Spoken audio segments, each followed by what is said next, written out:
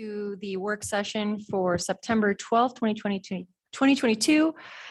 Today, we're going to be having a module 1 and 2 update of the zoning code rewrite from members of our community engagement and comprehensive planning team, starting with Lindsay Mosier. So let's kick it off. Thanks, Crystal. Get our presentation. My name is Lindsay Mosier, and I am the Communications Manager for Planning and Development Services. And our team here, the Zoning Code Rewrite team, is here back to present to you all about all the updates that we've been making and some community outreach that we did this summer as well. So just kind of as a recap to what this timeline has looked like, kind of kicked off back in fall of 2020. We did spring of 2021 outreach. That was module 1 on the allowed uses. This past winter, we did some substantial outreach on module 2. And then as we were kind of going through and making some of those edits, we realized that we made substantial changes to modules 1 and module 2. We need to hear from the community again before we could move forward with module 3. So we had a small round of outreach this summer with some open houses that we presented to the community, which our staff will present tonight on some of those revisions. And then looking forward, this fall, we'll have our consolidated draft code that includes module 3 as well, and then begin the public hearing process in winter slated for February. So some of the main things that we had heard from the community, a one-size-fits-all approach to neighborhood level change does not fit Boise. We have many different great and diverse neighborhoods in this community, and we want to recognize each of those and not kind of have this blanket slate approach that we had originally presented to the community. We also know that we need to consider the impacts of growth on our existing infrastructure. We need affordable and sustainable housing immediately, and we need to consider how we manage growth on the edges of the city. And so this has kind of been our new framework that we've been working towards, and we presented to the community this summer, and really the overarching ideas of how we move forward. So again, having a variety of great neighborhoods, directed development where there's planned public investment. We'll get into some of these details shortly. Have a strategy to produce affordable and sustainable housing and manage growth along the edges of the city. And now I'll pass it off to Andrea Tuning for her part.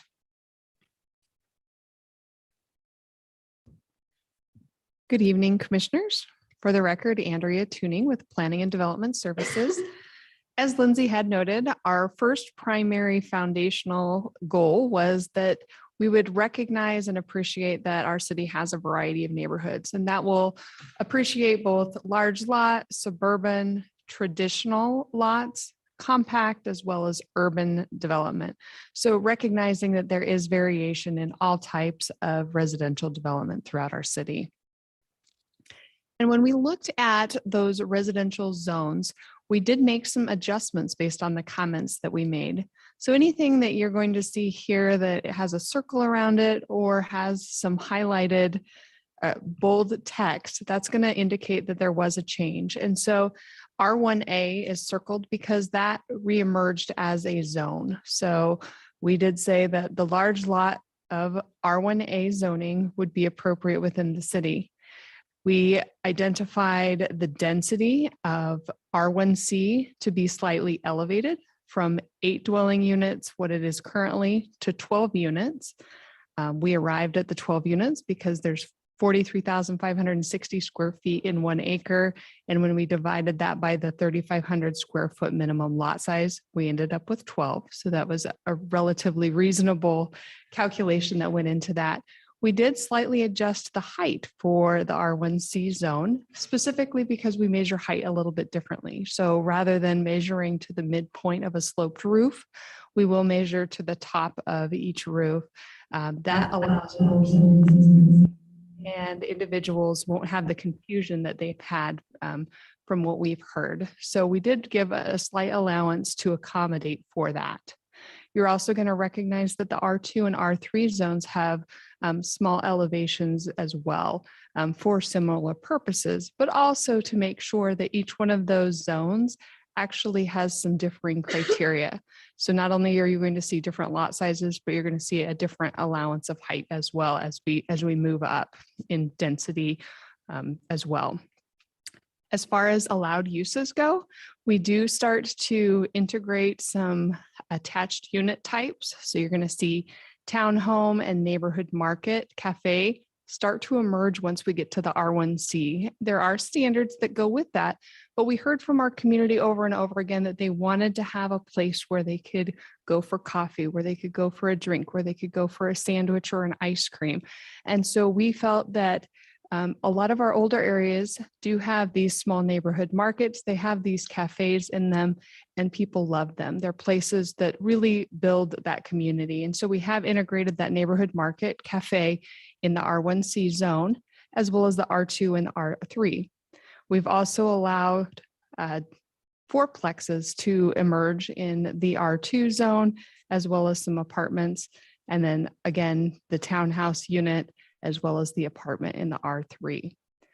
Now we do have some incentives, and we'll talk about that in a little bit further depth. But just to give you a little bit of a sneak peek, we do allow for some sustainability and affordability requirements in both the R1A, R1B, and R1C zones if certain criteria are met. And we'll do a little bit deeper dive, but that kind of allows you to do some attached products such as the townhouse.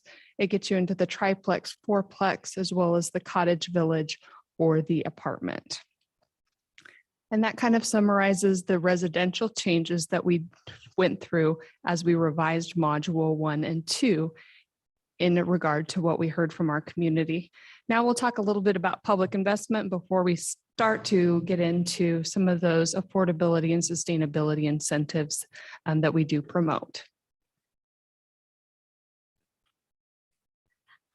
Good evening, commissioners. I'm Deanna, and as Andrea said, I'll walk us through our second goal, which is to direct development where we have planned public investment. When we spoke with our community, they've felt a lot of the effects of growth and wanted us to be more intentional about guiding where that growth is happening to ensure that we have the infrastructure to meet that growth where it is. So we're going to be focusing on creating some new mixed use zones that especially concentrate our highest, most intense development in these areas shown on the screen, because we have already invested public money into providing the investments that are needed for infrastructure, or we have immediate plans to do so. So as we're probably all aware, we want to direct the most growth and our most intense development within our downtown planning area. So we're establishing the MX5, which is mixed use downtown. This is going to be very similar to our C5 zoning, but what's notable about this is that we are removing floor area ratio, and we're focusing on areas that are within our downtown planning area, but they don't have the C5 zoning designation yet. So we'll be converting some of those more suburban commercial zoned areas over off of Shoreline and the Lust Street to MX5. So being proactive about directing our development where we have that infrastructure and that investment.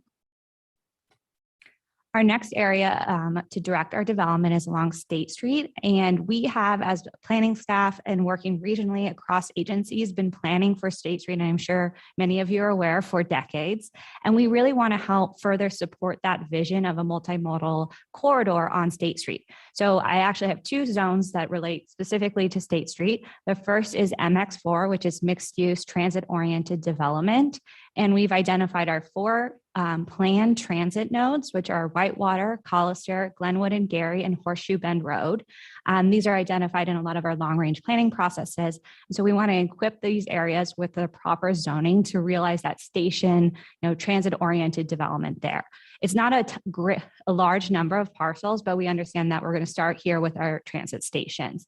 This has a 60-foot height limit, and we actually have no height limit if they're proposing affordable housing, which Lena will talk about when we go through our incentives. We have a very urban streetscape. However, there's going to be a requirement for a multi-use path on State Street, so we're not. So we'll be able to get that comfortable walking environment in the MX4. The next area where we want to direct our development is what we're calling MX3, mixed use active. And this is where we really start to open up our city to where we have planned public investment or we have already invested. This is our transit corridor. So not only do you see State Street, but Vista and Fairview are on this. And Vista, State Street, and Fairview all have what we call our best in class transit routes. So 15-minute headways during the peak hour and 30 minutes all day, and service on Saturdays. So for Boise, that's our best in class, and we want to continue to support that with our land use. We've also added our pathway corridor, so the Federal Way Bikeway and the Greenbelt. And then we have our community and regional activity center. So we want to be focusing our growth in these areas. So with the MX3, again, this is not going to have the density calculation. There's a 60-foot height limit, and we'll have that urban streetscape. So 0-foot step backs, but there'll be requirements for wider detached sidewalks and or the multi-use path on State Street. We understand that as we're creating a more urban environment, a lot of these areas along State Street, Vista, and Fairview are adjacent to lower density single family residential zones. And we want to be able to ensure a smooth transition without limiting the potential of our MX zones. So what we're proposing is converting the residentially zoned, the low density zoned areas adjacent to State Street, Vista, and Fairview to R2 within 1/8 of a mile. So instead of having a transition from MX3, which allows a 60-foot height limit, to an R1B, we'll be able to have a more gradual transition going from MX3 to R2 to R1C or to R1B. So having that more gradual transition into our lower density neighborhoods. We recognize that not everywhere in the city is going to be this urban mixed use vision. And so we know that there's going to be some general mixed use that we'll need to see. So we're keeping what we call MX2, that traditional, more auto-oriented development pattern. However, we are going to have requirements that help serve the pedestrian. So there'll be still requirements for adequate streetscapes there for it's a comfortable walking environment. Our last would be our mixed use neighborhood, MX1. And again, this is our small scale neighborhood uses. This is a lot of things that were previously zoned LO, NO, the more small scale offices. But again, opening that allowed uses a bit more so that they can become community hubs within a neighborhood. And, crucial to all of this is having some incentives to get that affordable and sustainable housing. So I'll let Lena cover that. Good afternoon, Commissioners. Lena Walker for the record. So yes, I'm going to walk you through kind of the top piece of this structure that we've laid out for you, which is how exactly these incentives break down for different types of development. So one of our main goals was to strategize to produce development that is both affordable and sustainable for the benefit of our community. The first part of this has to do with the R1A, R1B, and R1C zones. So if you'll remember from previous versions of the draft code, we had floated the idea of allowing up to a fourplex in all residential zones. We had a lot of discussion with the community about how, there's a lot of opportunities with triplex and fourplex, but we also really want to make sure that we're getting the kind of development that we want. So what is currently being proposed is that in the R1A through R1C zones, you can do up to a triplex or a fourplex if one of those three or two of the four units are dedicated affordable to households earning 80% AMI or below for a rental product and 120% AMI or below for an ownership product. And that would be deed restricted for a period of 50 years. In addition to that, you would have to incorporate some explicit design and infrastructure elements that would meet, our energy saving goals, water saving goals, and some other aspects that we've gotten input on from our climate action team and public works of how we can try to condition this incentive to make sure that we're getting the type of development we would want to see. We also have a new proposal for what is called a strategic infill incentive. And the goal here is to really take a somewhat surgical approach to getting missing middle or small scale density housing within already developed areas on parcels that may be vacant or underutilized. So taking advantage of that existing infrastructure, again, developing where we have the ability to support that kind of density. And I'm going to walk you through exactly what this looks like. So what you see on that map there is every parcel identified in the city that would meet the property location requirements. So what we're saying is you'd have to be in an R1B or R1C zone, and you would also have to be within 300 feet of a collector or minor arterial, or within a 1/4 mile of a property zoned MX3. In addition to that, if any of these parcels highlighted on the map there met those requirements, you would also need to have at least 55 feet of frontage. It would need to be a vacant lot or one where the improvement in structure value is not greater than 25% of the total assessed value.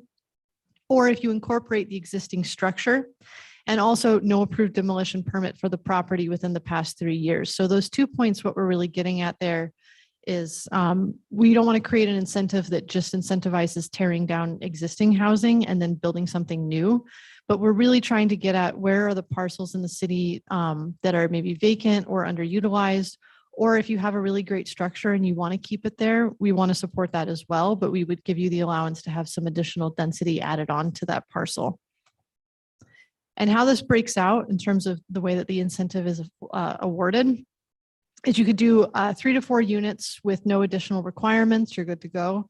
5 to 8 units, you could do with one of those units at a minimum dedicated affordable at 80% AMI. And then you could go even up to 12 units provided your parcel's dimensions allowed for it. So if you have enough room for parking, open space, setbacks, and so forth, if 2 of those units are dedicated affordable at 80% AMI. And I don't believe it's on this slide, but this would also apply, the ownership product could apply to this as well at 120% AMI.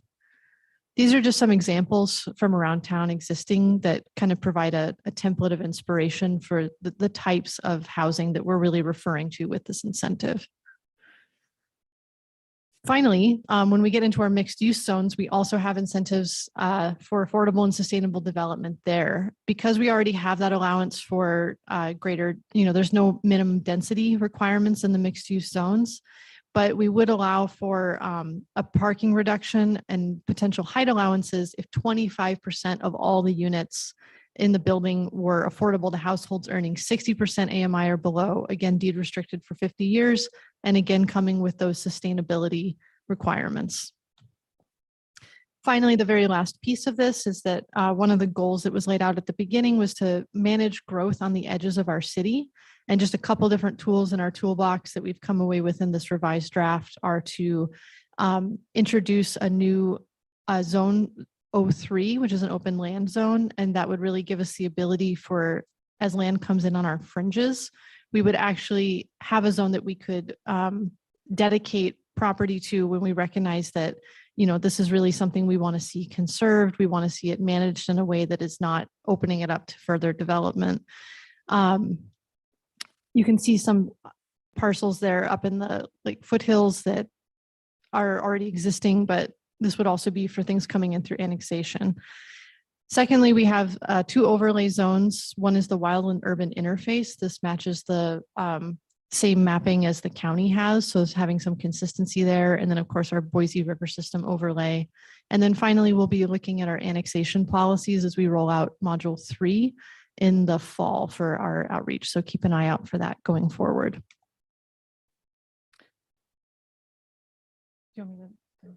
So just to wrap that up, we do have we're working on the summary for module 1 and 2 public outreach. So I would encourage you to take a look at that if you want to see kind of the feedback we got from the community. And then we'll be releasing the entire consolidated draft, including module 3, coming up very soon here. We're slated to do some public outreach starting just next month. So that's where we're at right now. And we'd of course be happy to answer any questions that you have. Thank you. Okay, everybody. Any questions, gang? Meredith, Sure, Mr. Chair. go ahead. I have a question about the no calculated density. I wonder does that ever backfire sort of where that ends up being big luxury fancy apartments, 1 per floor or something like that? Sure, Commissioner said I can try to answer that, and then Andrea or Deanna, if you'd like to speak to that as well. I think what we're really getting to specifically with that incentive, trying to focus on how height and parking play a role in terms of that's a really powerful incentive in those mixed use zones. Yeah, that makes sense. Yeah, Thank we you. did reintroduce those density limits in some of the more residential lower density zones because we'd heard from the community that just provides a kind of predictability to the code that they really appreciated and was easy for people to understand, as opposed to when we're looking at something more like State Street, where it has more to do with that kind of the limits of form would really dictate what is the density. I mean, there is kind of a known density. It just wouldn't be written as an arbitrary number. Got it. Thanks. And then I actually had one other question, Mr. Chair.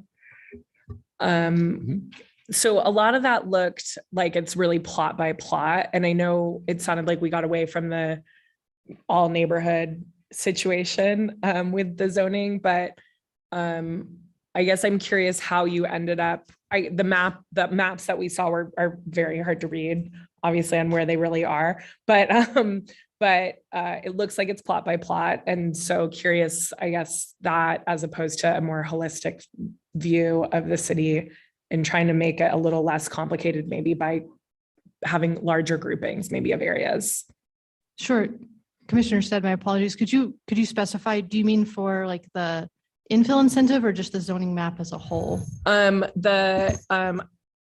guess for the infill incentives, where we were seeing just some splatterings on the last few slides that we saw. We could go back. I could be more specific. Sure. Let's see. Was it this one? Yes, but go back. It's really like all of these maps. Yeah. Oh, sure. That we saw with the infill there. Hi, Commissioner Steed.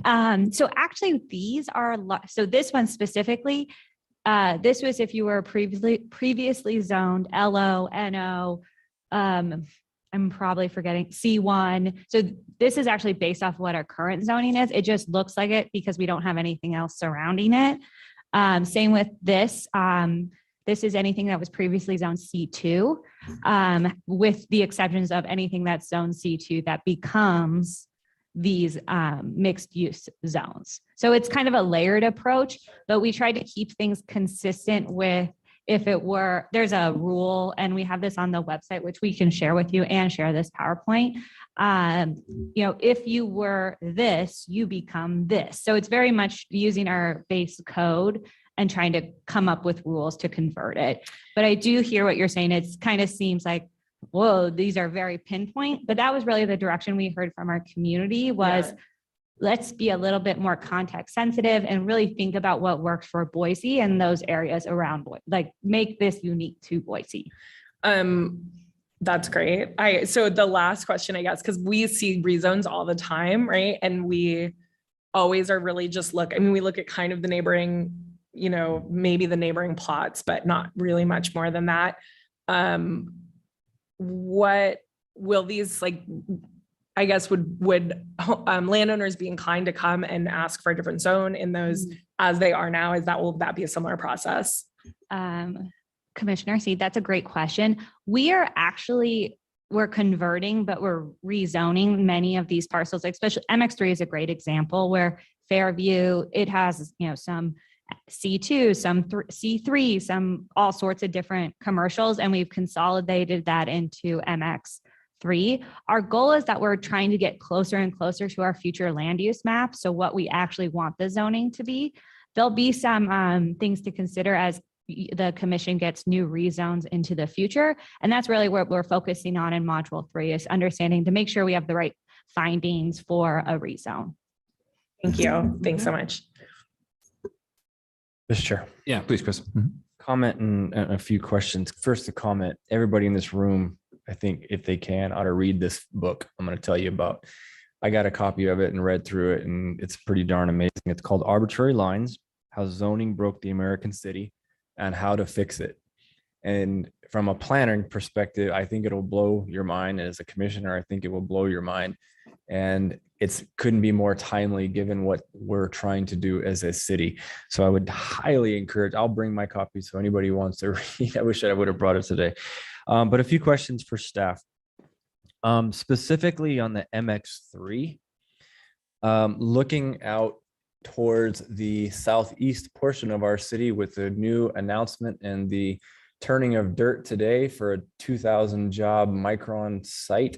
I'm curious what that's going to look like, because it seems to me with some of our previous applications that the notion of some 4 or 5 story building type things and sort of a housing village concept may very well materialize out that way. So I'm just curious what we're thinking, how we might be thinking ahead on that.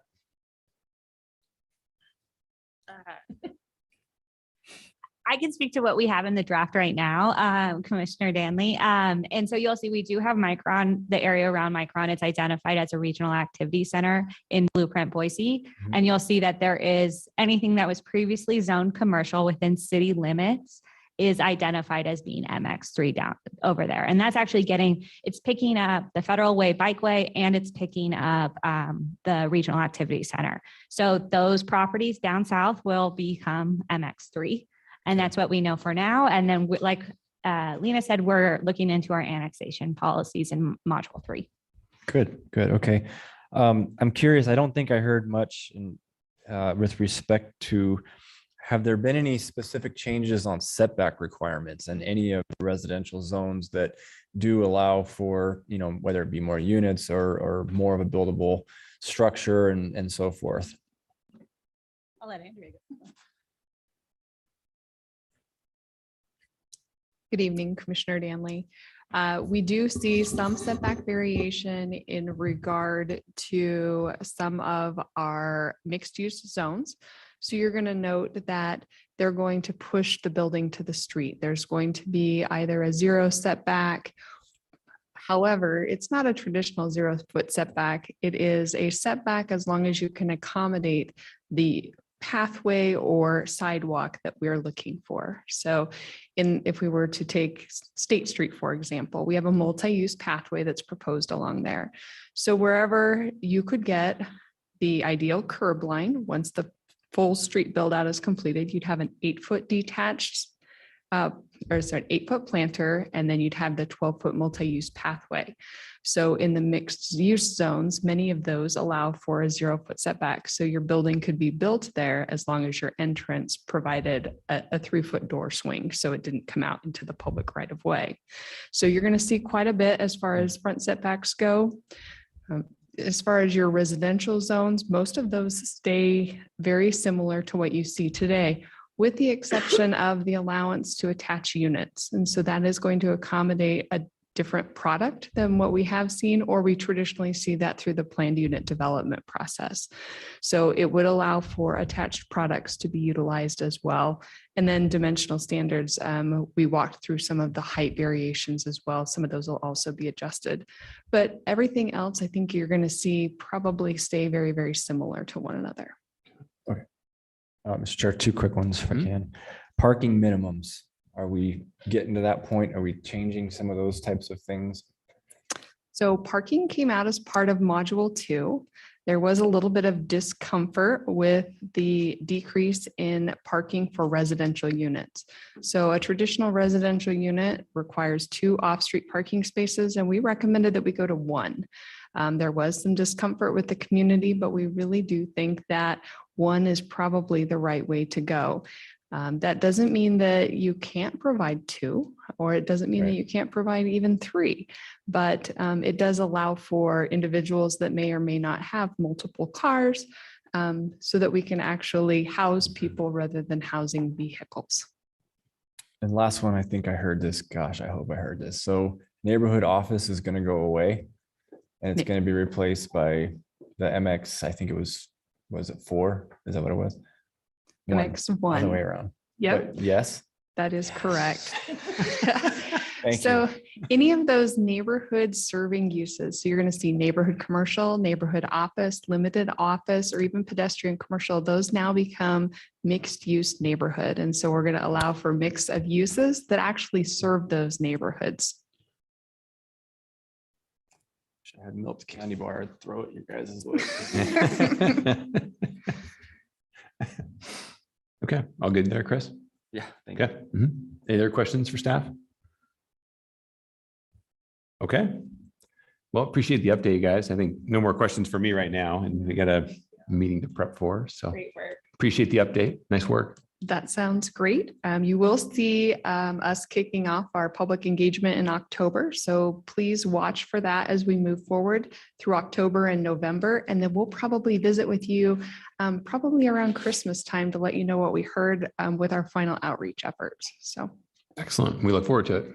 thank Thanks. you.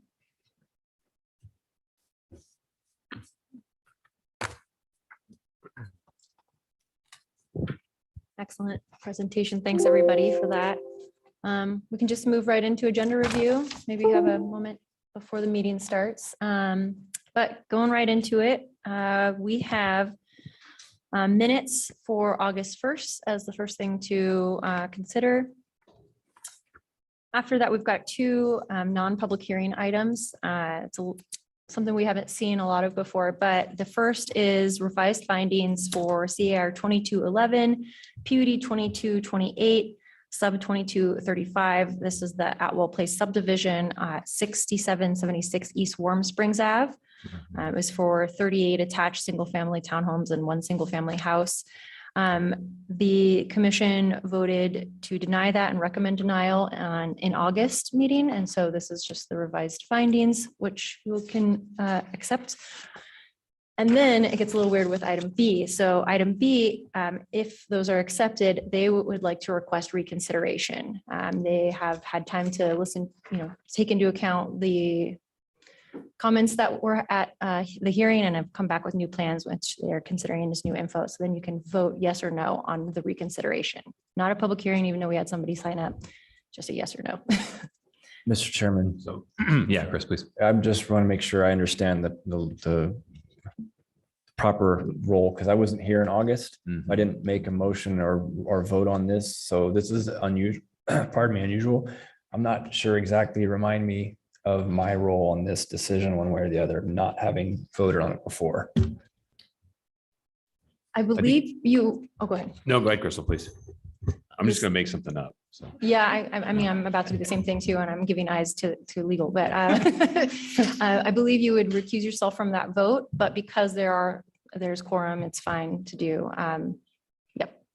Is that correct, Ty? That's correct. Okay. Cool. And so then, Crystal, if we do, let's assume, so A would essentially go, let's say A goes to consent, correct? So then that triggers B to be a reconsideration. And then we decide tonight if we want to hear it again. Yes, and it would be scheduled at another date if you Okay, decided you wanted to. So it would hear not be again. tonight. No, So we would it's hear just a it. It would yes just say or like, no. yeah, let's rehear it. Correct. Okay. And if we reject the findings on A for some reason, B Then- goes away. B goes away. Gotcha. Okay. Okay. Chair, Commissioner Moore. I also have to recuse for that one. Oh, right. Is that going to affect quorum at all? As long No, as if you stay. you're still here. Okay. Okay. Great. So you guys are out. So Chris and Jennifer are out on A and B, assuming that goes to consent. I mean, they're out anyway, but that'd be the big move. Okay. Awesome. And then item 1, the first for public hearing is DRH 22. It's an appeal of DRH 2274 by the Blue Valley Tenant Association and parties. It's at 8675 South Warehouse Way and 2392 East Winco Court. It's an appeal of the design review approval to construct 7 new industrial buildings totaling 1,190,280 square feet with associated site improvements in an M2D heavy industrial design review zone. The recommendation is denial of the appeal. We do have quite a few people signed up for that one. So I think that's going to be the biggest one of the night. Item 2 is CR 2142 for Sawtooth Development. It was an annexation request at 8710 South Pleasant Valley Road for 81.23 acres. It's been kicking around for a while. It has been withdrawn, so we just don't have to deal with that. Item 3 is CR 2135, PUD 2157, and sub 2153. This has been subdivision. This might look familiar. We had a conversation about it at a previous hearing, but did not hold the public hearing. They have come back with revised drawings. And again, that's an annexation of 3.3 acres with an R1B zone and a conditional use permit for a planned residential development comprised of 53 dwelling units on 8.03 acres in an R1C and pending R1B zone. And then that preliminary plat for the 53 residential lots and 9 common lots. There is neighborhood opposition, so we will be hearing that one. Item 4 is PUD 2240 for Rodney Evans and Partners. It's at 2312 South Broadway Ave. It's a conditional use permit for a planned unit development comprised of 40 multifamily units on 1.1 acres and a C1D neighborhood commercial with design review zone. We are recommending approval, but again, there is neighborhood opposition, so we will need to hear that. Item 5 is CVA 2219. It's a variance request by Kirk Height at 2222 South Broadway Ave. It's a request to encroach the interior side setback on 0.21 acres in an R1D neighborhood commercial with design review zone. We are recommending approval and we haven't heard anything, so we can try for consent on number 5. Number 6 is CUP 2225 for Lombard Conrad Architects at 1400 West Beacon Street. It's a conditional use permit for a university building within 50 feet of campus boundary on 0.68 acres in the University District Zone. Again, we're recommending approval. Haven't heard anything, so we can try for consent. Item 7 is CUP 2227 for LKV Architects. This is at 4426 West Catalpa Drive. It's a modification to a conditional use permit to build an addition onto an existing school on 4.46 acres in an R1A single family zone. We are recommending approval, but again, neighborhood opposition, so we'll have to hear that. Crystal, I'm going to recuse on that one and I'll hand off to Meredith on number 7.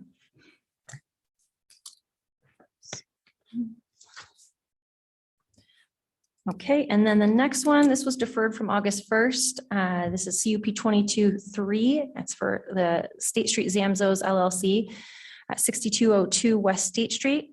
It's a conditional use permit for a social event center with a parking reduction on 3.03 acres and a C4D planned commercial with design review zone.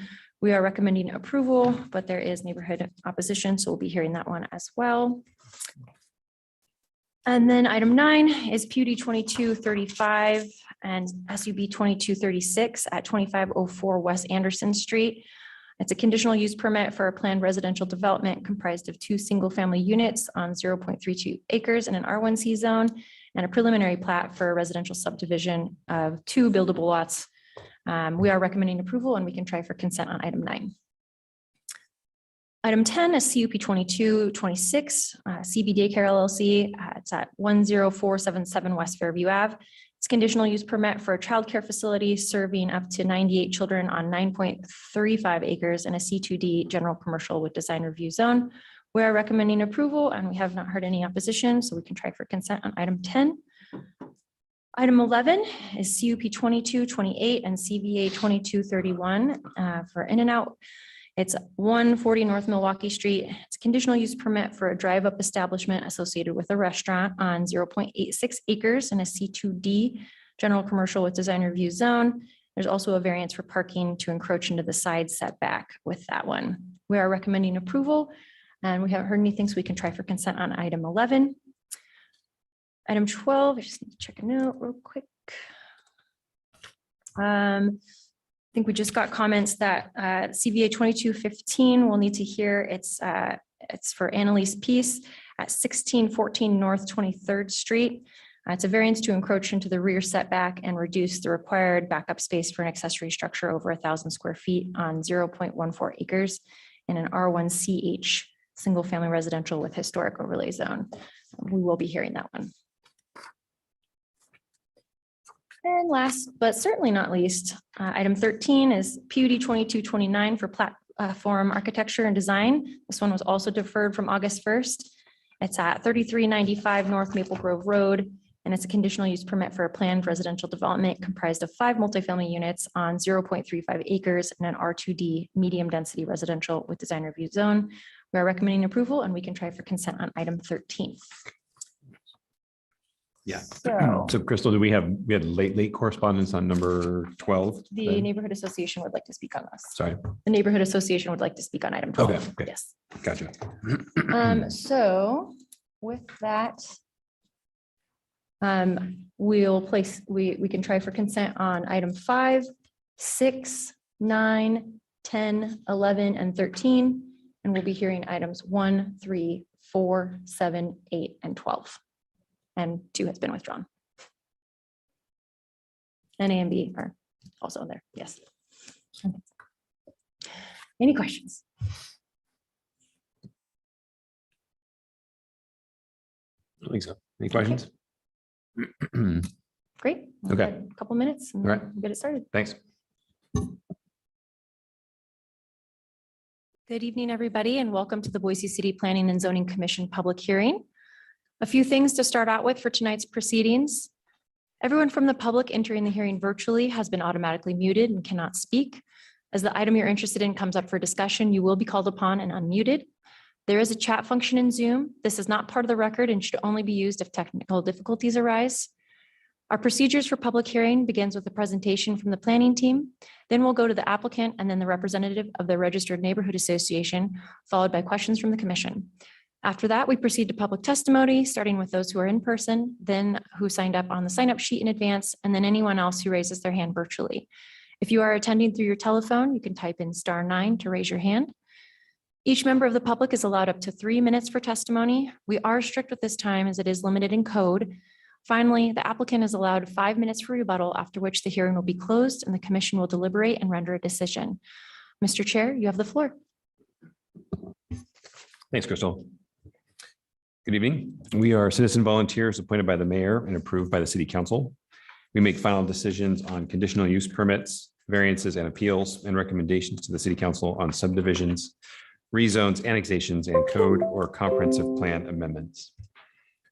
Any decision made tonight can be appealed to the city council, provided that the appeal is filed within 10 days of this hearing.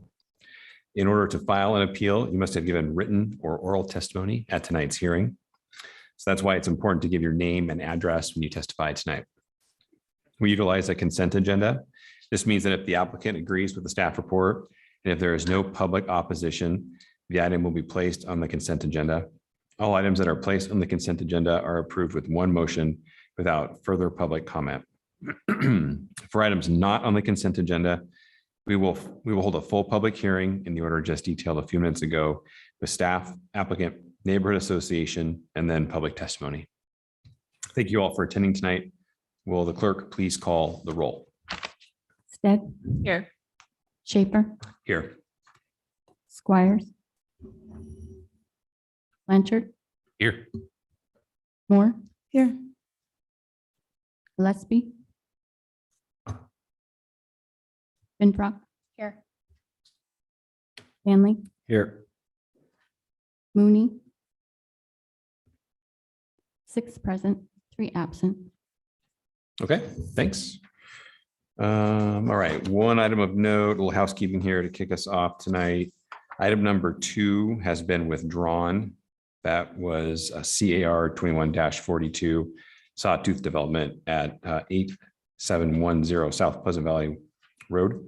That item has been withdrawn, so we will not be hearing that item tonight. You do have a few items eligible for the consent agenda, so we'll go ahead and start there and build our consent agenda. Without objection, I'm going to go ahead and place the minutes from our August 1st, 2022 meeting on the consent agenda. And then looking at our new business tonight and our agenda, I believe the first item up for consent is item number 5. That is CVA 22-19. The applicant is Kirk Height. The address is 2222 South Broadway Ave.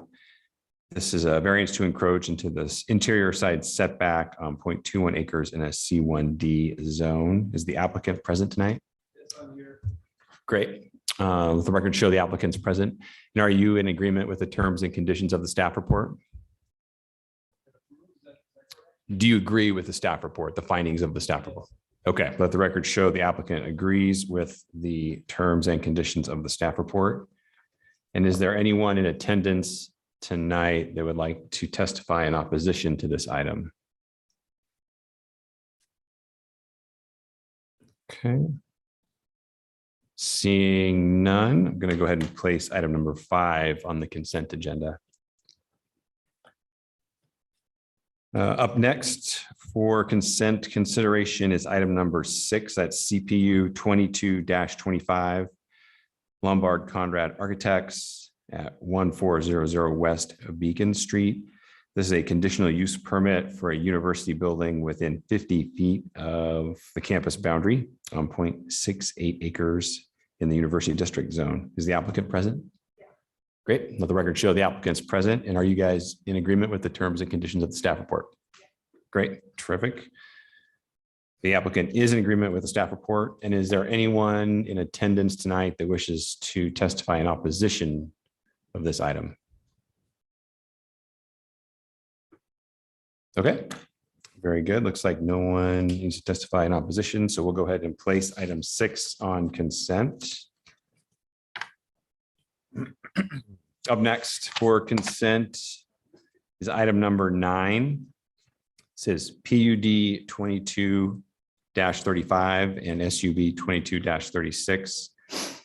Project address is 2504 West Anderson Street. The applicant is Rodney Evans and Partners. This is a conditional use permit and a preliminary plat for a planned residential development comprised of 2 single-family units on 0.32 acres in an R1C zone. Is the applicant present? Yes, I'm here. Ben, are you in agreement with the terms and conditions of the staff report? Yes, we are. Okay, great. The applicant, let the record show the applicant's in attendance and agrees with the staff report. Is there anyone here that'd like to testify in opposition to this item? Okay. Looks like no opposition, so we will place item number 9 on consent.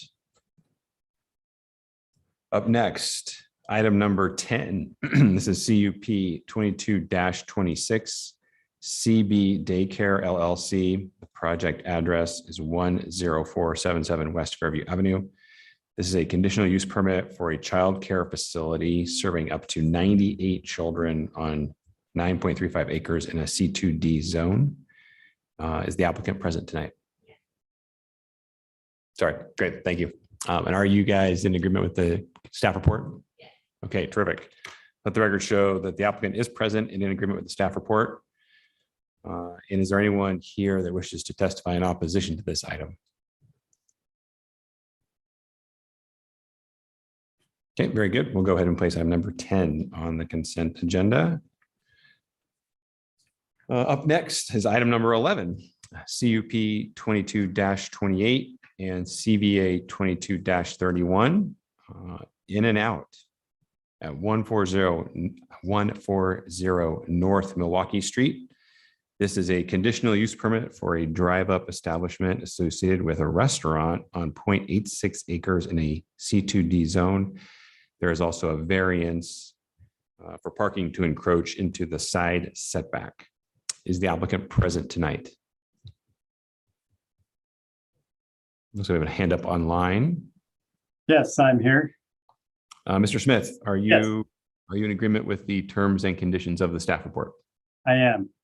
Okay, the applicant, let the record show the applicant's in agreement with the staff report. And is there anyone in attendance that would like to testify in opposition to this item? Very good. We'll go ahead and place item number 11 on the consent agenda. And last but not least, for consent is item number 13. This is PUD 22-29 platform architecture design. This item was deferred from our August 1st meeting. The project address is 3395 North Maple Grove Road. This is a conditional use permit for a planned residential development comprised of 5 multifamily units on 0.35 acres in an R2D zone. Is the applicant in attendance? Terrific. And are you in agreement with the staff report? Okay, very good. Let the record show the applicant is present and in agreement with the staff report. And is there anyone that would like to testify in opposition to this item? Okay, very good. We'll go ahead and place item number 13 on the consent agenda. Mr. Chair, Commissioner Stead. I move that we approve the consent agenda, including the minutes from the August 1st, 2022 meeting, CVA 22-19, CUP 22-25, PUD 22-35, SUB 22-36, item number 10, which is CUP 22-26, And item 11, which is CUP 22-28 and CVA 22-31. And item 13, which is PUD 22-29. Second. Thank you. Okay, I have a motion to approve the consent agenda. The motion was by Commissioner Stead with a second by Commissioner Finfrock. Any further discussion on the consent agenda? Oh, thank you, Commissioner Moore. For the upcoming vote here on the consent, just let the record show that my vote I'm recusing from item number 6 for consent. Thank you. Thank you, Commissioner Moore, for the reminder. Any other discussion? Okay, very good. Let's go ahead and call the roll. Stead, Aye. Schaefer, Aye. Blanchard, Aye. Moore. Aye. Finfrock, Aye. Stanley, Aye. all in favor, motion carries. Okay, thank you. All right, we have a few more items remaining on our agenda tonight. We'll return back to the top of the list with item A. So this is CAR 22-11, PUD 22-28, and SUB 22-35. The applicant is Kimberly Horn. The project address is 6776 East Warm Springs Avenue. This is essentially we need to discuss. We have revised findings from our last meeting. This is an annexation, a conditional use permit, and a preliminary plat for residential subdivision. So staff updated our findings from our last meeting. And essentially, we need to approve those findings. This is not a public hearing item. So at this point, I'm just looking for a motion from a fellow commissioner to approve those findings, assuming that you're in agreement with them, of course. Mr. Chair. Oh, Mr. Chair, Commissioner Moore. I need to recuse for item number A as I was involved in the site plan for this project. Okay, very good. I believe we have maybe another recusal. Sure. Yeah. I will also be recusing myself due to the fact that I was absent in August and therefore ineligible to make a motion or vote on this item. Okay, very good. And let the record show that Commissioners Moore and Danley have recused themselves from item A. Mr. Chair. Commissioner Stepp. I would like to make a motion to approve the findings or accept the revised findings for item A, CAR 22-11, PUD 22-28, and SUB 22-35. Second. Great, thank you. I have a motion to approve from Commissioner Stead and a second from Commissioner Finfrock. Is there any further discussion on the matter? Mr. Chair, Commissioner Stead. I don't really have, I don't have much to say. I think that the staff captured our stance well. And so I support the findings, the new revised findings. Okay, very good. Okay, sounds like we have an agreement there. So we'll go ahead and just move right on and call the roll on this one. Again, it's a motion to approve revised findings for CAR 22-11, PUD 22-28, and SUB 22-35. Will the clerk please call the roll? Stead, Aye. Schaefer, Aye. Blanchard, Aye. Moore. Let's recuse. Finfrock, Aye. all in favor, motion carries. Okay, terrific.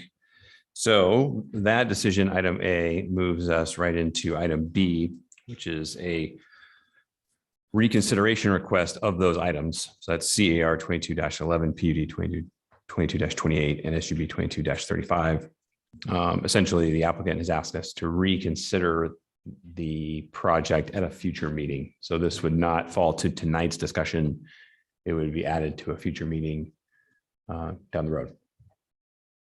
So again, here, we just need a motion to approve or deny reconsideration or rehearing the item. Mr. Chair, Commissioner Stead. I will make a motion to approve the reconsideration. Very good. Yes. Second. Great. I have a motion and a second to approve. Do we need to discuss any further?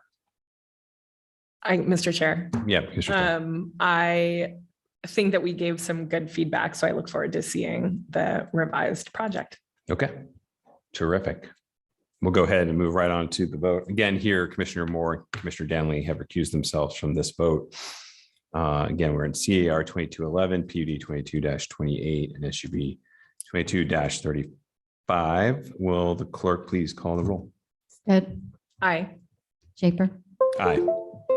Blanchard, Aye. Finprop, Aye. all in favor, motion carries. Okay, great. Thank you. Okay, now that does it for most of our housekeeping items, and we will carry on to our next item, which is item number 1 on our agenda. This is DRH 22-74, the Blue Valley Tenant Association and Party. The project address is 8675 South Warehouse Way and 2392 East Winco Court. This is an appeal of a design review approval to construct 7 new industrial buildings totaling approximately a little over 1 million square feet with associated site improvements in an M2D zone. So to begin, we'll hear from staff, Caitlin Manouche from our DR staff. Thank you, Mr. Chair and Commissioners. I'm Caitlin Manouche at the Design Review Division. And before you is an appeal of DRH 22-74, a design review approval for an industrial warehouse development comprised of 7 buildings totaling approximately 1.2 million square feet on 78 acres. The application was submitted on March 1st and approved by the Design Review Committee at their May 11th hearing. The appellant party, consisting of the Blue Valley Tenant Association, Blue Valley LLC, and South Eisenman Neighborhood Association, appealed the approval on May 20th, 2022, and now the appeal is before the P&Z Commission. This project is located off Winco Court on the east side of Eisenman Road. The Blue Valley community is located to the north, and the Winco Distribution Center is located to the south. Blue Valley is a legal non-conforming use that was approved in Ada County through conditional use approvals in 1970 and 1978 and annexed into the city in 2013. And the Winco Distribution Center was approved and constructed in the city of Boise in 2009. The zoning is M2D heavy industrial with design review, where the proposed industrial warehouse buildings are an allowed use. And the land use designation of the subject property and surrounding area is industrial. The applicant is proposing 7 spec industrial warehouse buildings totaling approximately 1.2 million square feet. The applicant will be constructing Winco Court from the southeast toward the northwest of the site and will construct Warehouse Way within the existing right-of-way on the west of the site. Building A, the building closest to Blue Valley, is oriented so that the truck docks are on the opposite side from Blue Valley, and the applicant is also proposing a landscape buffer along the north of Building A. The applicant did have a traffic impact study completed, which was reviewed and accepted by the Ada County Highway District. This project does not have any frontage on Eisenman Road, but will be accessed via Eisenman to Freight and Winco. And based on the traffic study and ACHD policies, the applicant will install northbound center left turn lanes on the intersections of Eisenman Road and Freight Street and Eisenman Road and Winco Court. The applicants will install sidewalk along the roads that are part of their project. The appellants referenced the Boise zoning ordinance appeal findings as their grounds for appeal. Planning staff finds that the DR Committee's decision does not violate constitutional, federal, state, or city law, was within their authority, which is to review and make requirements related to the project's design, and was made upon the lawful procedure and followed all procedural requirements for a design review application as outlined in the zoning ordinance. The committee did consider all submitted documents and testimony in their decision. The project was analyzed in accordance with the design review findings, and the committee required a number of conditions of approval that respond to the concerns of the Blue Valley community. The Design Review Committee reviewed the project in accordance with the design review findings and found that the conditions of approval, the project will minimize traffic impacts, provide pedestrian and cyclist facilities, include appropriate landscaping and screening, and will incorporate appropriate drainage, signage, and utility systems. The building designs are found to be appropriate in terms of massing, facade design, materials, and minimizing impacts on the adjacent residential use. The Planning and Zoning Commission's decision on the appeal should take into consideration whether the design review findings are met. The applicants were agreeable to a number of conditions that mitigate impacts to the adjacent residential use. The design review approval includes conditions that limit hours of truck idling, specify a design for the north landscape buffer adjacent to Building A, clarify drainage requirements, limit light levels, and screen mechanical equipment. The planning team believes that with these conditions, the project will reasonably mitigate impacts and comply with the design review findings. The applicant is not required to eliminate all impacts for surrounding properties, as it is understood that industrial activities are essential to industrial uses which are allowed in the M2 zone. Adjacent to Blue Valley, the applicant is required to provide a 50-foot wide landscape buffer consisting of a fence, a 10-foot grass buffer with drainage, and a 40-foot wide terraced berm with a mix of evergreen and deciduous trees. Here's what that buffer would look like in section. The berm would be at least 4 feet taller than the adjacent parking grade, which would screen vehicle headlights. There's no truck docks on the north side of Building A. The parking would be employee visitor parking, and the building is approximately 120 feet from the north property line. The buffer condition requires an alternating double row of trees, with each row being planted no farther apart than 80% of their mature width. And the condition also requires the applicant to complete the buffer prior to occupancy of any of the buildings. In conclusion, the planning team recommends denial of the appeal and approval of the project, including the original conditions. And alternatively, the commission can uphold the appeal and approve the project with revised findings and conditions, or uphold the appeal and deny the project with revised findings for denial. Thank you. Okay, thank you, Caitlin. Next, we'll hear from the appellant in this case. Do we have a representative from? Great.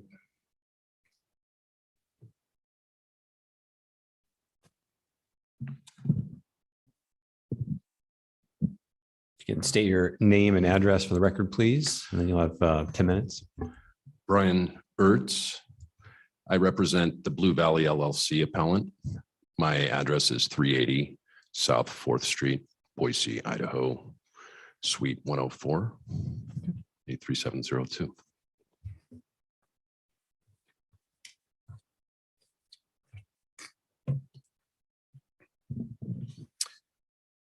My office represents, as I said, Blue Valley LLC, Dennis Walker and Jerry Jacobs, who have owned Blue Valley LLC and invested millions of dollars into the affordable residential community that's immediately adjacent to the proposal that's being appealed tonight. As you're aware, my client's property has served the Blue Valley residential community for decades, making affordable residential use of the parcel long before annexation and the city's initial decision to zone incompatible industrial throughout the area. As you're also aware, this is not our first rodeo. This is not the first time an applicant has sought to locate an industrial trucking refueling facility immediately adjacent to this residential use. The parcel subject to the incident application was zoned M2 on top of my client's longstanding residential use. If you look at Boise City Code, quote, M2 uses, M2 lands should be separated from commercial or residential development, and M2 uses should not create hazardous conditions. Somehow, design review felt obliged to avoid making a factual finding as to whether or not the uses proposed in the instant application would create a hazardous condition, despite the express authority and direction at code indicating that those uses should not be allowed near residential areas. What the staff report failed to mention also was the design review committee's pleading to this body that you all do something to help these people and the residents of Blue Valley. The uses proposed on the M2 parcel will be unduly injurious to the residents of Blue Valley and to my client's property interests. Again, M2 uses should not create hazardous conditions, yet hundreds of trucks will run through the proposed use and make use of a road that doesn't have the capacity given the residential use immediately adjacent on the site. At the time the city enacted the industrial zoning designation of the land adjacent to my client's residential use, it and surrounding lands were undeveloped. My client's opportunity to challenge that designation and show actual harm was futile because they were vacant lots. It is indisputable that the actual uses proposed in the instant application create health, safety, and general welfare controversies. These are manufactured home residents who are going to be huffing the diesel fuel, whose children are going to be accessing Eisenman to get to school, to get in and out of the community, and yet no reasonable mitigating measures have been conditioned on this application that would mitigate those injurious inevitabilities. Light, noise, air, and water pollution generated and discharged will impact Blue Valley residents. Increased traffic of industrial vehicles along with the workers that are associated with this use will create actual hazard, injury, and potential for death. This commission should exercise the express authority it has at code to find that the use as proposed creates hazardous conditions that the existing conditions do not mitigate. My client submitted a comment to the record, which I'll reiterate here. Blue Valley's owners and residents are stunned that city planning would entertain the construction of an even larger development next door to the residential community in 2022 than was proposed in 2019, the RNL truck proposal. After all, we're talking about an M2 project of 75 acres with 100 or more truck stalls, several hundred car stalls, and 1.2 million square feet of warehouse 40 feet tall.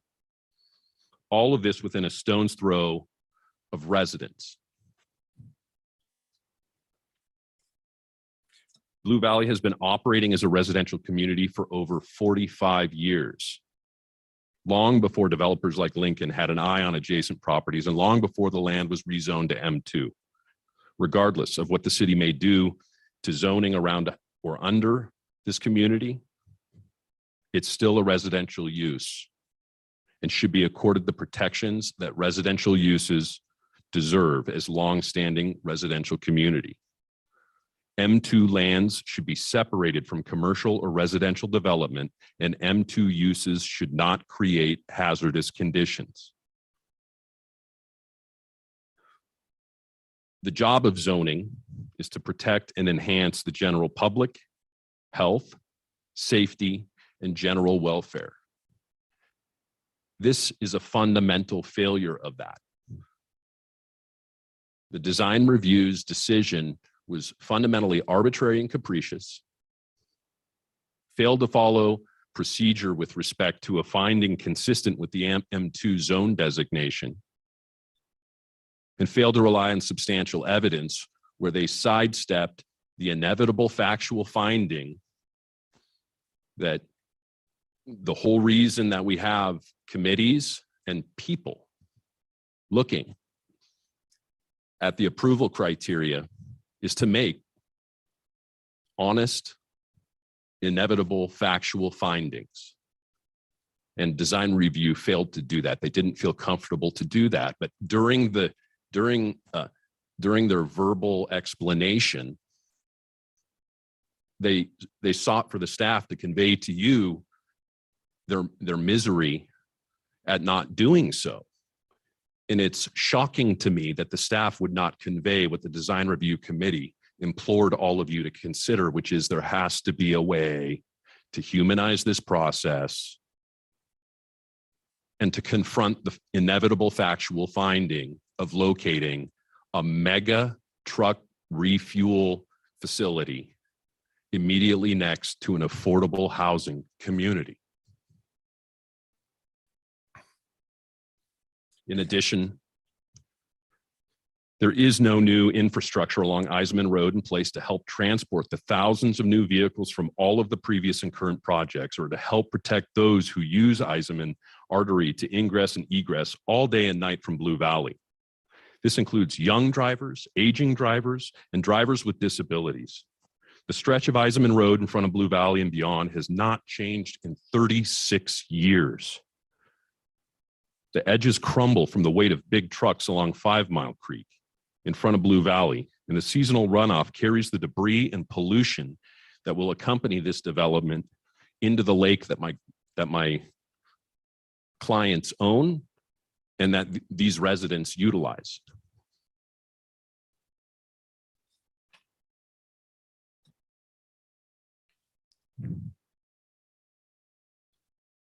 There are 35 homes on the south side of the property, of my client's property. The Lincoln project will start a few feet from the back of those homes along the property line. And I want to make a record of the fact that the property line is in dispute, that the residents of Blue Valley and my clients have been making use of that property for many, many years, decades, to carve out a fire line. The line that they propose will cut away existing sheds and playgrounds from children. And that's the anchor boundary line that they utilize to claim buffer mitigation. And that title is clouded and in dispute.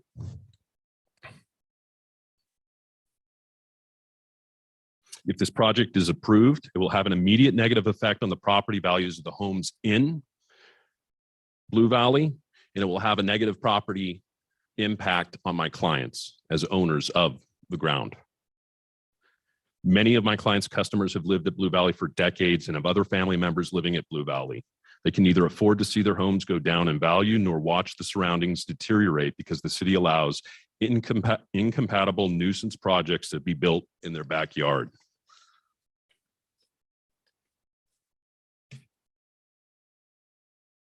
Finally, as you are aware, the Blue Valley manufacturing housing community is significantly overrepresented with residents who are members of protected classes under the Federal Fair Housing Act, as well as environmental justice communities under the Federal National Environmental Policy Act.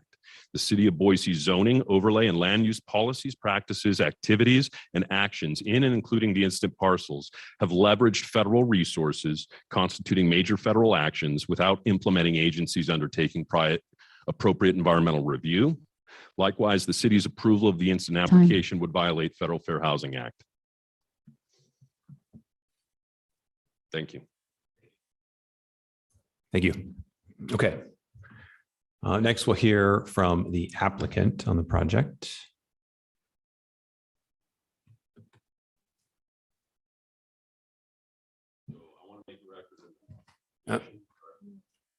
You'll have an opportunity to rebut here shortly. May I ask how much time? 10 minutes. We gave the appellant 10. Ms. Nelson, I hope that works for you. Speed it up. Thank you. Good evening, Chair, members of the Commission. Deborah Nelson with 601 West Bannock Street, here representing the applicant and respondent to the appeal. Other members of the development team are here to answer any questions you may have. We'll skip through this. Staff presented a really nice job of an overview. It is on a 78-acre property and includes 7 buildings and an industrial park.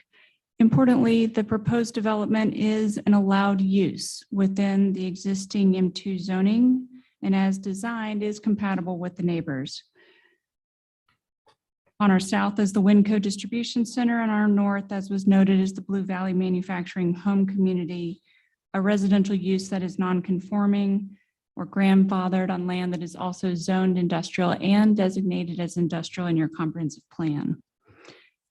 The applicant has met with the Blue Valley neighbors on multiple occasions and listened to their concerns and taken special care to design the site to address those concerns, including to orient the buildings to shield the neighbors from the loading docks, to adjust the phasing to build the closest building to them first at their request to provide screening, to increase the setback distance to our shared property boundary to 122 feet, and to install a large landscaped buffer along our shared property boundary, which I'll describe in more detail.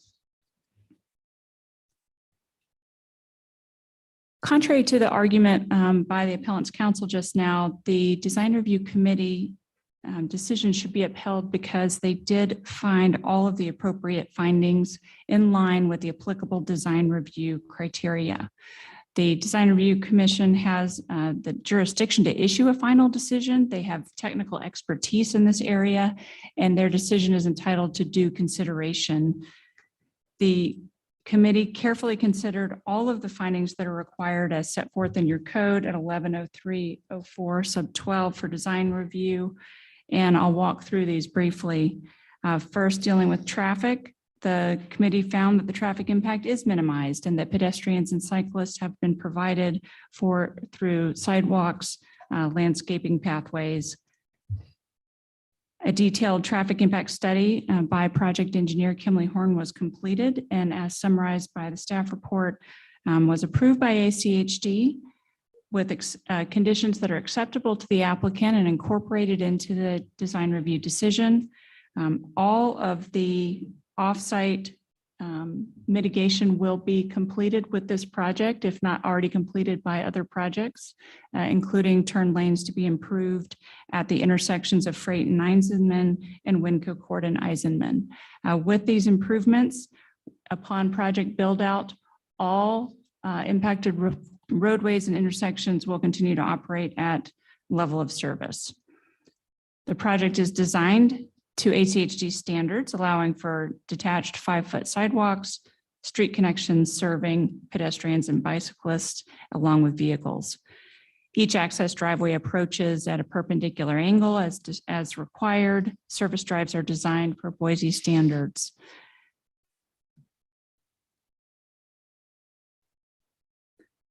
Also, the design review committee appropriately found that landscaping screens buffer adjacent uses and screen or conceal unsightly areas.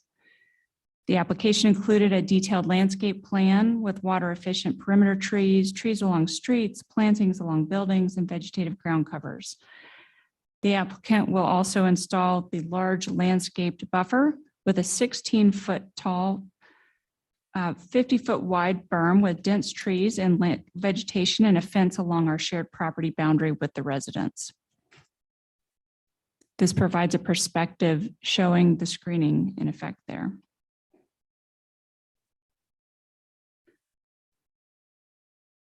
The committee also found that on-site grading and drainage have been designed so as to minimize off-site impact and provide for erosion control.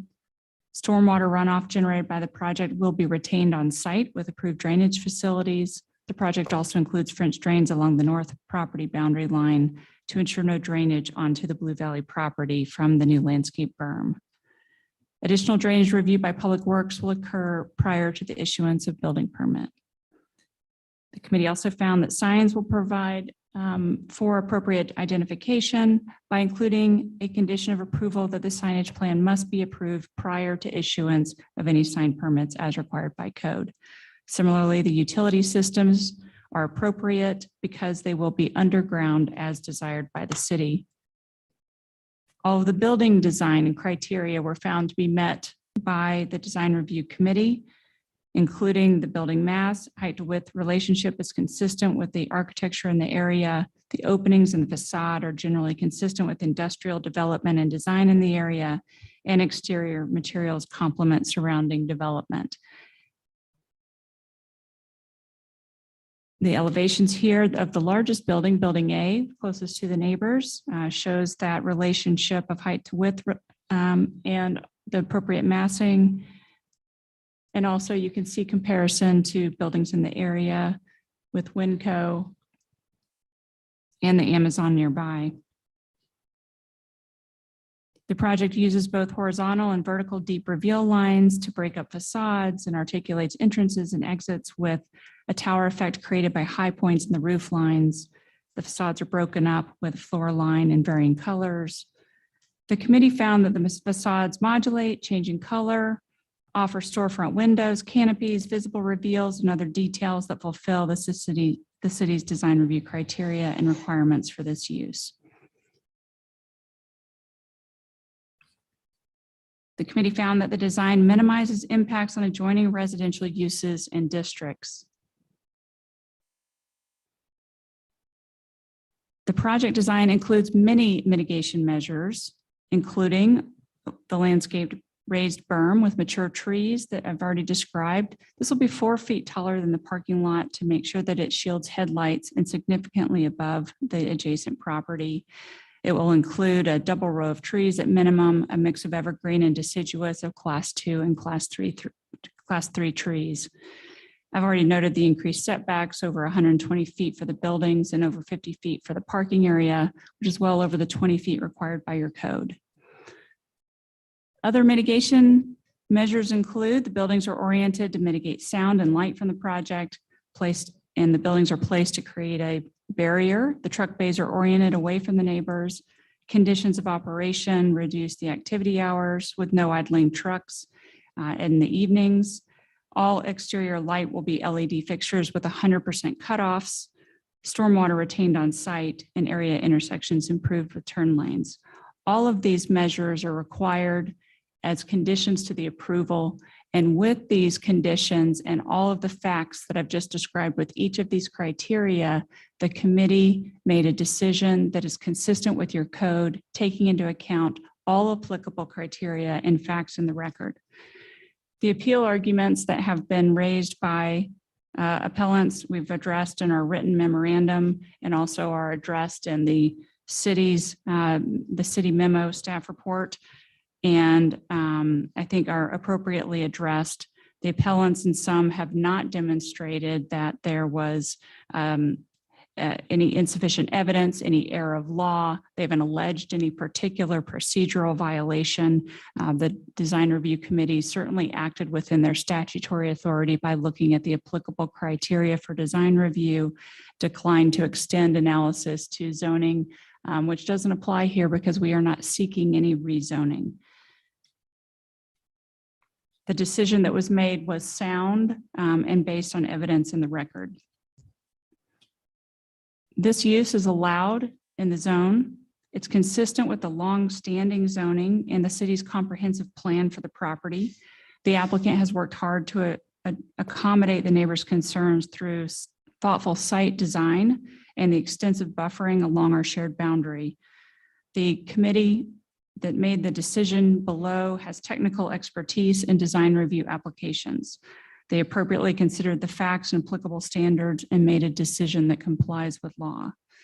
Appellants have not provided support for their asserted grounds for appeal that give the P&Z any reason to overturn or modify the Design Review Commission's decision.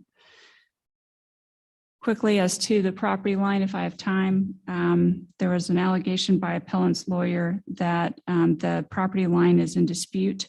This isn't the case. There is no dispute that's been raised about that. The property lines have been identified with surveys all the way back to the Winco development. In fact, this you can tell from the city's separate annexation and zonings of the property that they are separate legal parcels. So there is no question where the legal boundary is. The neighbors have a few sheds and individual yard fences that encroach onto this site, and we will work with those neighbors to address those concerns. With that, I will conclude. Thank you for your attention and consideration. Okay, thank you, Ms. Nelson. Next, we will hear from a representative from the Neighborhood Association. Mr. Chair. I'm sorry, we can't accept anything for the record up here, right? Oh. Can you please, actually, would you mind stepping over to the mic just so we can get you on the record there? Thank you. Anyway. And your name and address, please. I'm Bonnie Hardy, 8301 Blue Heaven Lane, Boise, 83716. You know, we've heard a lot of talk, but for you to get a feel of what the neighborhood, we have a presentation that it's timed and I have it in order that doesn't take a whole bunch of time, but we're also the Neighborhood Association, but the Blue Tenant Association was part of the appeal. And so we would like to take the Blue Valley Tenant Association time and combine it with the neighborhood, and we'll follow this to the T so it doesn't, because if you could, it would really give you a feel for what we're dealing with. So you're essentially saying you want to blend the tenant association with the neighborhood association. Everybody else, everyone that's here tonight can still testify on their own as well. I know, So- but this is for you to get the gist of it. They've compounded, a great presentation to give you a feel of what the neighborhood is. It's not industrial. And if you could just allow this. Is this I'm assuming this is not a PowerPoint presentation, or is this a It PowerPoint? is. Okay. It's a Well, why don't we PowerPoint. get it? Why don't we get it going? Okay, How much? Yep. Yeah. can I call the first person up? Can you do it in Would you 10? like- Can you do it in 10 minutes? The applicant and the appellant both were given 10 minutes. So that's the time you have. And if it's your neighborhood association and the Blue Valley Neighborhood Association, I think I'm good with that. But let's do it in 10. Can we do that? Now, when I was reading the planning and zoning and what's allowed, they said up to 30 minutes. It's up, well, yeah, it is up to the discretion of the commission. And we gave the applicant and the appellant 10. How long is your presentation right now? Would you estimate? 20, about the total would be about 30. I mean, you're considering the lives of We quite a few understand what people. we're considering. I think I'd prefer to keep it to 10, which is fair for the applicant and the appellant. And then you must consider that everyone that's here tonight can then also testify on their own behalf as well. But they have 3 minutes. Correct. So if you had 10 minutes testifying for 3 minutes, 10 I people think testifying for 3 minutes, it's your 30 minutes right 10 there. minutes to defend our houses. That's absurd. When you can allow up to 30. What is 30 minutes of your Staff. time? We spent 5 doing this. It's a fair process where the applicant, the appellant, and the neighbor association are all given this equal amount of time. I'm sorry if someone told you you would be given 30 minutes. It's very common for us to give 10 minutes for an applicant, 10 minutes for an appellant, 10 minutes for the neighbor association. And then again, keep in mind, everyone else gets their own individual 3-minute time. But the 3 for minutes testimony. doesn't give enough time to give the whole picture. I just think it's not fair.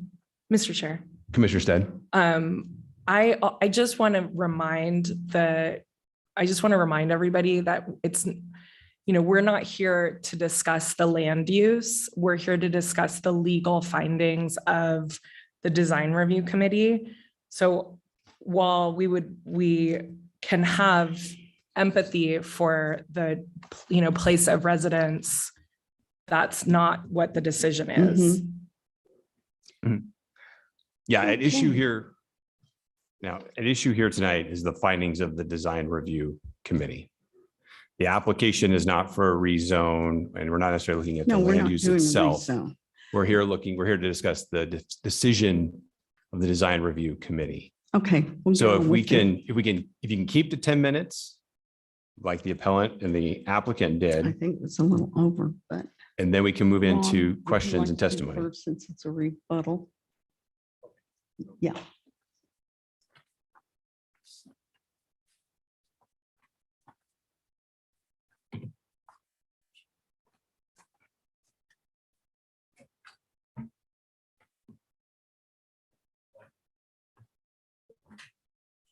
No, go ahead.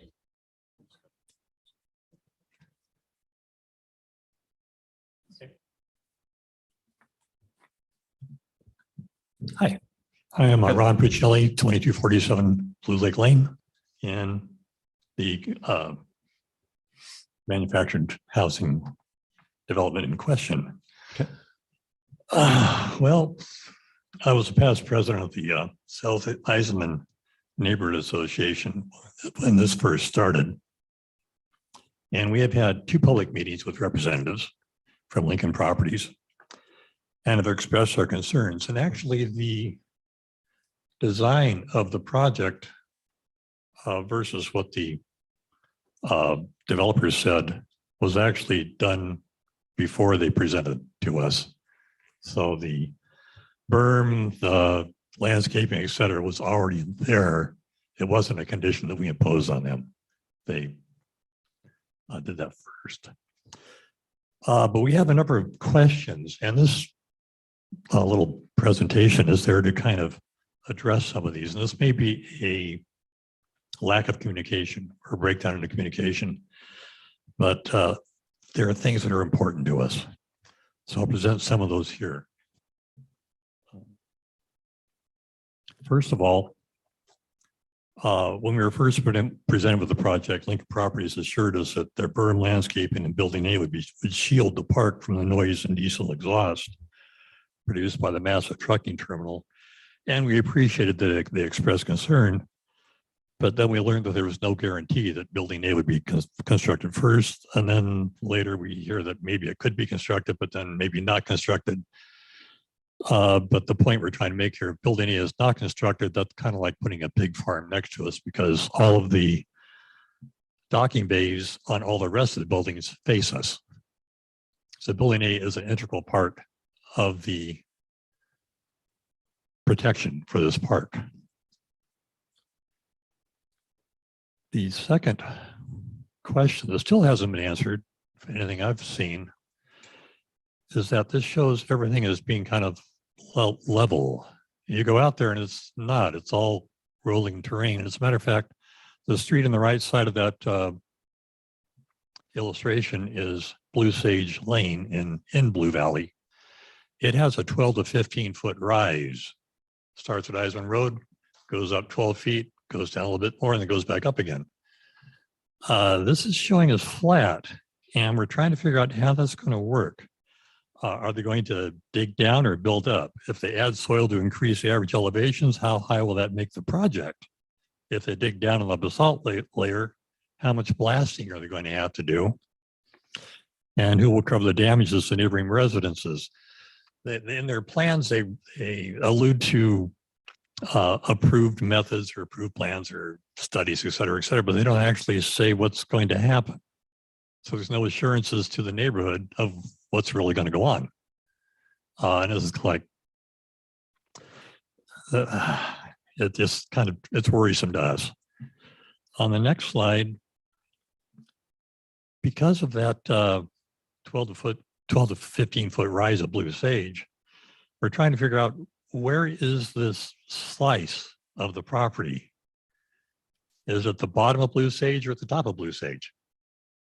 But if it's the top, then this 40-foot building becomes, because the building's flat, becomes 55 feet above the bottom of Blue Sage.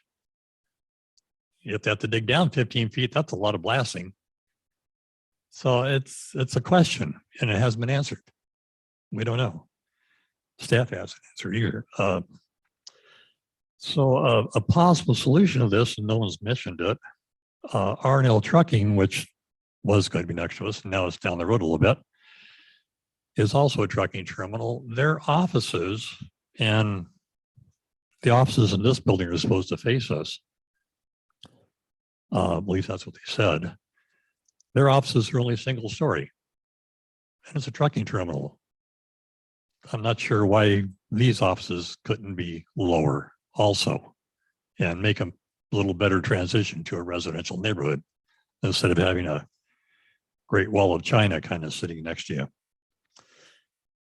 And again, the trees, yeah, they look great when they're fully mature. When they first go in, they're not so big. And we'll be looking at that building for a while before they finally mature and build out. And that's a big, tall piece of structure next to a residential area. When they talk about the building being in conformance with the rest of the buildings being built, that's true, but the rest of those buildings being built are off by themselves in the desert. They don't have residences next to them. So I'm not sure how you can compare that. There are still questions about erosion. We have creeks flowing towards Blue Valley from the project site now. We haven't seen plans of, they say there's a erosion control plan. We haven't seen it. To how that runoff is going to be filtered or protected or diverted, or where exactly is it going to go? They talk about collection ponds at the back of the property. But what happens to the water when it goes to those collection ponds? Do they think, is this going to sink in the ground? Are they going to divert it to the alongside the railroad tracks? It's again, just unanswered questions of what's going to happen. And they talk about an approved drainage plan, but what is it? Where is it? And how does it work? Because we do have 10 Mile Creek flowing into our lake, which is right next to that project. And it does bring erosion into it. The lake has been building up. We haven't got any sediment buildup in the bottom of it. And it's a source of wildlife and we want it protected. There is, this is an example of erosion along Eiselman Road, which was alongside Trinity Trailer before we complained to the city about it. And it was flowing into our lake. This is the attempt to control the erosion after we complained to the city. And that's the finished control. They dumped some rock into the ditch and they put some straw filters. And I'm not sure that's my idea of what a good erosion control looks like, but I guess the city thinks that's great. And if the city thinks that's great, I'm not sure if I can believe that they're going to have a great erosion control plan for us. This looks like a desert gully waiting for a flash flood to me. So Boise deserves better for this project. We don't want you destroying a viable source of low-cost housing. We want you to scale down part of the project and create a true transition against a residential use that has been there for over 50 years. What do we want? We want accountability in writing. We want a bond held by the city to cover any damages caused by homes by excavation blasting if that occurs. We want some geologic studies to know how the blasting will happen and how far they have to go down. And actually, we don't even have an elevation to show us where exactly on this piece of land it's going to sit, how high it's going to be. Trench drains are great for diverting water, but they don't filter anything. They just divert it. They just direct it. The color of the building is kind of a sore spot with us because they had promised us we verbally agreed on the color with Trevor Nickel, one of the applicants, but it's not shown on the current plan. And we want to be assured that lighting will conform to city codes. Building A next to Blue Valley, we would like that to be lower. We would like to actually be no higher than the tallest residential building next to it. And we would like it to be built immediately before anything else is built to shield us from the noise and fumes. And lastly, at some point in time, Blue Valley has to be zoned to some form of residential. It's been done in other neighborhoods around Gowan Field. And there also seems to be an idea from industrial developers that just because we are zoned industrial means that removes protection for residential uses. A residential use is still protected no matter where it is. And that's probably maybe for a court of law to decide, but that's probably something that will be brought up. Thank you for your time. Okay, thank you. All right. I'm sorry. Do you have time? Sorry, our clock isn't working on our screen. Okay, we were at time. We were at 10 minutes. So you'll have an opportunity. What's that? 24 seconds. Yeah. Now we're going to move to questions by the commission to either the appellant, the applicant, or staff. And then once that's concluded, we'll move into public testimony where everyone will be given 3 minutes to testify on their own behalf. Okay. And then that will following that, we'll have a rebuttal opportunity by both the appellant party and the original applicant. So that's the process. Okay. All right. So we'll go ahead. We've heard from the appellant, we've heard from the applicant, and we've heard from staff. So we'll go ahead and open this up for questions by the commission to any of those parties.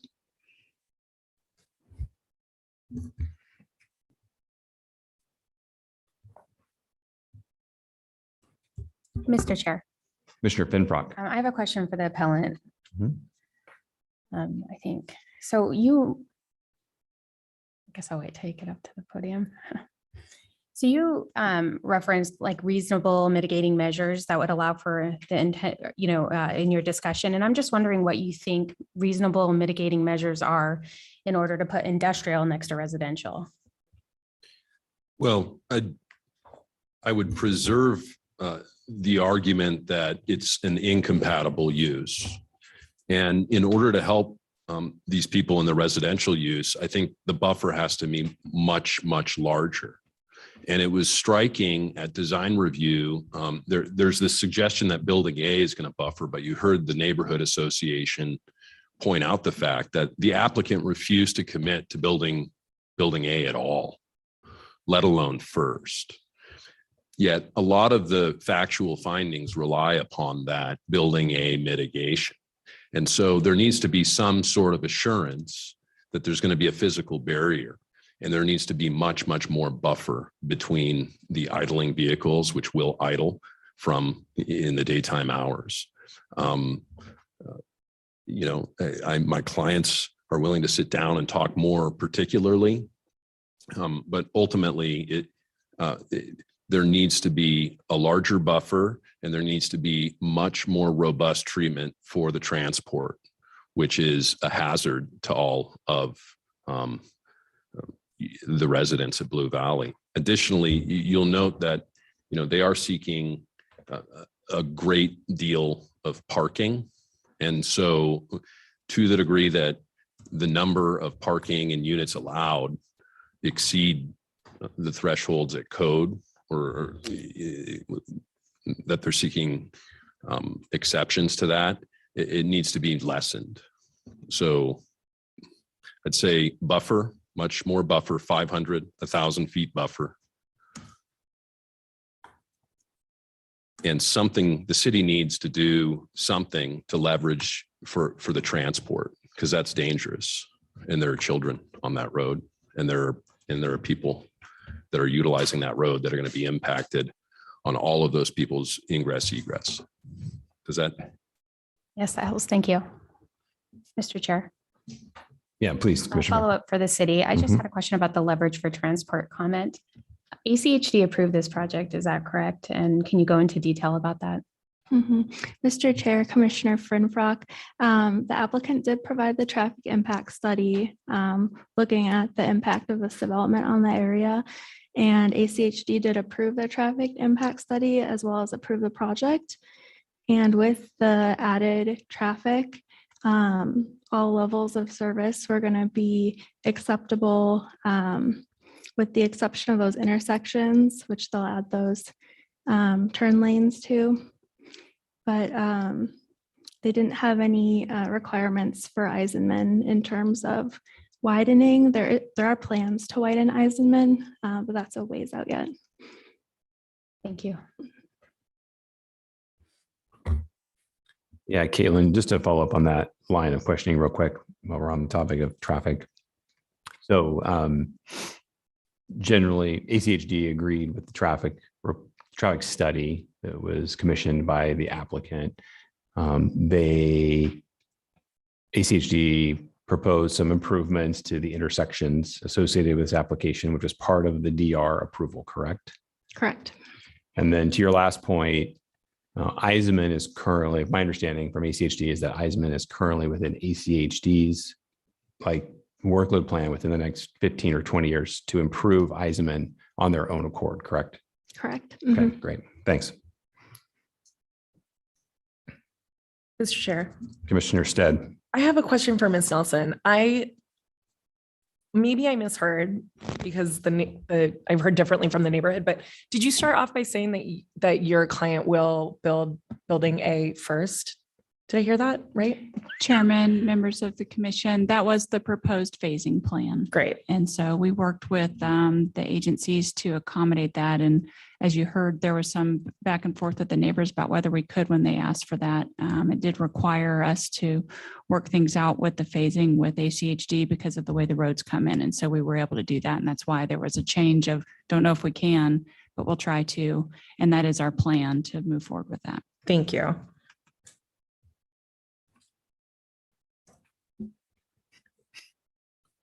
Mr. Chairman. Commissioner Danley.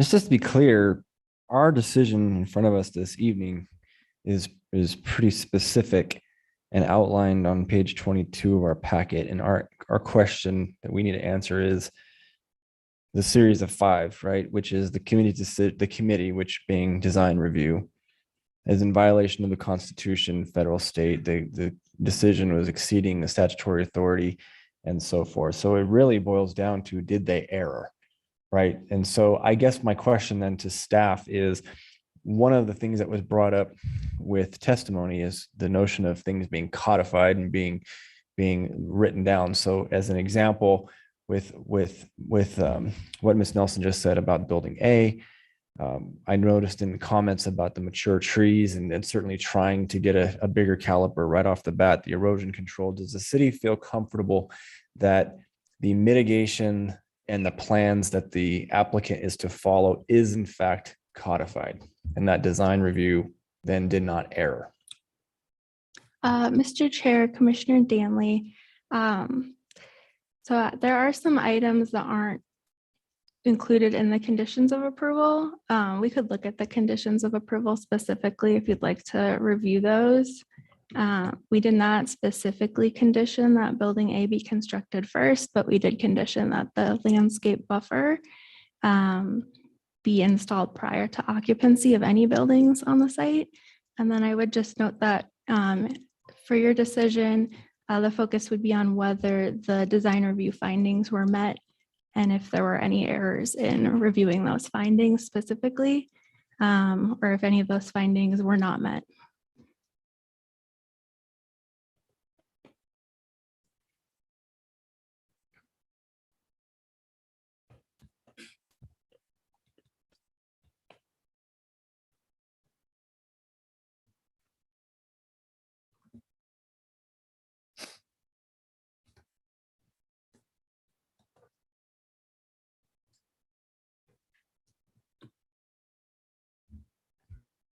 Mr. Chair.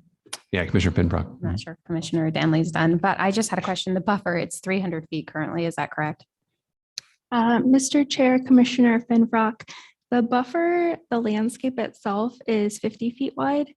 And then the distance from the building to the property line is approximately 122 feet. Thank you.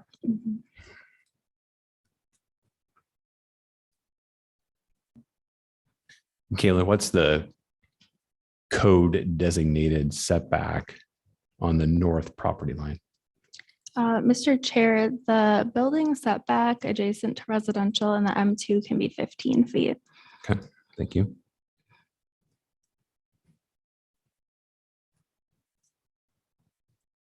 Mr. Chair, Commissioner Moore. I have a couple of questions about the building and the site. So I guess I'll start with the building. So for our staff report says the mechanical screening is not included. And if mechanical units are put on the roof, they'll have to be screened. Is that mechanical screen? I know some jurisdictions vary. Is that mechanical screening included in building height? So this building would actually be taller if they had to screen on the roof? Mr. Chair, Commissioner Moore, we do include mechanical equipment as screening as part of the building height. I believe these buildings are proposed at around 40 feet right now. And we would measure from adjacent finished grade. Mr. Chair. Please. And so in the event that mechanical screening is required, is that something that would have to go back before design review for a revision, or is that something that would just be handled administratively? Commissioner Moore, as long as the mechanical screening is meeting that max height of, I believe, 55 feet in the M2D zone, they would not need to go back through design review. And Mr. Chair. Yeah, please, Commissioner Moore. So for the site, one big kind of point that stuck out for me is the number of parking stalls shown on the site plan kind of far out exceeds the maximum required. But I don't see a revised site plan showing how that would be handled. How would that be handled, I guess, upon development of this property? Mr. Chair, Commissioner Moore, these are speculative buildings. We do have slightly different parking calculations depending on if they are warehouse tenants or some other, industrial tenant use. We utilize the main use of each building. So if the applicant did have a proposed tenant, we would reevaluate the parking again and make that calculation again to ensure they are complying with the parking requirements in code. We generally don't count fleet parking towards the required parking. The required parking is based on employee and visitor required parking. Mr. Chair. So to follow up with that, so potentially this tenant or the owner could build out all of the parking and be overparked before any tenants are acquired. Mr. Chair, Commissioner Moore, we generally will utilize the use that we think it will be. So we would utilize warehouse in this case if they're doing shell permits. And then when they come in for the TI, we will reevaluate. And if they need to make modifications to the site to comply with the code, they would have to do that prior to occupancy. Okay. I think I have one more and then I'll let somebody else have a shot. Yeah, please. So another thing that kind of stuck out to me is there's no trash enclosures shown on this area. And I think one concern would be those kind of lined up near this residential area. Is there a way in code to kind of mitigate orienting those towards the residents? Commissioner Moore, we do require screening around trash enclosures. Usually that consists of the trash enclosure and then landscape around the trash enclosure. And we would encourage placement away from the north. It looks like there's lots of opportunities to put them in places that won't be close to the north side. I'll let somebody else have a shot. Okay. Any other questions for staff, applicant, or appellant?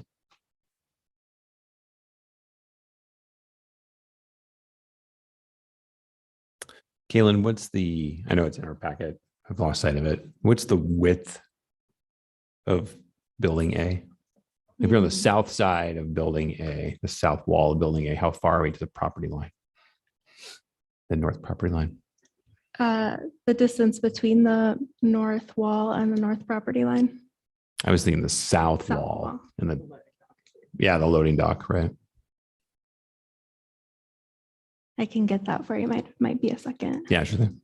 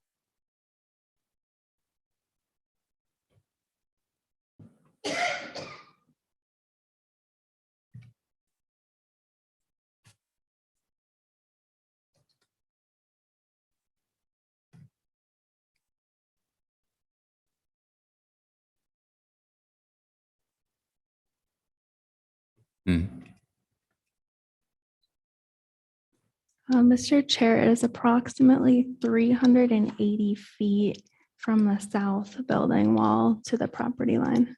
Okay. Terrific. Thank you. And then one more while you're up there, Kaylin. Sorry. Nice job with the scale, whatnot. Is there any, I don't remember seeing any condition in the DR findings regarding any encroachments on the north property line? Ms. Nelson mentioned that the applicant is willing to work with the appellants regarding any encroachments. Is there a condition? Did I miss it? Is there a condition in the DR findings regarding encroachments? Mr. Chair, there is no condition regarding the encroachments of the Blue Valley residents onto this property. Okay. Then Ms. Nelson. Thank you, Caitlin. Just to confirm.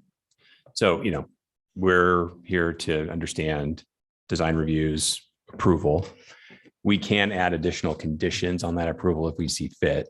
You mentioned in your testimony that your applicant or your client is willing to work with the appellants regarding any encroachments on that property line. Is that the case? And would you agree to that if we decide to condition that as part of our approval here tonight? Mr. Chairman, members of the commission, yes, we are willing to work with the neighbors to relocate their encroachments outside of the property line. Okay, great. All right, thanks. Oh, actually, sorry, Deb. Sorry. I'm moving a little slow tonight. I apologize. I noticed on the, we've seen the berm section a couple of times. I want to confirm for the record here, though. Looks like in the site plans, there's actually a privacy fence proposed. Actually, is Caitlin driving right now? It looks like there's a privacy fence proposed just immediately north of the northernmost parking row. So Caitlin, can you zoom in?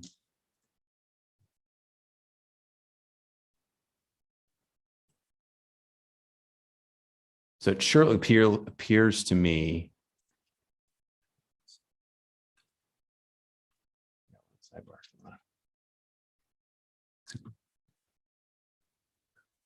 Sorry, Deb, I'm going to come back to you. I promise. I just got to get with Caitlin first here. So Caitlin, based on the site plan we were just looking at, it sure looks like to me that there's a privacy fence proposed just immediately north of the parking row. And then the berm, the landscape berm, is on the north side of that privacy fence. I don't see the privacy fence in this section. So I just want to be, the privacy fence is in the plans as part of the packet. However, it's not really visible in that section. So I just want to make sure that we're all talking the same thing here.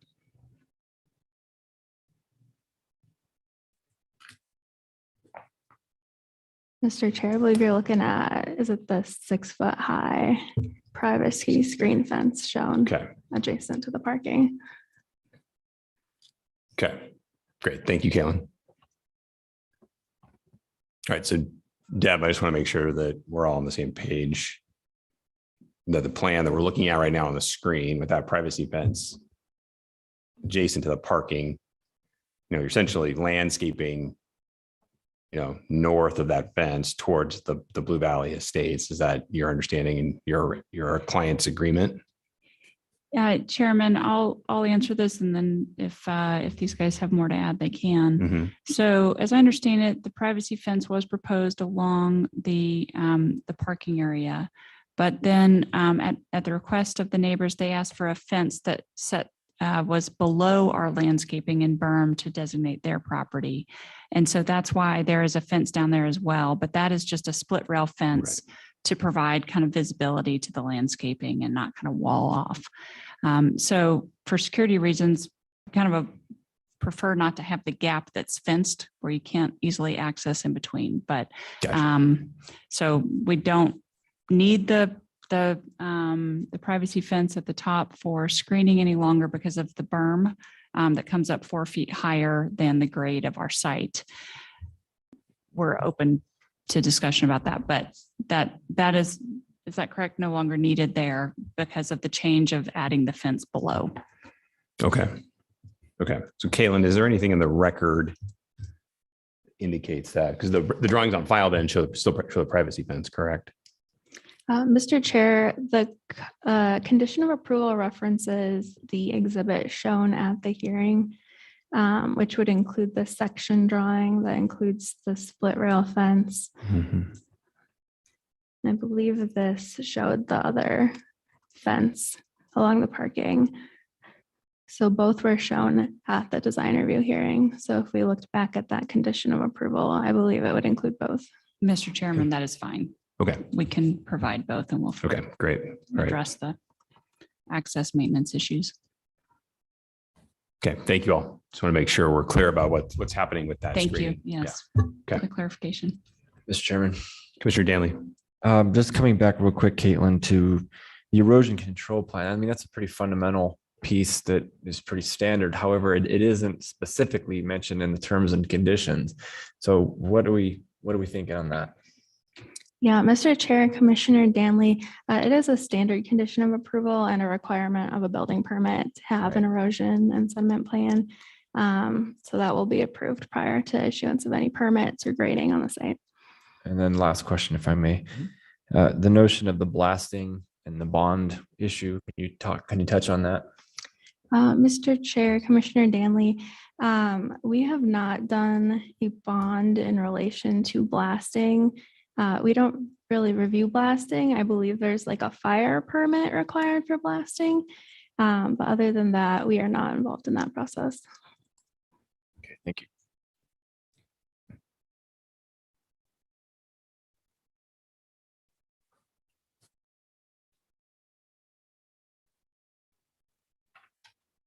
Okay, I'll do the last call for questions.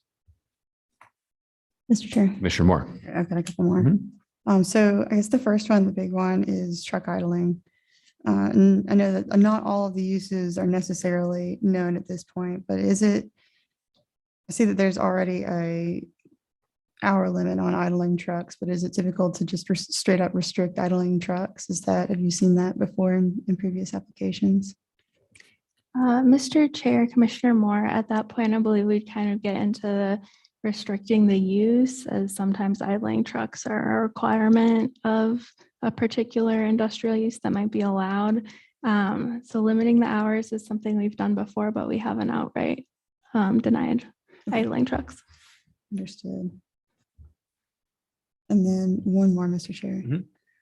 Hazardous conditions came up quite often, and I know that there's, the M2 designation in code kind of restricts and talks about residential adjacent to the M2 uses. Are hazardous uses defined in code somewhere? Mr. Chair, Commissioner Moore, we do have some sections that talk about hazardous uses. Generally, they're related to flammable material storage. So anything that came through in regard to a specific use would be reviewed for compliance with the remaining sections of the code. Thank you. Mr. Chairman. Commissioner Danley. Sorry, one last quick question that just prompted. So Caitlin, with regard to the enforcement of the idling trucks, I'm going to guess that that's sort of like a noise complaint and that that's up to the citizen to have to make a call and then the police department go out and enforce. Is that accurate? Mr. Chair, Commissioner Danley, that is correct. Thank you.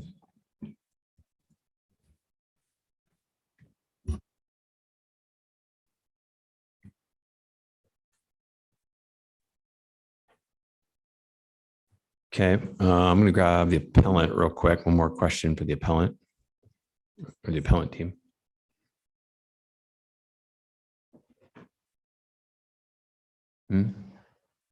I declined to close the loop with you all on the fencing question.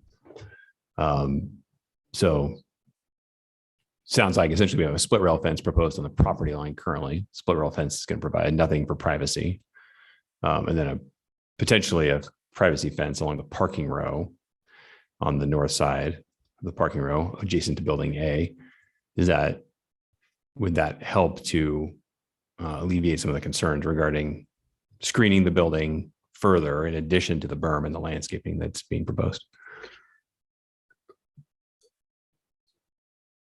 I'll defer to. Please, that's fine. Okay. Could we have the picture of the berm again up? Yeah. Kind of explain where we're going. Okay.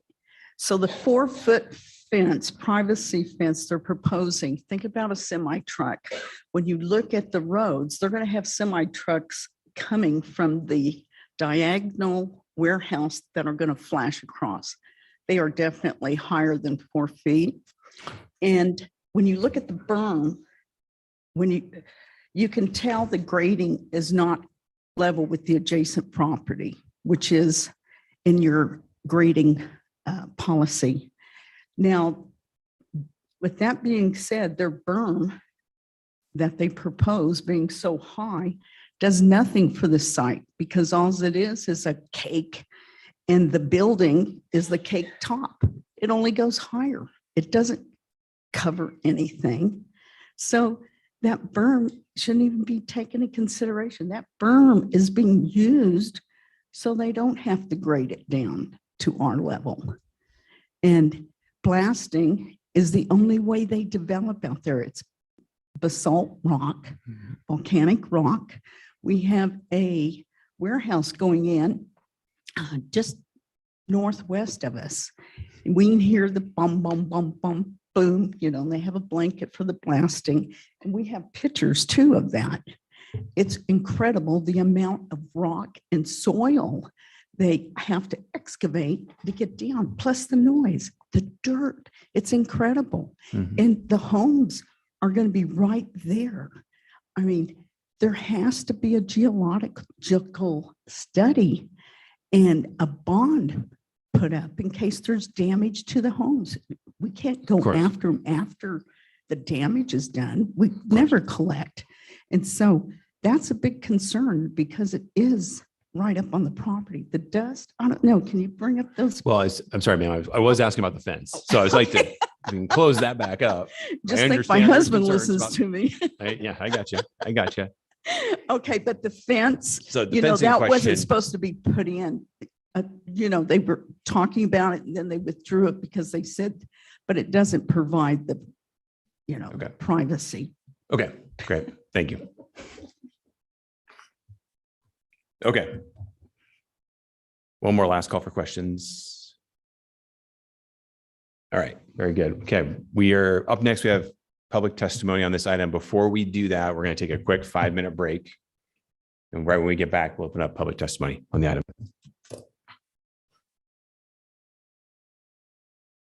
All right, I think we're all back and get rolling. I apologize for the delay. We had a couple of technical glitches up here. So those of you in person probably realize our clock is not working tonight, our timer for when people are testifying. Apologies for that. So we're going to open up public testimony right now. Everybody's going to get 3 minutes to testify because our visual clock, which is usually on the screens up here, is not working. The clerk is going to give you all a warning at 30 seconds. It says you have 30 seconds to wrap up your testimony. Okay, so not the cleanest situation. Sorry about that, but that's what we're going to do. So, yeah, so if you're here in person, we'll start with the in-person folks here. If you signed up, that's great. If you didn't sign up, that's fine too. You can still testify. So everybody can start queuing here at the podium. When you start your testimony, start with your name and address, please. And then you'll have 3 minutes to testify. And again, the clerk will prep you when you have 30 seconds left to wrap up your testimony. So the podium is free.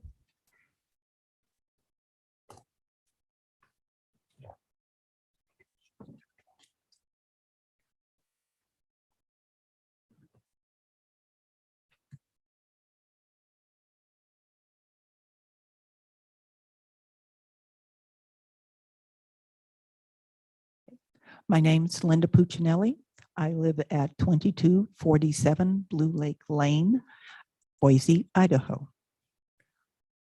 Blue Valley Manufactured Home Park. Who are we?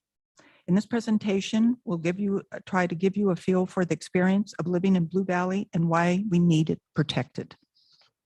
We are on top of the bench and surrounded by the desert. Our sunsets are bounded by valley walls and desert winds cool our summer nights. This is Lake Patricia that we're worried about erosion falling into, and this is a morning shot of it. This is an evening shot of it. New manufactured homes and older homes coexist in the lake. The park is constantly upgrading. Like Boise, it doesn't stand still. As older units are vacated, they are replaced with newer, affordable manufactured homes. Blue Valley Tenant Association residents get together. It's a neighborhood here. They help each other and enjoy getting together. Nice backyard landscapes. What separates Blue Valley from multifamily apartment complex is that the home is owned by the resident. There is pride of ownership. The ability for individual expression in landscape design, home accessories is here. Residents can feel good about their home. More examples of pride of ownership of landscaping. Another example. This is not your 1960s mobile home. The insides of homes are just like any other home in Boise. Interior shots, stainless steel appliances, nice cabinetry, well-lit lighted rooms. Look like any mobile home you probably think of. Another interior. Future would find any home along with custom window treatments.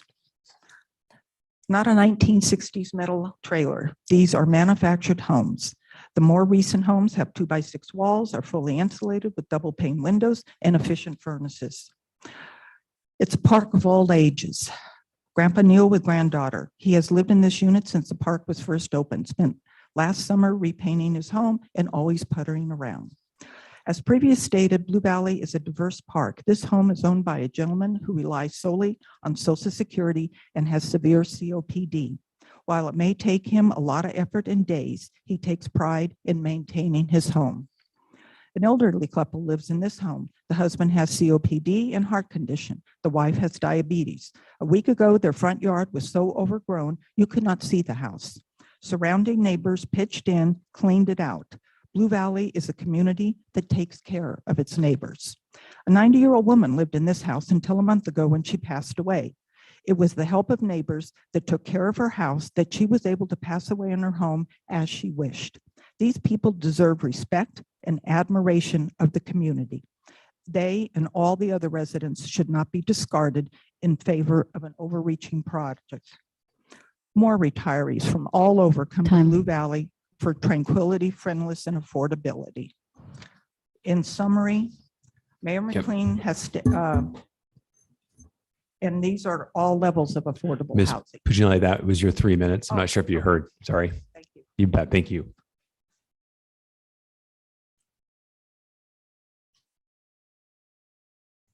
Please, come on up, folks.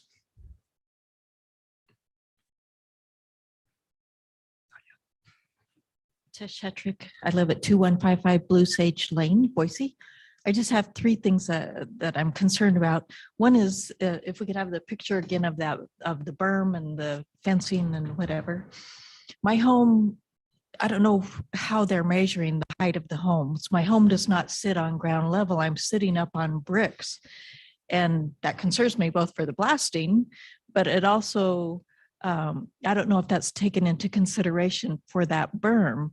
So if the fence is a proposed fence is 6 feet, that's going right next to that car before the berm, that doesn't really do much for me. If you put the 6-foot fence on top of the berm, that might actually do something in terms of mitigating the light that's going to come through there until those trees get more mature. So I would propose put the fence on top of the berm so we can have 4-foot berm, 6-foot fence. Then we actually have something that's doing something for us. In terms of the traffic, I don't know about ACHD and what they're thinking. We already have increased truck traffic and car traffic from the warehouses that are already out there. You're putting in 7 more warehouses. Oh my gosh, the truck traffic is going to be incredible, not to mention all the employees. So I'm wondering at rush hour times, quote unquote, rush hour times when people are coming to work and I want to go to work, it's going to be an issue for me getting out onto Iselman Road with all of that increased traffic. So 2 things, the fence, the traffic, and also truck idling. It's not just truck idling. If they're working at night to move the trailers in and out of those truck bays, already at night when my windows are open, I can hear Winco or R&L Trucking, or I don't know which one it is. I can hear that beep, beep, beep of the truck backing up. That is going to be so much closer to us now. And so the trucks might not be idling, but that doesn't mean they're quiet. So noise mitigation, I don't know what's going to happen there. So those are my 3 points. Thank you. Thank you. Chairman and Commissioners, hasn't started yet. Can you hear me? Yeah, we can. You can speak up maybe a little bit, or you can My tip name the is Tina microphone up. Paventi, There you go. 2235 Blue Lake Lane, Boise, Idaho, 83716. My husband and I are managers of the park for 4+ years. We love living in the park. We really enjoy the lower level traffic with easy access to downtown Lucky Peak Reservoir and the airport. We love our close-knit community, the beauty of the lake and views of the mountains and sunsets. It seems to me that in the midst of the unprecedented affordable housing crisis, the city should be doing everything in its power to preserve existing affordable housing like Blue Valley. In 2019, tenants fought off another industrial development that was existential threat to the Blue Valley community. I've pulled up some things that people have said then about the proposed industrial development that seem to also apply now. Mayor at the time, David Beater, said that proposing the land swap to move industry away from the Blue Valley said, somewhere in the past, government let these folks down. It wasn't city government. If you have an opportunity to make right what wasn't, we in government ought to take that opportunity. Planning and Zoning Commission President at the time, Jennifer Stevens, said, we have a potential public health situation on our hands. And we're talking about not just the diesel fuel fumes and the noise pollution and the other things that I mentioned tonight, but we also have a homelessness problem in this city and a housing crisis, which is also a public health issue.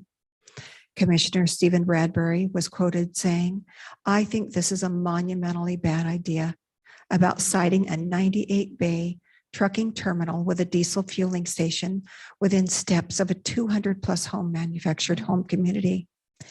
It is the city's responsibility to exercise its zoning powers to ensure the health, safety, and welfare of its residents. In fact, it's your baseline responsibility as members of land use body. Industrial uses do not belong right next to a residential neighborhood with adventurous children. I'm very concerned about that. In fact, it is a classic textbook case of planning failure. There are other plots of land that are not directly adjacent to people's homes, some even that the city currently owns. Given the comments noted, I question how Boise City left behind all of these considerations. I believe that the parties involved have been treated with a great injustice to have ever entertained this proposal. I'm certain that Lincoln Properties would not have chosen to invest the funds and man hours to come against a community of residents with the intent of taking their peace, air quality, and quality of life. Lincoln Properties would undoubtedly not have wanted to cause the effects of an enormous facility if they themselves or their families were living in this community. I don't believe they were properly informed when they purchased the property. The city has the discretion and power to deny this application. I urge the council to deny. Thank you. Thank you.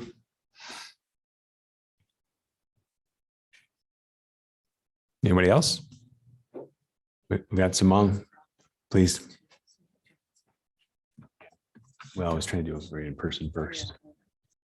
This was not back and forth. Which one was the? Yeah, and for you folks online that wish to testify, we'll get to you folks right after all of the in-person folks here at City Hall. 3 minutes, right?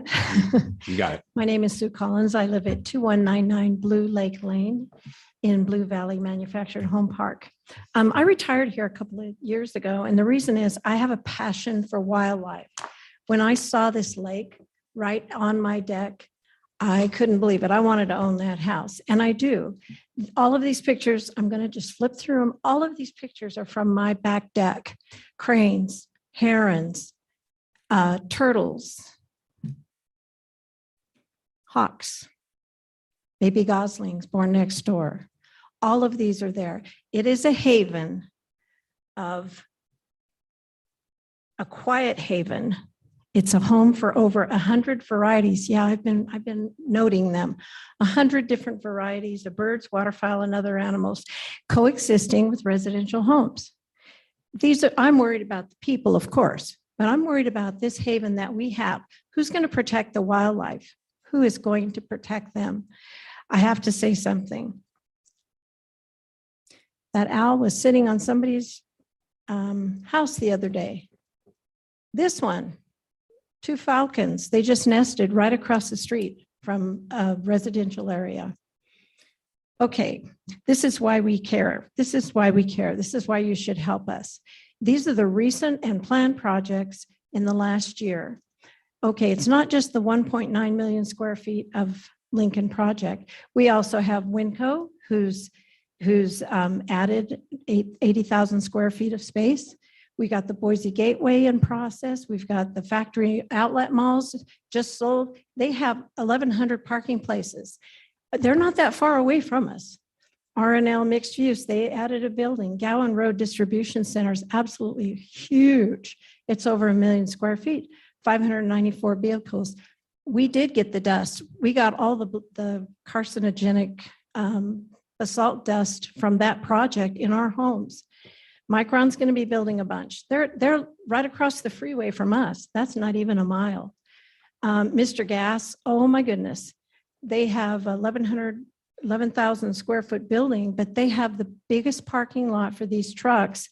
And every night it's packed. It's full. Those trucks, because my son's a trucker, I know. They park there, they idle their trucks because it's hot, they idle. And then to have a time limit, Amazon says you have to be here at 11:30 p.m. They go from Mr. Gas and then they drive into Amazon, they unload their load, then they go back. And there's a lot of truck. I mean, last night, I had 5 trucks ahead of me. They're not just trucks. They're two, what do you call them? Trailers, 2 trailers, 3 trailers. That road is going to get beat up really fast. And I'm concerned about pulling out of my house. Okay, Amazon Sorry. Distribution Center. Sorry, ma'am, that's your time. That's your 3 minutes. Okay, I have one more picture. Here it is. There it is. Great. Current projects and established businesses that use semi-trucks. They're Thank right you. in the middle. Thank you.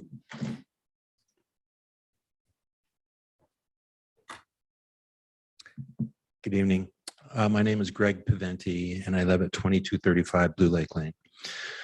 I've been listening to everything. I normally don't stand up and talk like this, but I have this question. Where does all the water runoff from the parking lot, this proposed project, go? Haven't heard anybody answer that. Is it possible it goes into Lake Patricia? I don't know. I'd like to know, because I think that would be a fundamental condition upon approval. The other thought that I've had is if Ada County Highway Department is going to improve Eisenman and they're not doing it for 15 years, obviously they think it needs improvement now. And how they can add all of these trucks and the personal cars from the employees, adding to an already dilapidated road. And if you drive down Eisenman, you will see the extreme erosion that's already occurred. We don't get a lot of rain, but when we do get rain, it's a lot. So I'm concerned about the runoff. I'm concerned about the road. And the other question I have, just in thinking, is if R&L didn't get approved, why would this one get approved? What's the difference? Thank you. Thank you.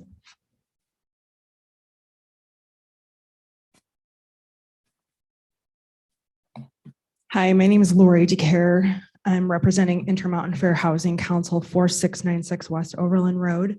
Intermountain Fair Housing Council is a nonprofit organization that advances equal access to housing for all persons regardless of race, color, sex, religion, national origin, familial status, or disability.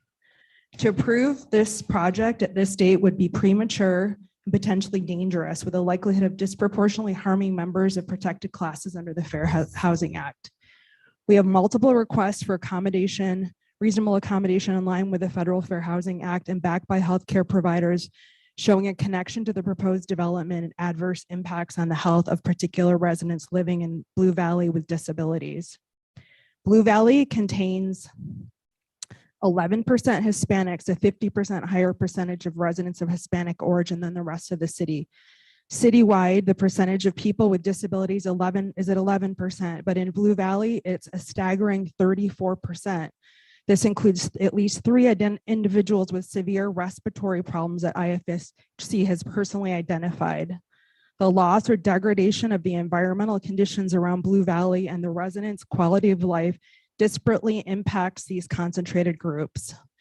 Under the Fair Housing Act, the city has a duty to affirmatively further fair housing, which means that they must take meaningful steps to prevent inequity among protected class groups and land use decisions. This is a legal as well as a moral imperative. As such, the residents with disabilities need you to use that affirmative duty to stop the project. We ask that you perform a comprehensive, scientifically based health impact study of how this development will affect the community before the application moves forward. In addition, all 7 buildings are covered on one side by hundreds of tractor trailer bays, meaning this development should be rejected just the same as was R&L Carrier's proposed trucking terminal on the park's north side in 2019. If the city decides to approve this heavy industrial usage next to a residential community that flies in the face of both urban planning best practices, the Federal Fair Housing Act, and simple common sense, then the city must likewise find the resources to purchase new mobile home park land and move all 215 homes, just like what happened in the 2000 with that last mobile home park on Vardell Way, and via the city's recent decision to purchase to preserve another mobile home park on the bench as an important source of affordable housing. We urge you to reject DRH 22-00074. Thank you. Thank you.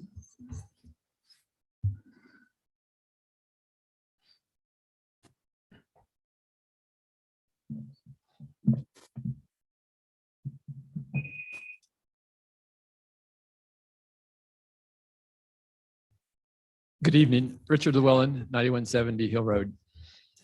I hold a PhD in biochemistry, and my education allows me to evaluate the relevant literature regarding the health effects of exposure to trucking emissions. Between earning my master's in biology and my PhD, I was awarded a special training grant from the WHO, the International Agency for Cancer Research, where we studied the interaction between genetics, pollution, and cancer. Warehouses today are essentially trucking terminals, and trucks burn diesel. Diesel exhaust is different than other vehicular emissions and is in its own category. It is characterized by fine and ultrafine particles to which are attached toxins, for example, formaldehyde, benzene, and dioxins. And these particles are carried deeply into the lungs by uncombusted carbon or black soot. This makes diesel exhaust hazardous.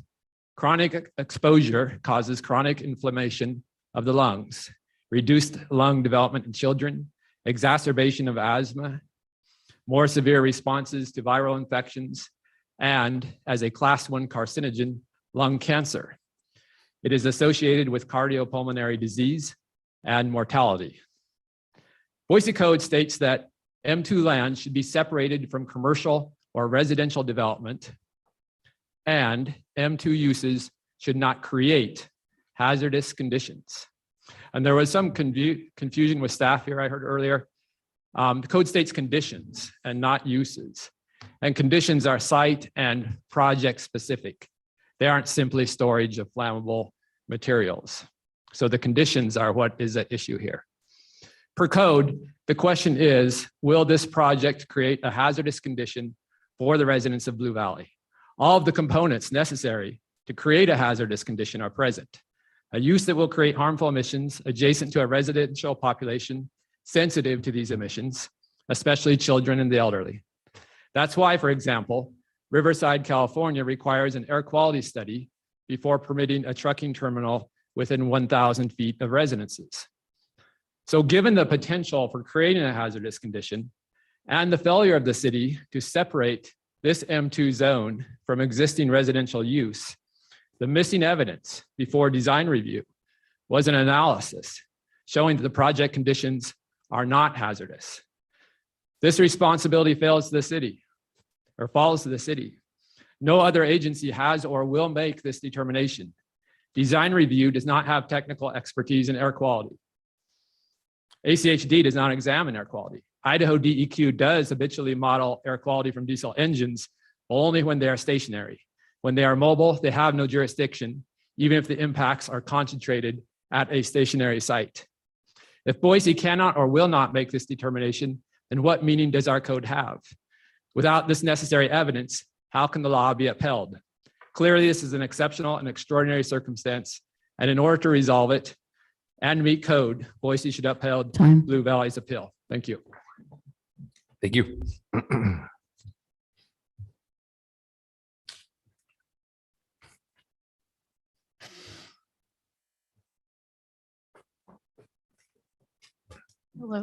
Hello. Okay. So my name is Kara Kane. I'm at 8463 Blue Heaven Lane. I'm writing to express my strong opposition to case number DRH22000074. There was never a notification of zoning to residents of Blue Valley who will be the ones who have to live with the extreme changes to their surroundings. Using city housing development setbacks for manufactured mobile homes, allowing for development of heavy industrial within 43 of homes is not ethical. The zoning of M2D does not fit with the design of the area or the uses of Blue Valley. Zoning next to dwellings should be special use zonings, which would fall under a like use, light industrial with a minimum of 500-foot setback to create privacy for uses. This development project is too close and too hazardous. Changing Blue Valley residents' yards from sagebrush to a tree berm, who is going to rake up the leaves? There's going to be a French drain underneath the berm, and so I'm just wondering how that French drain is going to look like, if it's going to have a hole, if it's going to be like gapped or actually covered. We don't know what will be in the buildings. Already lots of empty industrial buildings in the area exist. The proposal of 7 buildings for 7 different businesses not ran or built by the said property owner leaves no way to hold accountability for nuisances. Each business will be able to point at the next one, and the property management company will tell complainants to contact the owner. This has already happened with other developments in Ada County. And this will give complainants the runaround, as well as our law enforcement who takes the call. Nearly all residents in Blue Valley neighborhood are completely opposed to development that will cause traffic and safety problems, create even more diesel traffic, harmful fumes close to homes, take away views, destroy scenery of wildlife, destroy local wildlife habitat, and potentially lower the property values of the existing community. Blasting within 40 feet of home is a very strong safety concern. Wildlife has been observed in the area, and loss of sagebrush habitat is a serious form of biodiversity loss. Any planning should consider the continuing impact. There are endangered species that habitat in sagebrush, and let's see. Blue Valley neighborhood is affordable housing. Blue Valley is workforce housing for the nearby businesses. Low-income seniors struggle as rents climb higher. Almost half of the U.S. workforce does not earn enough for rent. Time. Thank you for your Thank you for your continued service and support of our communities. Please support Blue Valley. I urge you to disapprove the proposed case number. Thank you. Thank you.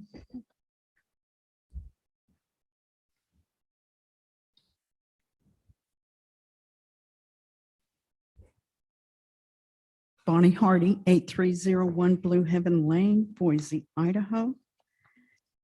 So the concern goes back to the blasting, the geological study.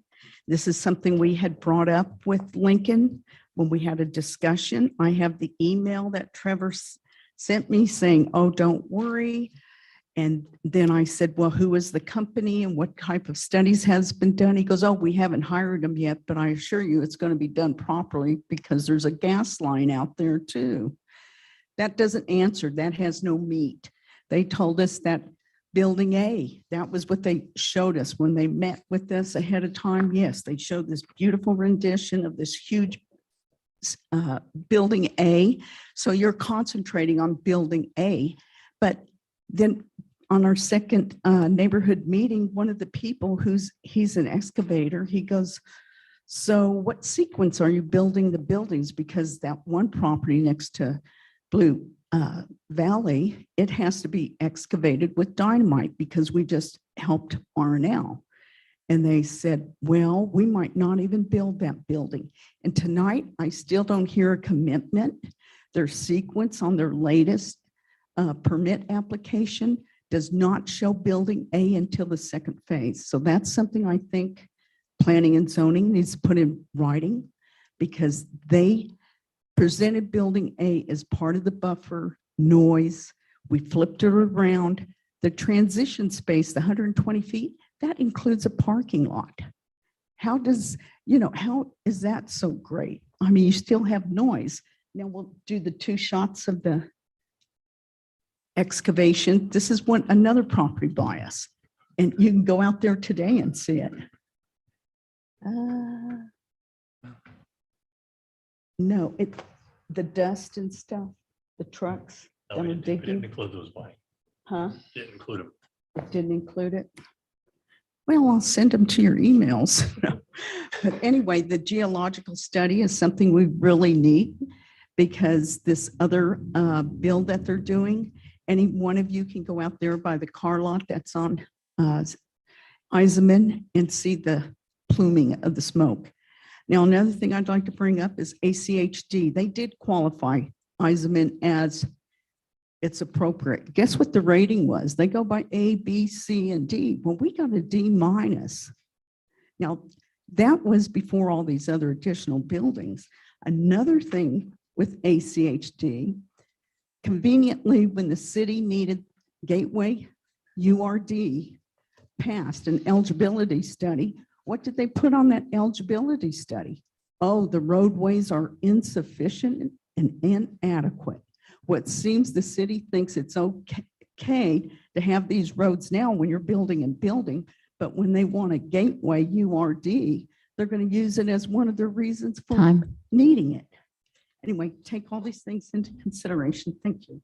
Thank you.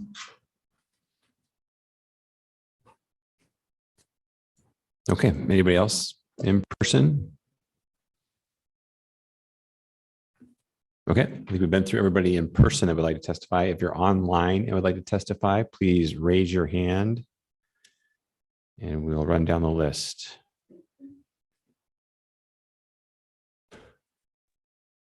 Got one hand up.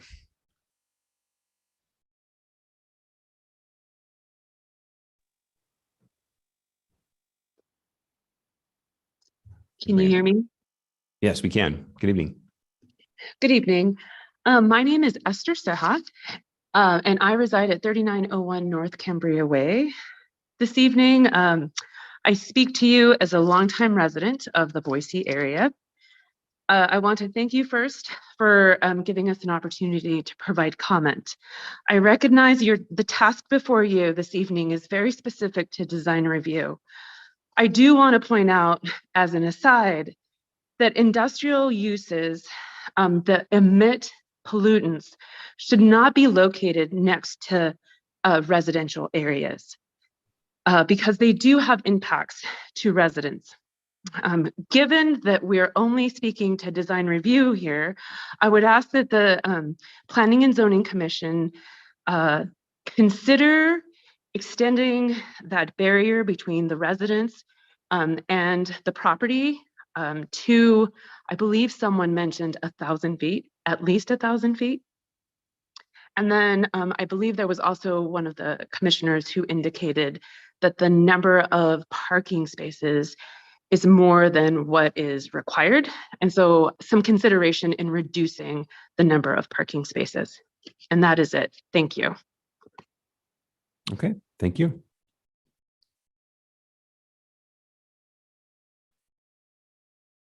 Okay, if you're online and would like to testify on this item, please raise your hand.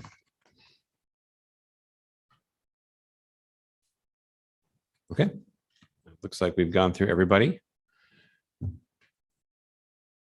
right, I'm going to go ahead and close the public testimony portion of this item. We'll go back to rebuttal now. Rebuttal first by the applicant, and then the appellant will be given also some time for rebuttal. Is 5 minutes adequate for each of you? Great, right. Chairman, members of the commission, thanks for your time this evening. Lots of testimony about use. As you know, we're not seeking a rezone. We are not asking the city to place M2 next to this existing residential. It's already there. The city has that in your plans, in your comprehensive plan, and it is zoned that way. We're also not asking for any use that is not allowed in the M2 zone. So we're not asking for any deviation or any exceptions or proposing any uses that aren't already contemplated and allowed by your code. All of our uses will also, in addition to abiding by the city code, will also have to abide by any applicable state and federal laws that may apply to the uses within the site. The project does not displace any residents on our property as it's vacant, and the applicant has taken care to provide mitigation measures to minimize the project's impact on surrounding properties and in particular on Blue Valley residents. The project design, as has been described, includes many mitigation measures, including the extensive landscape berm with height to it to address headlights to provide adequate screening. We are agreeable to placing the privacy fence on the top of that berm.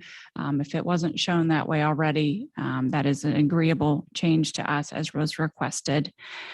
We have increased the setback significantly, as was noted. The orientation has brought the trucking bays away from the residents, not just in distance, but with screening, and will be over 380 feet from the property line. We have conditions of operations that reduce the idling at night. The lights will be screened and have the 100% cutoff. There was testimony about stormwater and concern about how that will work. They will be drainage infiltration beds that are approved by the city and in accordance with all standards. And it will be retained on site. It will not be going on to the neighbor's property, which may be an improvement if they've got runoff now that's currently coming from the undeveloped property. The area intersections will be improved with turn lanes, increasing safety and mitigating any impacts on those intersections. As for blasting, the scope is still being studied. If it is needed, it will comply with all applicable codes. Similarly, as staff answered about the parking, if the tenants and uses require the parking that is there, that will be appropriate. If we end up with tenants and uses where the parking is excessive, then that will have to be evaluated at that time and could require a conditional use permit or reduction in parking spaces. And so that will evolve as the tenants and uses are available on the property. And so that will be a later decision. So with that, we do ask for your support in following the decision that was made by the Design Review Committee and as recommended by staff, both to the Design Review Committee and in their review of the appeal that has been filed, and would stand for any further questions you may have. Okay, thanks, Ms. Nelson. I think no other questions at this point. Thank you. Okay, Mr. Ertz.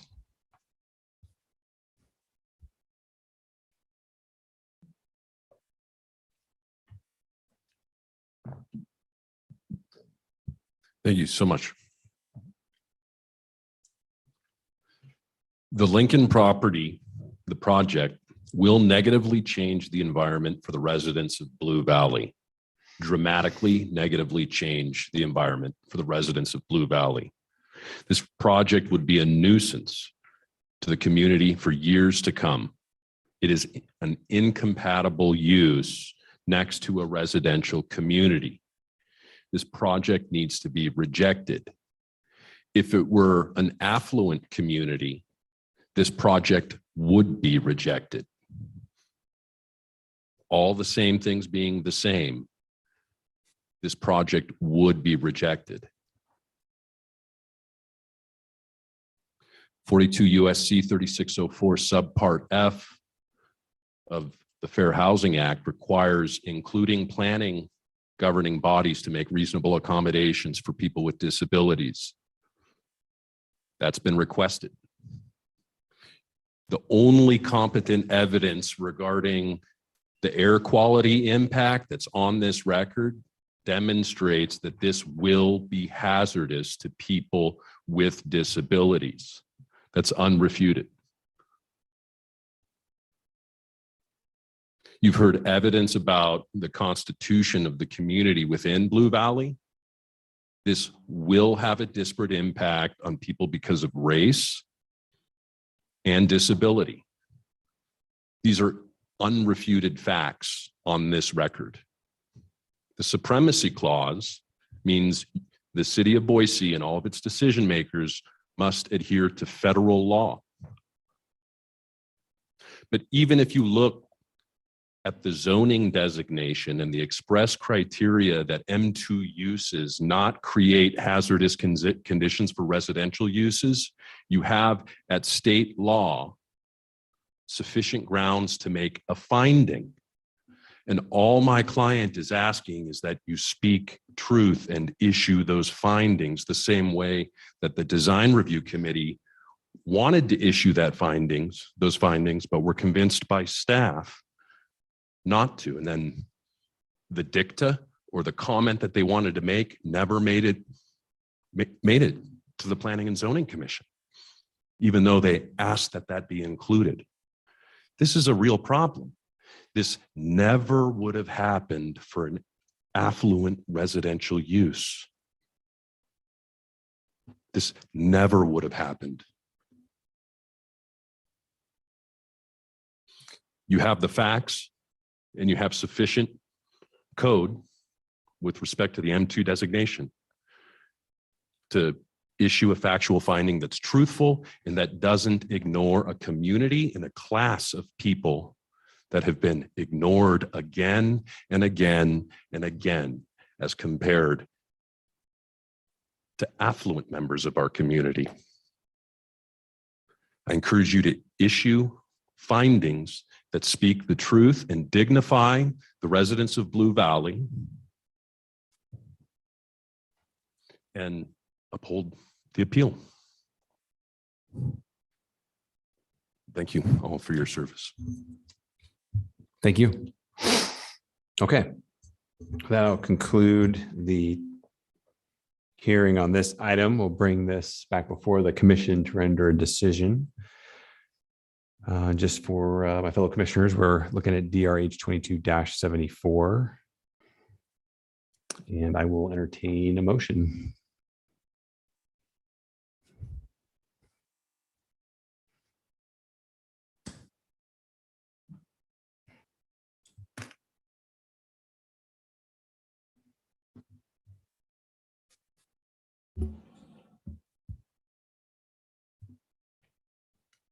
Mr. Chairman. Commissioner Danley. I'm wondering if this body would entertain the conversation about sort of I'm going to always refer to it as the bucket conversation that we had with respect to interfaith a couple of months back, but two general concepts before any motion made. Your choice, your chair.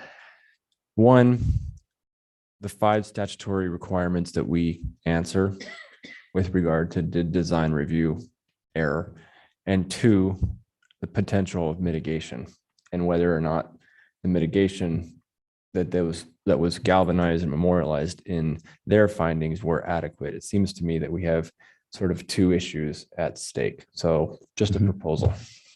Yeah, no, I mean, it's a great point, Commissioner Danley. So, at issue, I think it's certainly the first bucket is at issue, right? Did design review error in their decision to grant the approval? In regards to bucket number 2, we do have the authority to add additional conditions if we felt like conditions were lacking in the design review staff report and or the additional conditions the design review board added, to those conditions. So I think, both are, we certainly need to deal with, the DR approval, certainly. But then if there are additional conditions, I think that we certainly should certainly entertain those. I think, as a reminder though, that, the land use itself is really not at issue here. The application is not a rezone, and the applicant has met all of the basic fundamental requirements of the zone in regards to setbacks and development standards. Mhm. So that's just a reminder, for everyone here.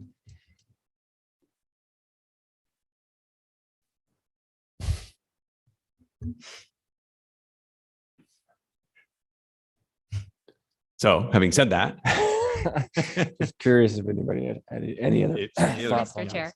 I think I agree with that first, your comment about, I think that the city's design review approval, it adheres to the Boise City Code standard and criteria for approval.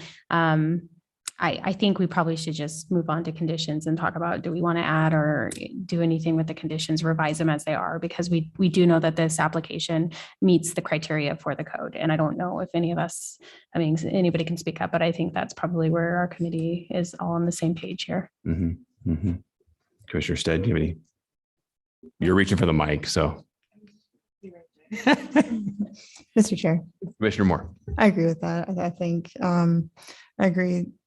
Basically with Commissioner Finfrock's summary, exactly. I don't see how they erred, and I'd be open to discussion about additional conditions. Okay. Mr. Chair. Mr. Stead. So would you like a motion on the? Well, I think I think at this point, Or do you just want to discuss conditions? Well, yeah, I think at this point, what I'm hearing from you all is that baseline, there was no error in the design review approval. However, we probably all share some concern over some of the conditions. So before we muddle through adding additional conditions, if we are heading towards denying the appeal, I think it would benefit us all to maybe have a discussion about what additional conditions we want to add before we make the motion and list out all those conditions. Mr. Chair. Commissioner Stead. Okay, so not a motion, but I would propose a condition because it sounds like there were a couple of things that maybe the applicant was ready to commit to at the last hearing, but that would put the neighborhood at ease. So I would propose that we condition that building A is built in the first sequence. And then that also the privacy wall is at the height of the berm instead of on the far side of the berm.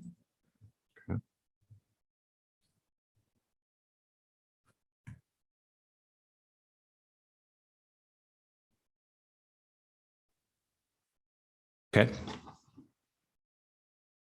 Those were certainly items that I had identified on my list that would be potentially additional conditions.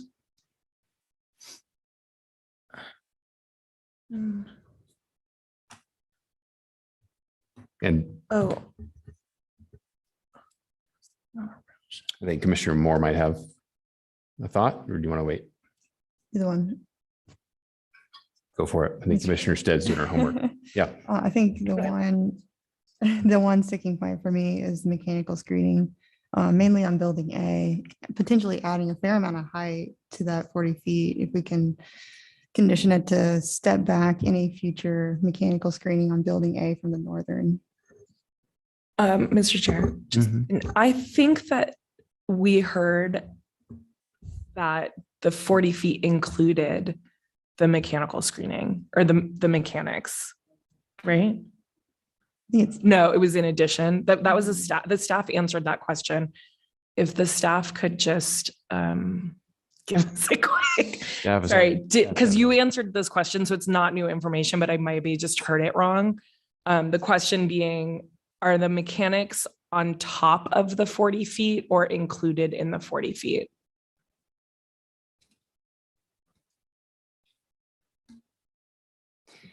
Sorry, we're chatting through something else. Just give us one moment. Yes. Commissioners, Sure. thank you. Okay. Sure. We can table that. We'll table Come that back. one temporarily. Okay. Commissioner Moore, was that, did you have any other? Okay. That was it for me. Okay.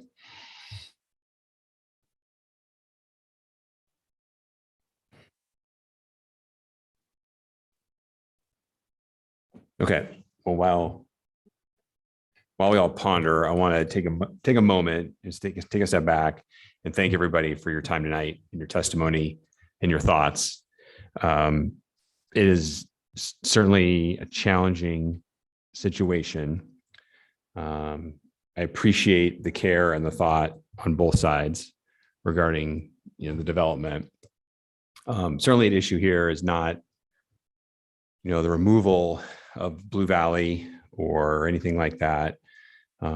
Certainly, it's just, can we make this adjacent development work? And I think, based on our previous discussion a minute ago, I think we all find that the design review approval was not made in error. The applicant has done a nice job of making their development fit within the confines of the code on this particular site.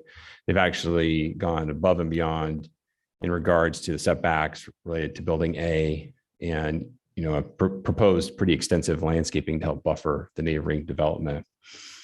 So I think that sort of is a simple review of the design review approval. A couple of other things that are yet to come.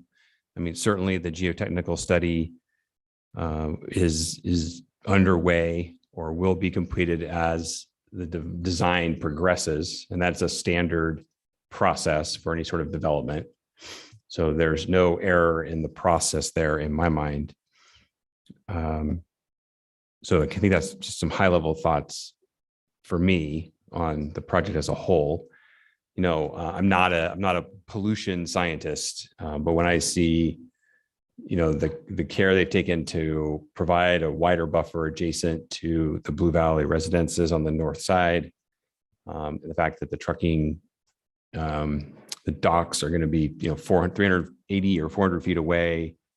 I think they've done, reasonable, if not above reasonable effort to move those trucks as far as they can from that adjacent property. So, that's kind of where how I'm seeing things right now.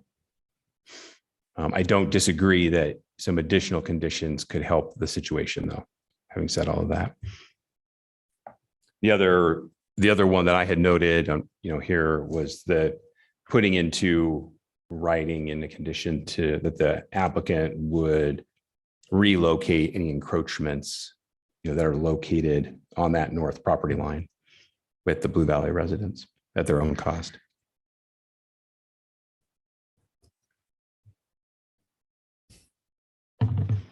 So with that said, we still do not have a motion as of yet, and we have a couple of conditions that we've discussed. Mr. Chair, Commissioner Finfrock. I can make a motion, but I'm unclear on the mechanical screening portion of it. Oh, right. Thank you. We tabled that and I tabled it. So, Crystal, Caitlin, could you help us just clarify that screening issue? Mr. Chair, there's currently a condition of approval that requires that all mechanical equipment is screened its full height. We don't know where the mechanical equipment is going to be located, if it's going to be rooftop equipment or ground equipment, but we would require it to be screened on the roof, and we would incorporate that into the height when we're measuring the height. But it looks like the applicant has room to accommodate mechanical screening within the height limit of the zone. Okay. Mr. Chair. Yeah, Commissioner Moore. But I think to clarify, that would be on top of the 40 feet. So the building height for the zone, the max height is? Mr. Chair, the max height allowed is 55 feet. 55 feet. Okay. So the proposed buildings are at 40. If there is mechanical screening on the roof, it has to be below 55 and screened. Correct. Mr. Chair, Commissioner Finfrock. can you say that one more time? I'm sorry, I didn't hear everything. So step back mechanical screening on building A to, or just, are we getting rid of it altogether because we feel that it's, No, we were just clarifying. okay, Yeah, we were just clarifying that it is required to be screened. okay. So we can take it away. We do that not need to, we do condition. not need to condition Okay. screening. That his Mr. Chair. screening has already been conditioned. Okay, Mr. Chair. Commissioner Finfrock. I move that we deny DRH 22-74 and approve the project with revised conditions, including proposed condition of building A be built in the first sequence and privacy wall at the height of the berm.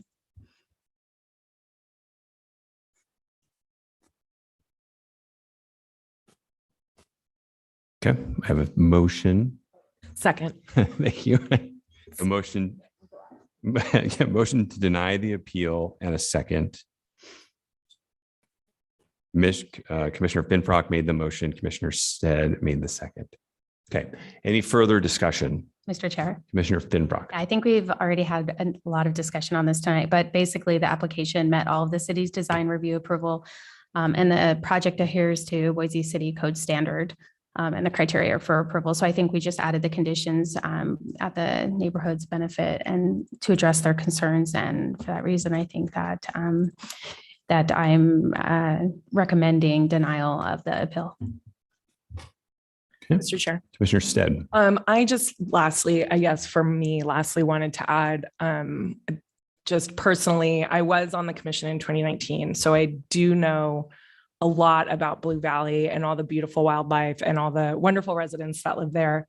And I'm sorry that you have to come again to fight for your home, but I hope that what we were able to do up here will help at least mitigate some of those impacts that you'll be facing. We do definitely need to fight for our renters and affordable housing. So I applaud you all for coming out to do that tonight. So thank you for that.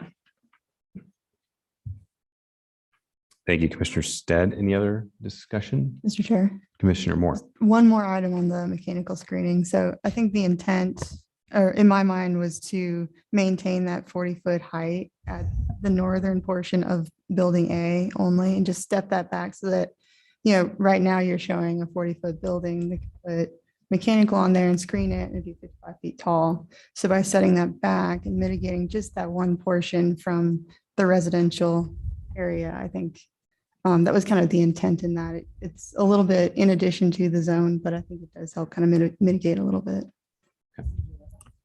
Yeah, we might need to revise the condition. Mr. Chair. Yeah, Commissioner Finfrock. I please. move that we revise my motion to include the added condition as Commissioner Morris stated. I revised my second to second that. Very good. So the records show that the amendment was made by the original motioner and seconded by the original seconder. Okay. Thank That you. is technical. Thank you, Commissioner Moore. Mr. Chair. Commissioner Daly. All right, I'm gonna support the motion, but I do believe that the people who are testifying here this evening and who testified online and who wrote in deserve a little bit more explanation. And I feel like it's something that we are obligated to do. So bear with me. Our decision this evening is purely to determine whether or not the design review committee erred in their determining factors. And it's the 5 priority sections governed by our state, our law and state code and so forth. And it's outlined pretty clearly. I don't believe that they erred. I think that what they did, and when you read through their testimony and the evidence that they saw, I think that they made the decision that they needed to make. Why? Because this property is zoned M2. And therefore, what is proposed is permitted by our code. So there's nothing in our code and what was permitted that can be necessarily overturned, but it can be mitigated.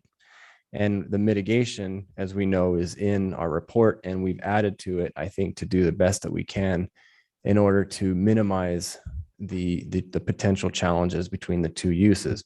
That's the piece that I think we should at least touch on a little bit, because it seems to me that in 2013, when the Blue Lake folks were annexed, it was annexed and made a non-conforming use and zoned M1. That meant M1 and M2 are two zones directly next to each other. And therefore, in our code anyway, it shows compatible, non-conforming, but compatible. Therein lies the challenge. Therein lies the problem.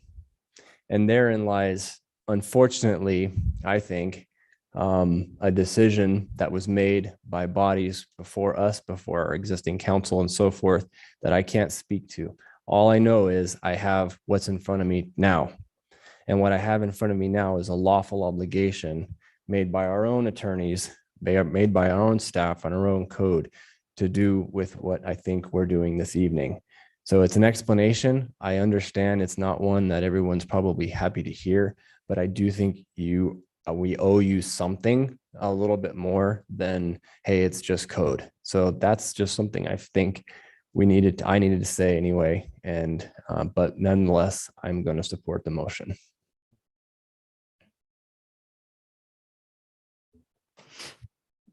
Well said, Commissioner Danley. Thank you. Okay. All right. Well, we have a motion to deny the appeal of DRH 22-74 with a second. Again, that motion was by Commissioner Finfrock and the second was by Commissioner Stead. Will the clerk please call the roll? Stead. Aye. Schaefer. Aye. Blanchard. Aye. Moore. Aye. Finfrock. Aye.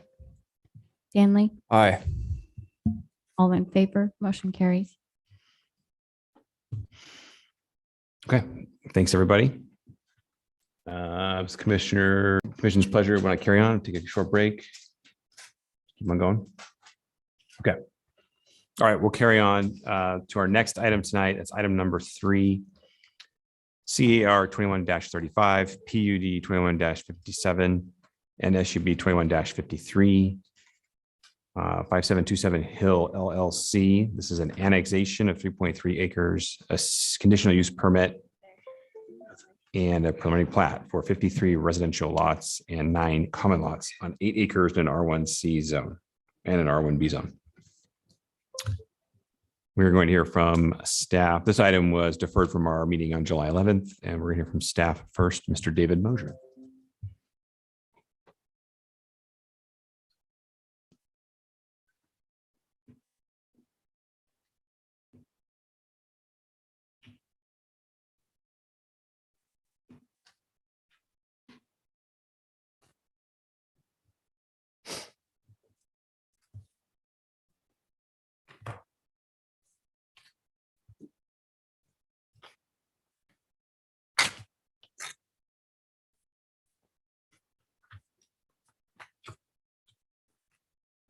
Thank you, Mr. Chair, members of the commission.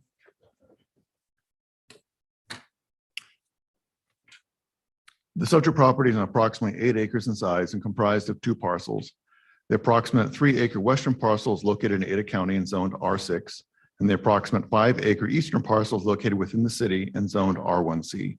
As such, the applicant is requesting to annex the western parcel and also proposing a planned unit development for 53 units with a subdivision. The site is located along the south side of Hill Road and addressed at 5727 West Hill Road. This application was heard before the Planning and Zoning Commission before on July 11th and was deferred to this hearing, and the applicant was given specific instruction at the time. And as you can see from the aerial photograph, the surrounding neighborhood is primarily comprised of detached single-family homes and open space, and there's a farmers union irrigation lateral that extends along the south of the property line. As seen on this slide, the requested R1B zone is compatible with the comprehensive plan as it is designated large lot on the land use map within which the R1B zone is allowed. And the R1B zone is compatible with the adjacent properties as allow for single family residential development that is consistent with what is anticipated to develop in the area. Other agencies have commented on the application and stated no objection to the annexation, and therefore the planning team supports the annexation to R1B. And as you can see from this, from the site plan here, the development consists of a subdivision comprised of detached and attached single-family homes, a PUD granting reduced lot size and interior setbacks, which in generally allows for the townhouse development to occur as being proposed. It also proposes a public street which are stubbed to the east and west. And as previously noted, the application was previously heard before the Planning and Zoning Commission on July 11th. And at this hearing, the commission recommended that the applicant make specific changes to the design. These recommended changes include the following: provide a mix of housing types, provide detached sidewalks and landscape buffers along the public street, construct the multi-use path along the irrigation canal, provide for more usable open space as an amenity within the PUD, and install a 30-foot landscape buffer along Hill Road. The revised project includes all of these design elements. And in summary, the revised project is consistent with all the required finding as per code.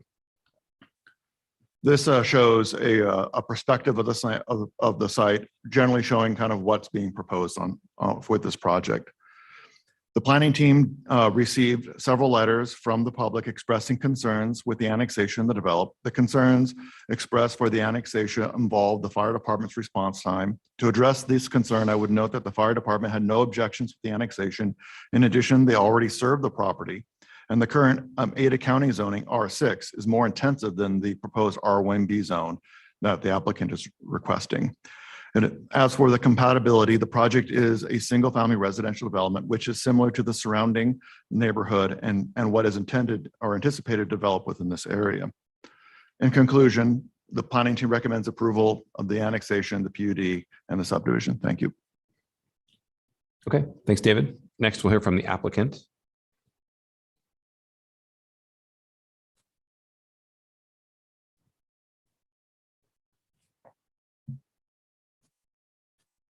Hello, Commissioners. Thomas Wall, 1775 West State Street, number 363, Boise, 83702. Part of the development team for Ben's subdivision. I've been working hand in hand with David over here on the planning team. And I think, we were here back 2 months ago discussing our plan, and we heard some discussion about the pathway along the canal, which we've included in our plan now, a mix of housing types, which we originally were just proposing single family detached product. And so we've accommodated that request for a mix of housing types. And, this has been a coordinated effort. We've communicated with ACHD, Public Works, Parks and Recreation, and by and large, it seems everybody has at this point approved of what we within these governing agencies approved of what we would like to do with this subdivision. Remote. Mm-hmm. It's a quick summary, just similar to what David talked about. The 53 new homes for Boise residents. It's in an infill location close to downtown. We're 15 minutes drive from downtown Boise. We're providing a private park for community use. There's off-street parking for all residents. All the homes are set back at least 20 feet. So there's off-street parking as well as attached garages to all these homes. So plenty of off-street parking. We have continuous pathways at the north along Hill Road, detached from Hill Road to provide safety for joggers and bikers.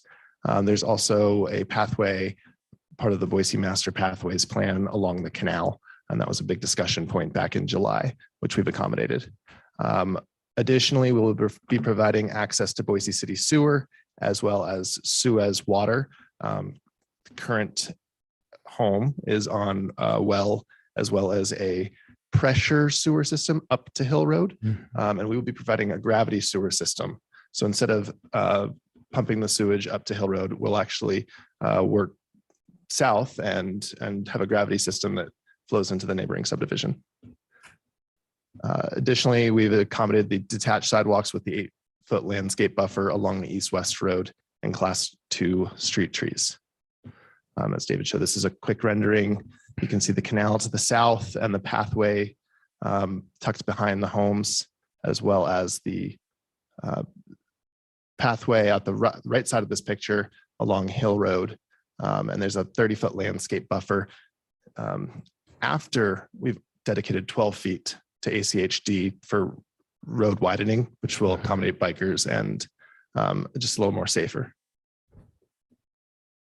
This is a quick picture of our plat. The entrance is strategically located per ACHD across from the Hayes Silver subdivision, which was approved earlier this year. And that's for visibility. So line of sight between this subdivision entrance and exit with the subdivision across the street. We've also widened the entrance. So it's not the minimum. We've widened it. We have an island, which the fire department was happy with because it provides a little bit more access for them. And it also improves the visibility onto Hill Road because there's a larger vision triangle there. So we've asked for an annexation and the PUD request. The PUD, the annexation, as David mentioned, is for an R1B zoning for 5807.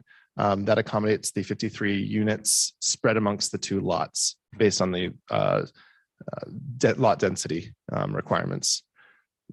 The PUD specifically is meant to spread the units among the two lots rather than keeping 8 acres on one of the parcels and 8 units per acre on one of the parcels and 4.8 units per acre on the other. So we wanted it to be a little more cohesive and spread that amongst the two. We also are requesting reduced lot dimensions, and that accommodates the pathways that we're providing, the landscape buffers, service roads for the canal district,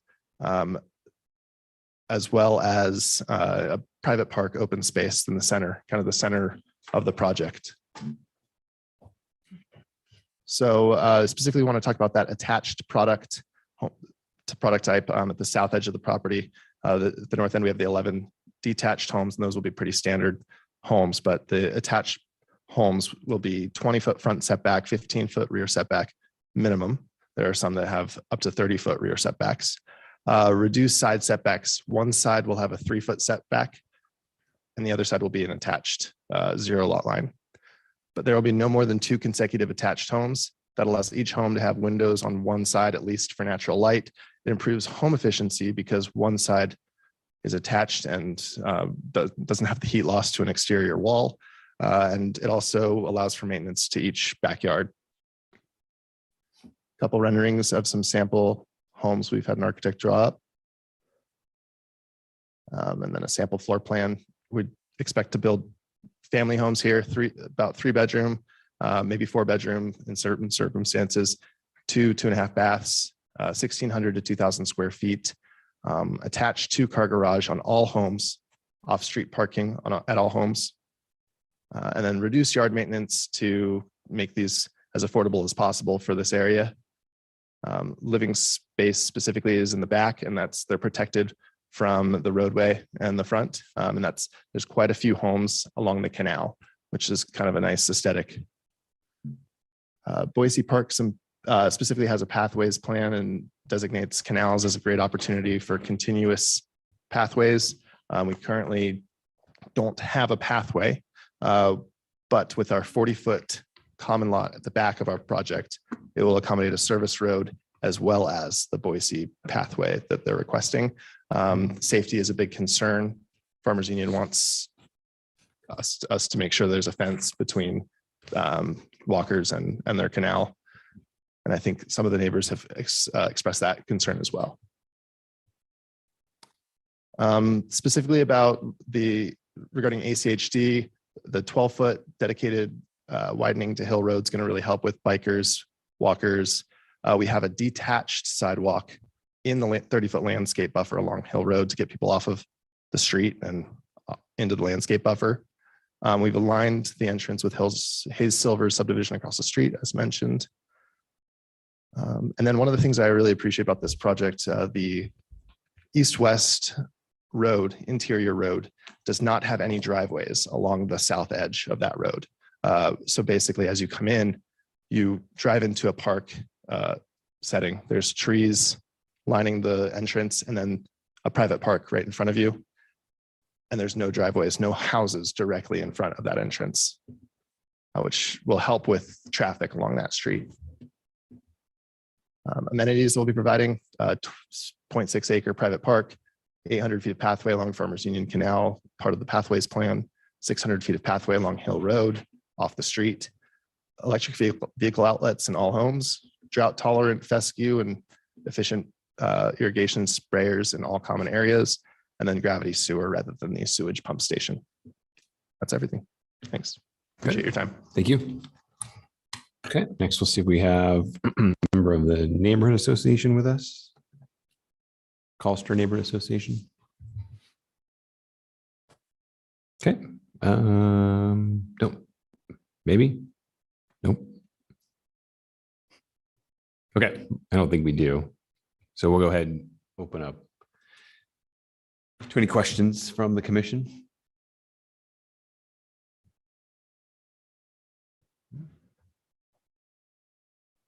Mr. Chair. Commissioner Moore. Just one quick question. So, and I don't know who it's a question for, maybe for staff, but why not just rezone the new parcel to R1C? Why rezone it differently than the other parcel?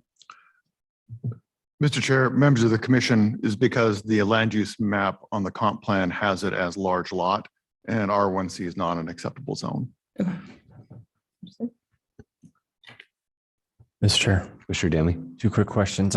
First of all, to the applicant, I'm just curious, you changed the housing type pretty dramatically from the first go around to this one. I'm just curious why. That was a specific request of the I believe you might remember the code that it's from, but it's a specifically mentioned in the comprehensive plan, I believe. Mr. Chair, members of the commission, I think the Collister master plan, neighborhood master plan encourages providing a mix of housing types when they're within their neighborhoods. So if I had been here, then I would have heard that. It's on me. Other quick question, with the two stub streets and not cul-de-sac, ACHD is requiring you to put one of their little classic, this street to be extended sign on either of those, I think. Is that correct?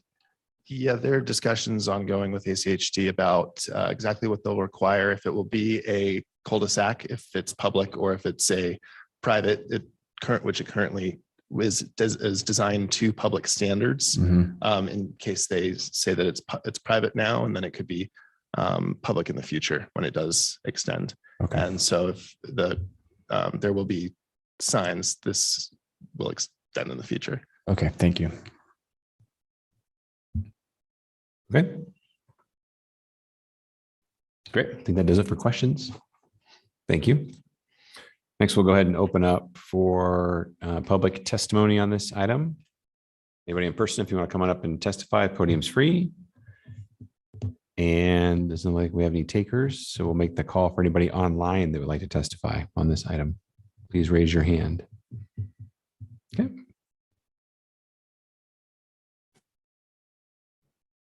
We had a hand up, but now it's gone. Is she on? I'm on. Great, thank you. I apologize. Thank you. You start with your name and address, please, for the record. You have 3 minutes to testify. Jennifer Michaud, 5820 West Hill, Boise 83703. And I would like to say a few things. First of all, there were a lot of things that the developer doesn't mention that were raised because I raised them and I provided documentation. No mention of effects on wildlife or putting a wildlife corridor through the area. And also there are a number of trees back there, and we're going to have to see, we have a number of hawk and peregrine falcon and endangered species around here. We're going to have to see what the effects of this are going to be on those.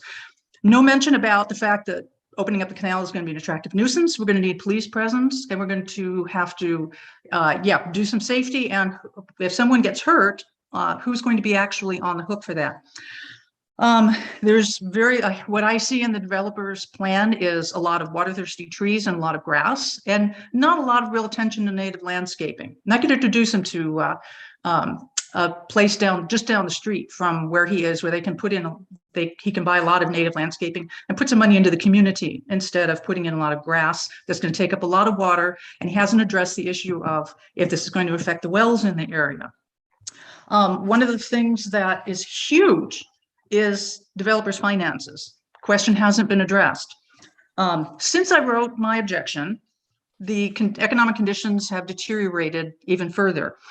One of the problems, I'm looking at an article from Markets Insider, is that the US Treasury market has become less liquid and less deep. It's supposedly the deepest and most liquid bond market in the world. What's happening now in the US Treasury market as yields are going up and Eurobond yields are going up is that it's clearly showing that there's a liquidity crisis developing.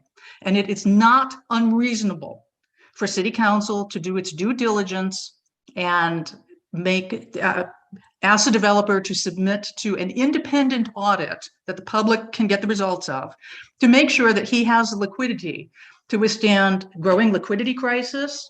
Also, I'm looking at Wall Street Journal front page, junk loan defaults trigger jitters about credit crunch. Another indication that credit is drying up. Does the developer have the credit and the financing guaranteed to withstand what's going on? Also, on Friday, there's the threat of a nationwide railroad strike. 60% of the nation's freight could go dead on Saturday. Does the developer have the finances to withstand all this? Is the city council going to do its due diligence and make sure that the developer can complete the project and can sell the homes, especially as the Boise housing market is turning? And if anything happens, I think city council is going to be on the hook for questions about why it didn't make sure that the developer could prove that he could withstand all this.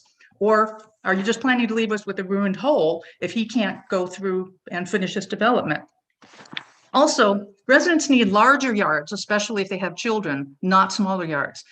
These homes are being developed for families. Kids need to get out, especially if there's another lockdown. I don't see a lot of room for children to go out and play, and common lots aren't going to be the place to be if there's a pandemic. Ma'am, I'm sorry, your time is up. Okay, I'd like these questions answered though. I think city council needs to take a real deep look at whether this is time to do this. Okay, thank you, ma'am. Okay. Any other folks online that would like to testify? Okay, I think we're good there. So we'll go ahead and close public testimony. Applicant has a few minutes for rebuttal at this point before we bring it back to the commission. Appreciate the time. To address some of these concerns, I'll kind of wrote them out, and I did read this, the letter written by our the neighbor, Ms. Michaud. Specifically, if I can address a few of them here, canal safety. Farmers Union is requesting a fence to protect the canal from that exact purpose. On the other side of the canal, there's a service road that people do use for walking, and there is no fence. So this will actually be, in my opinion, a potentially better alternative for safety purposes. Landscape plan, we did have Rodney Evans Partners, a landscape architect, put together our landscape plan. So that we did hire a professional to help us with this. Will the wells dry up in the area? We will be providing irrigation water from the canal with a pressure irrigation system, and we'll be bringing Suez. So we'll actually be getting off of the well. So that, I believe, will help as well. Larger yards for children. One of the things we've, I think, addressed with this new plan, it does make these homes more affordable, being smaller, which allows these families to be in this area. Part of that is smaller yards to maintain, that helps with affordability. I grew up with a yard. They're great, but they're not realistic for everybody. So a common lot park is the situation that a lot of people have, and we would do our best. Well, we will maintain it with the HOA, and it could potentially be a great amenity for these people, for these homeowners, as opposed to something that is a maintenance nightmare for them. Economic conditions, we're all aware of the current economic conditions. We have a team of developers, contractor, CPA, and a realtor, and part of our team has actually been in the lending world before. So we're well aware of this. We still believe it's a viable project. I'm not sure that is a public audit is part of planning and zoning's responsibilities. But we feel strongly that this is a great project and will provide some affordable housing for the neighborhood. Thank you. Okay, thank you. Okay, we'll go ahead and bring this item back before the commission to render a decision. And just as a reminder, we are the recommending body for the annexation. Mr. Chairman. Commissioner Daly. I make a motion that we recommend approval for items number 3, CAR 21-35, and I recommend that we approve PUD 21-57 and SUB 21-53 with the terms and conditions found in the staff report. Second. Okay, terrific. I have a motion to approve by Commissioner Danley and a second by Commissioner Stead. Any further discussion? Mr. Chairman. Commissioner Danley. This is this application I support for lots of reasons. I think first and foremost, I want to recognize our staff for the hard work that they put forth with the pathway plan. This is implementing that. And kudos to you, to the developer, for helping make that happen, because our canal system, I live right underneath one and they are absolutely perfect for expanding our trail system. And it's been a long process. And so kudos all the way around. Also for the detached sidewalk, thank goodness I wasn't here in July, because I would have destroyed you for that. A kid, but thank you. The other things I want to just quickly point on, I did note that there are a number of the mature trees that I would hope that you can keep as many of those as you possibly can. It takes a long time for trees to grow. And so if you can keep them up, that would be great. Last thing I want to point out is that the economic slowdown, no, that is not in the purview of this commission, but I do think it's important. If you go back to 2008 through 2011, this country saw 3 million household hole that we have yet to recover from. And it's major reason why prices did what they did. So what you're doing now, building homes when things are slowing down, is exactly what we need to prevent that from happening again. And so I hope your finances are ordered, but we're not going to go checking. For all of those reasons, I support this application and recommend to approve to council. Mr. Chair. Mr. Stead. I just want to add that I was here the last time you came before us, and I'm really excited about this new product. I thank you so much for taking our notes into consideration. It makes it really easy for us. I love the mix of housing and the open space and the space for pathways, growth in pathways. So thank you very much for this great infill project. Mr. Chair. Commissioner Finfrock. I also just want to add to that the mixed housing that you see now in this plan is a result of the Collister neighborhood master plan. So I think it actually is the Collister neighborhood who kind of called for that increased density, unless I think the original plan was individual houses, if I remember correctly. So I just wanted to call that out. And you were referenced in that meeting, just a heads up. Somebody said, listen, in the absence of Commissioner Danley, I want to just speak for the attached sidewalks. So Milt. I don't remember who said it, maybe Milt. But that's all. I'll be in support of the motion. Okay, terrific. Sounds good. Yeah, thanks for the changes and the effort and working with staff and all the agencies to, I think, make a better plan here. So appreciate that. All right, with that, we'll go ahead and call the roll. Again, we're recommending approval of CAR 2135 and approving PUD 2157 and SUB 21-53. Will the clerk please call the roll? Stead. Aye. Schaefer. Aye. Blanchard. Aye. Moore. Aye. Finfrock. Aye. Danley. Aye. All in favor, motion carries. Okay, thanks. Okay, press on to item number 4. PUD 22-40, Rodney Evans and Partners at 2312 South Broadway Ave. This is a conditional use permit for a planned unit development comprised of 40 multifamily units on 1.1 acres in the C1D. And Mr. David Mosier from staff is up again. Thank you, Chairman, members of the commission. The applicant is requesting a conditional use permit for a planned residential development comprised of 40 multifamily units located at 2312 South Broadway Avenue on approximately 1.1 acres in the C1D zone. And as you can see from the aerial photograph, the property is located along the east side of Broadway Avenue. The area is primarily made up of detached single-family homes to the east and a mix of both commercial and residential along Broadway Avenue itself. It is also located approximately 400 feet from Ivywild Park. As you can see from the site plan, the development consists of 2 3-story multifamily buildings containing a mix of 1 and 2 bedroom units. The project proposes 40 dwelling units with a density of approximately 36 units an acre, and the C1 zone supports a density of 43.5 units per acre. It will comply with all the setbacks, building heights, and provides all the required parking. I would also note that no parking reductions are requested with this application. In addition, it will provide 2 amenities, which include outdoor seating with a fire pit, bocce ball court, and open areas located and associated with the patios and balconies. The subject property is also located, as previously mentioned, 400 feet from Ivywild Park to the east.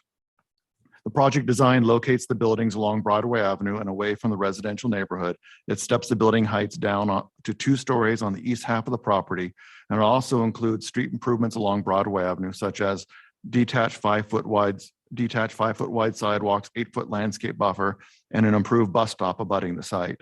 Pedestrian and vehicle connectivity is provided with the surrounding area, which includes pedestrian pathway connecting Broadway Avenue to the residential neighborhood to the east and vehicle connectivity with the commercial property adjacent to the south.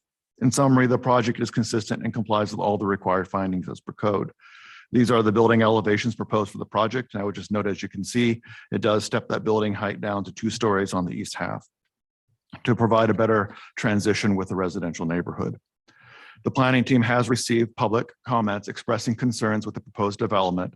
Their concerns involve the time and process associated with the neighborhood meeting and the amount of parking provided on site. To address these concerns, first, the application was submitted 6 months before the deadline of the neighborhood meeting, before it expired, and the architect and the project design can change between the neighborhood meeting and the application submittal, provided the overall project itself does not change, which did not happen here. Finally, the project provides the required amount of parking on site as per the development code. And once again, no parking reductions were requested with this. In conclusion, the planning team recommends approval of the PUD. Thank you.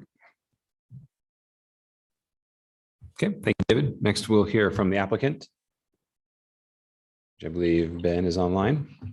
Hi, Mr. Chair and members of the Planning and Zoning Committee. Yeah, I want to thank David first and foremost. He did a really great job. He kind of took all the points that I wanted to make on the project. Just real quick though, I will run through. I don't know if I can share my screen. I don't know if I'm a participant or just a. You should be able to. Hang on one second, Ben. Okay, thank you.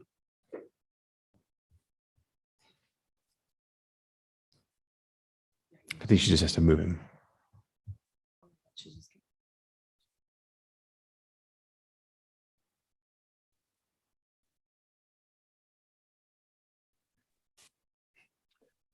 Okay, Mr. Chair, members of the Planning and Zoning Committee. So yeah, David showed the updated site plan here. This is a 40-unit multifamily project with 11 2-bedroom units and 29 1-bedroom units. The proposed 40 units, as Mr. Mosier stated, equates to 36.2 units per acre, where the C1D zone would allow up to 48 units at that 43.5 units per acre. Based on the bedroom count, the parking stalls required for this project would be 47. We are proposing 48 parking stalls through a combination of compact, standard, and the ADA accessible stalls. One of the concerns from the neighbors was that ITD was not consulted on the safety of this project. ACHD deferred comment to ITD due to Broadway being a state highway. I did have conversations with the ITD representative where they stated that they did not have a warranted need for improvements to Broadway along here, and really the only improvement to the site plan they wanted to see was the location of the entry into the project aligning with Targhee Street, a public street on the west side of Broadway. That necessitated basically a mirroring of the original project design that was presented at a neighborhood meeting, so that we located this entry on the north. It did a couple things. It accomplished aligning with Targhee Street. It also put the parking as a buffer between some residential that's to the north of the canal right-of-way that's adjacent on the north. It also allowed the buildings to move further from the single-family residential homes that are to the northeast of the property. There is a public road adjacent to the east. We will be connecting to that with a pedestrian pathway that you can see here runs along the north side and then down the east side to an entry There is talks with ACHD. There's an existing ADA ramp on the adjacent public road that they would like to see improved with the 5-foot area behind the top of the ramp. If that's the case, we could theoretically connect the pedestrian right of way through here. There is a little bit of a discrepancy in where the private lot immediately right here, kind of under the number 2, it has kind of a strange little sliver that goes just to the west of that ramp. Although there is an easement that encumbers that right there too. So we're in discussions with them, talking with the easement holder as well about whether we can accomplish that. But regardless, we do have a pedestrian connection here. One of the things that the developer has committed to is piping the open canal that runs along the north. That allows us to do a couple things. We can reduce or eliminate the easement that the irrigation district controls on the north part of the property, so we can do a little bit more extensive landscaping. And then when we locate our pathway along there, it provides for additional safety for pedestrians when they're walking through here to get to the park or wherever else they want to walk. Another just east of the adjacent development is Leadville Avenue, which is the low stress bikeway.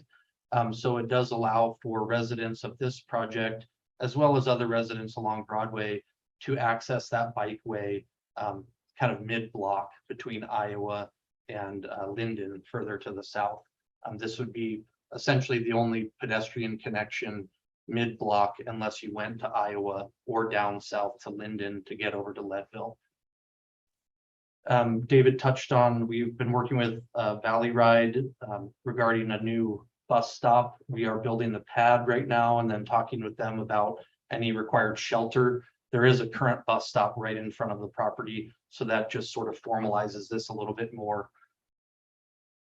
Let's see, the concerns about parking, I think we're again exceeding the parking here. I know with the Boise code rewrite, it's looking at revising some of the parking standards. You know, what this developer is really trying to do is bring an attainable product to Boise. They're doing multiple other projects in the Boise area. And one of the things that kind of drives up costs of living for future residents is car. It's having to maintain a vehicle. This is on a main transit route on Broadway. As I already stated, is very close to the low stress bikeway of Leadville. There's also services within, quarter to half mile of here, including a primary health on the west side of Broadway, just south of Boise Avenue. Let's see, touching a little bit on the neighborhood meeting process. This project did start with a different consultant. That architect had held 2 neighborhood meetings on the project. The developer at that point decided to take the project to a different consultant team, a different architect. I'll bring up some renderings while I talk about the architecture firm too. It's a local firm that's produced these updated elevations. This would be the Broadway elevation. While we adjusted the site plan, this was in direct conversation with the city, as well as Idaho Transportation Department and ACHD. The intent of the project has always been a 40-unit apartment complex. This one is just a little bit, in my opinion, a little higher quality than the original proposal that was really just in very early schematic design.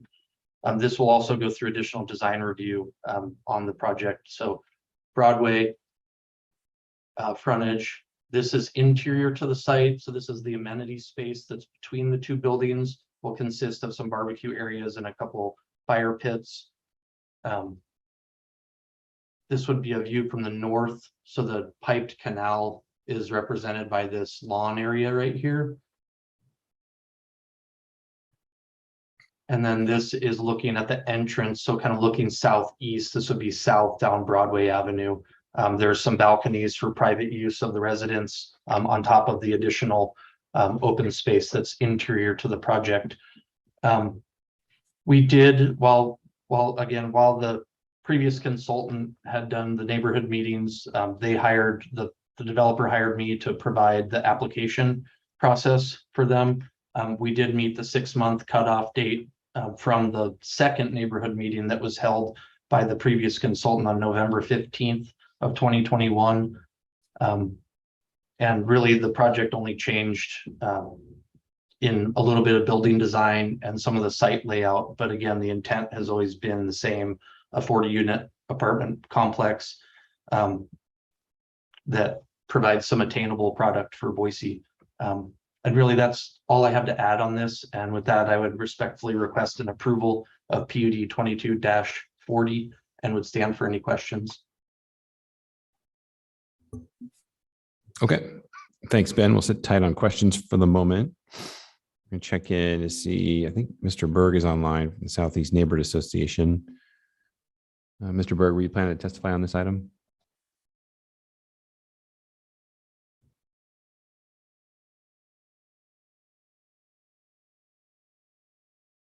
Is he probably? No, okay. I think we're good there. Okay, we'll go ahead and just open it up for questions then from the commission.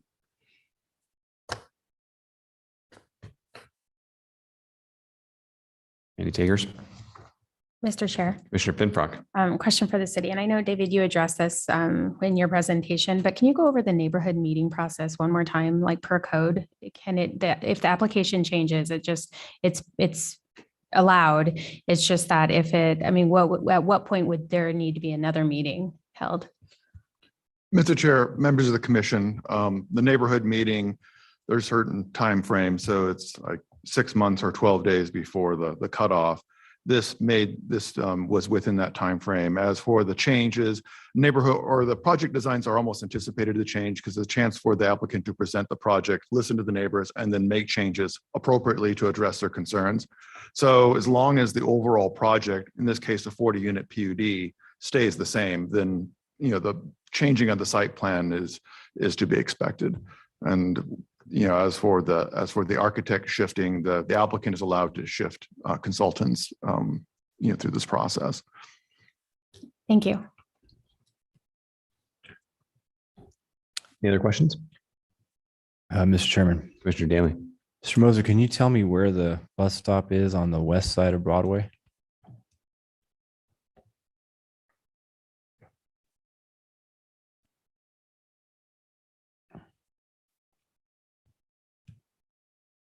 I see it as on the corner of Targhee, whatever. Targhee. Broadway. Targhee. Mr. Chair, members of the commission, the bus stop on the site plan, unless you're talking something greater, is indicated right there on the site. And I think that's where it currently is, unless you're talking about a different bus stop somewhere else along the street. So the one on the west side is what I'm getting west at. side. Right. So in other words, someone who's getting off work and works in downtown Boise and is taking the bus exactly like we hope and lives in this complex and is getting off at the intersection of Broadway and Targhee and staring across the street without a way to cross. Mr. Chair, members of the commission, you are correct. Across the way, I think there is one about Targhee, which is on the other side of the street. But I believe that as the bus stop or line goes up, it takes a turn on Linder, and then they could get off there too, which is about 1,000 feet away. Maybe Ben could better explain that because he's looked into this and where the nearest bus stops are for the inbound and outbound bus stop. David, Mr. Chair and Commissioner Danley, there is a stop at Targhee and Broadway immediately to the west. There is also a stop that is just north of Iowa Street that has a hawk flasher. And it is, I'm on Google Earth and I did a path and it says 832 feet. That would include a crossing Broadway and a hawk flasher. And then I don't think Iowa has a traffic light, but it does have a pedestrian cross and obviously a stop sign at Iowa that would allow pedestrians to walk to cross Iowa Street without having to dodge cars or anything, like if they were trying to get across Broadway. Okay, thank you.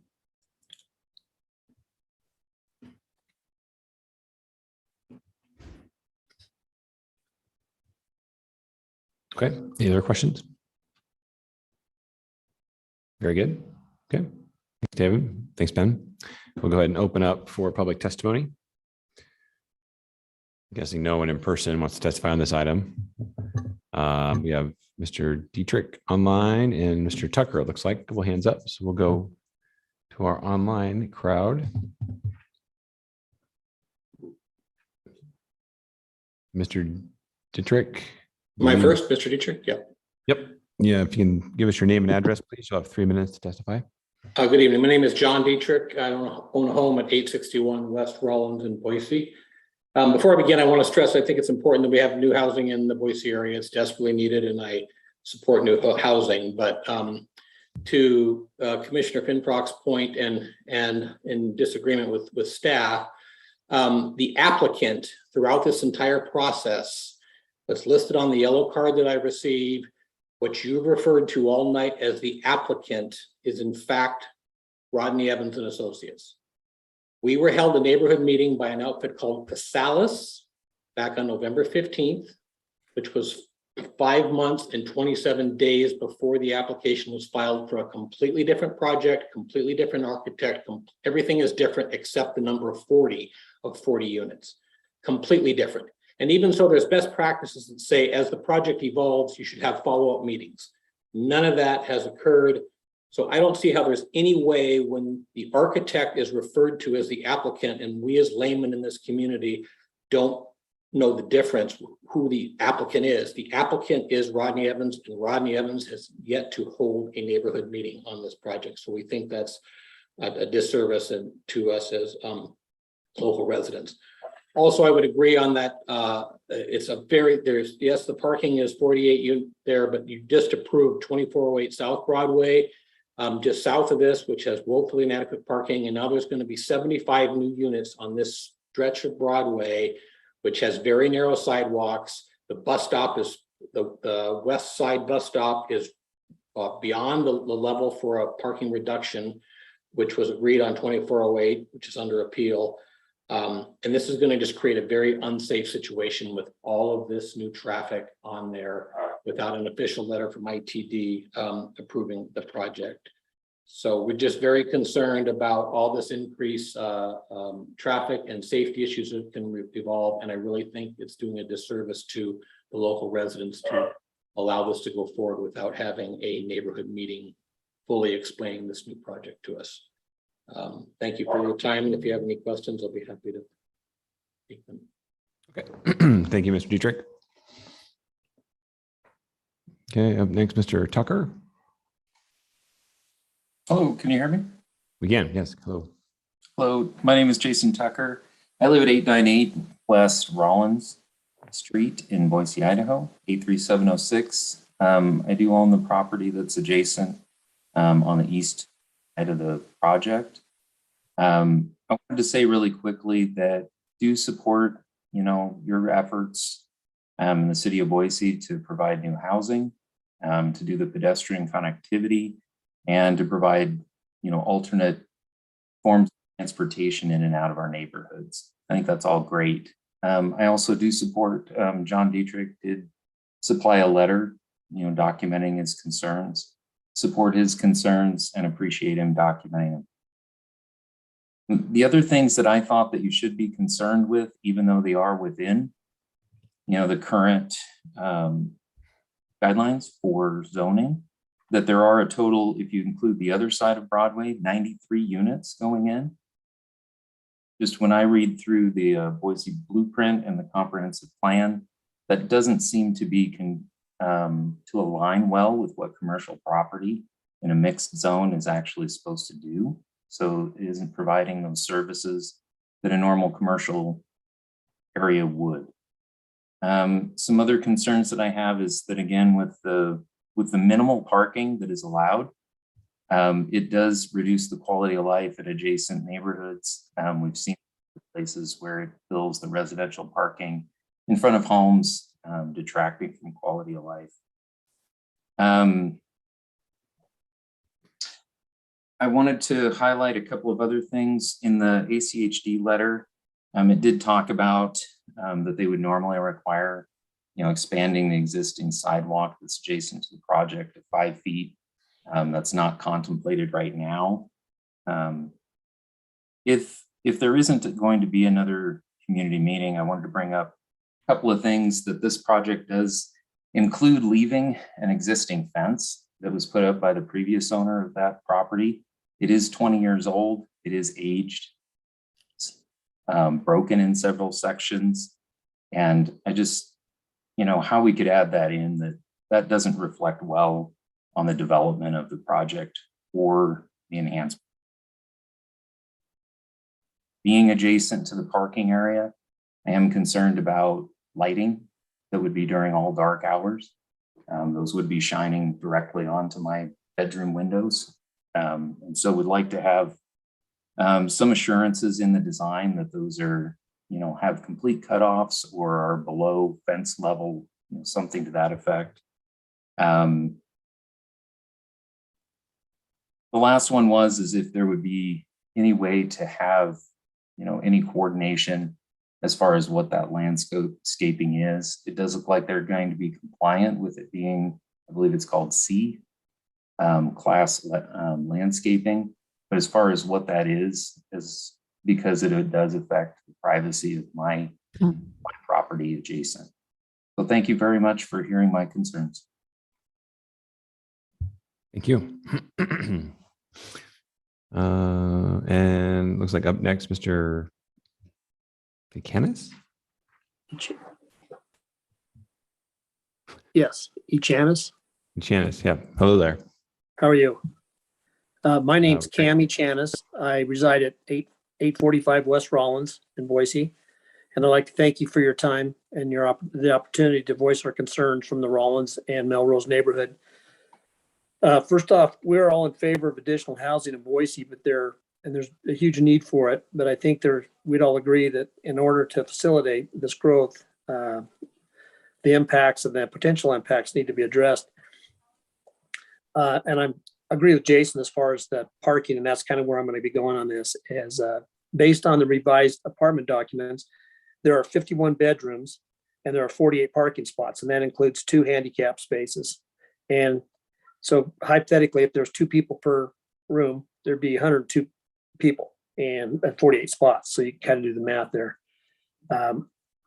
So due to the facilities, the post facility is locked in on 3 sides from Broadway, the Pioneer Credit Union, and the North Residence.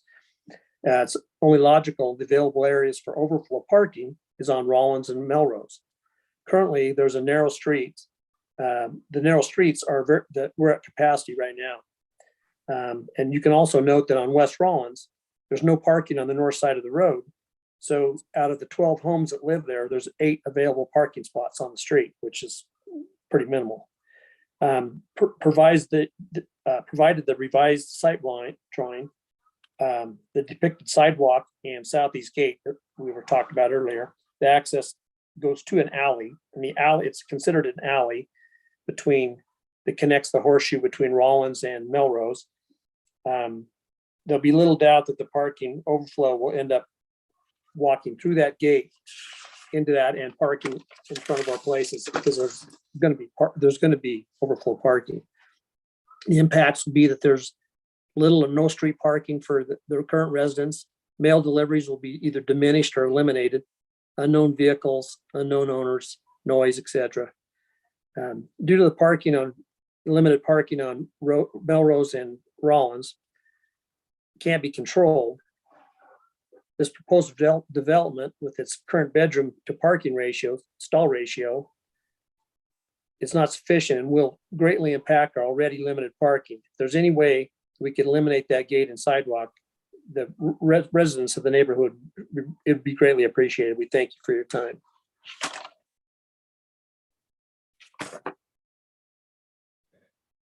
Okay, thank you. All right, anyone else online would like to testify? Okay, very good. We'll go ahead and bring it back to the applicant for a rebuttal. Thank you, Mr. Chair, members of the Planning and Zoning Commission. I realized I neglected to have my name and address. It's Ben Semple with Rodney Evans and Partners, 1450 West Bannock Street, Boise, Idaho, 83702. I just wanted to get that on the record. So to touch real quick on some of the concerns. So the applicant for projects, it's typical for a land planning firm to handle the application duties for a developer. The developer is the same. They hired a previous architecture firm that went through the process. They decided to change to a different architecture firm. That happens a lot. But the developer is the same, with their intent always having been to provide a 40-unit apartment complex. And to be totally honest, before the site plan had an entry on the south side of the lot, which was not compliant with ITD requirements.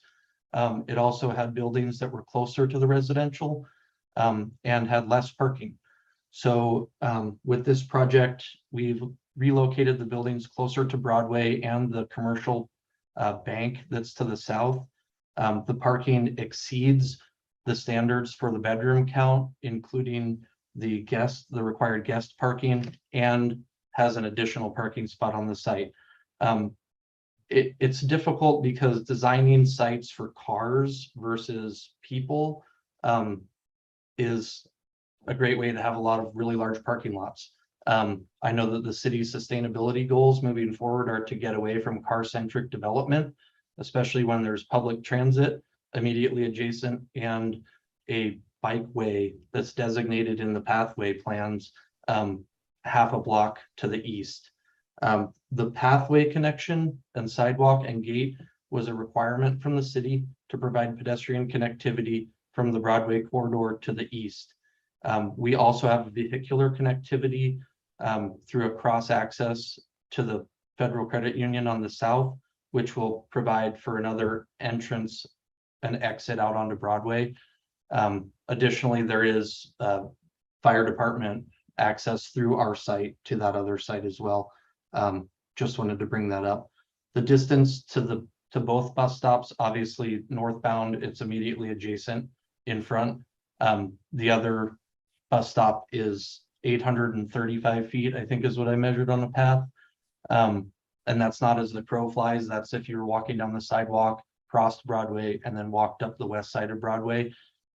That's well under the 1,320 feet that is required. And I don't see in code where there is a reference to having a bus stop in both directions. I understand that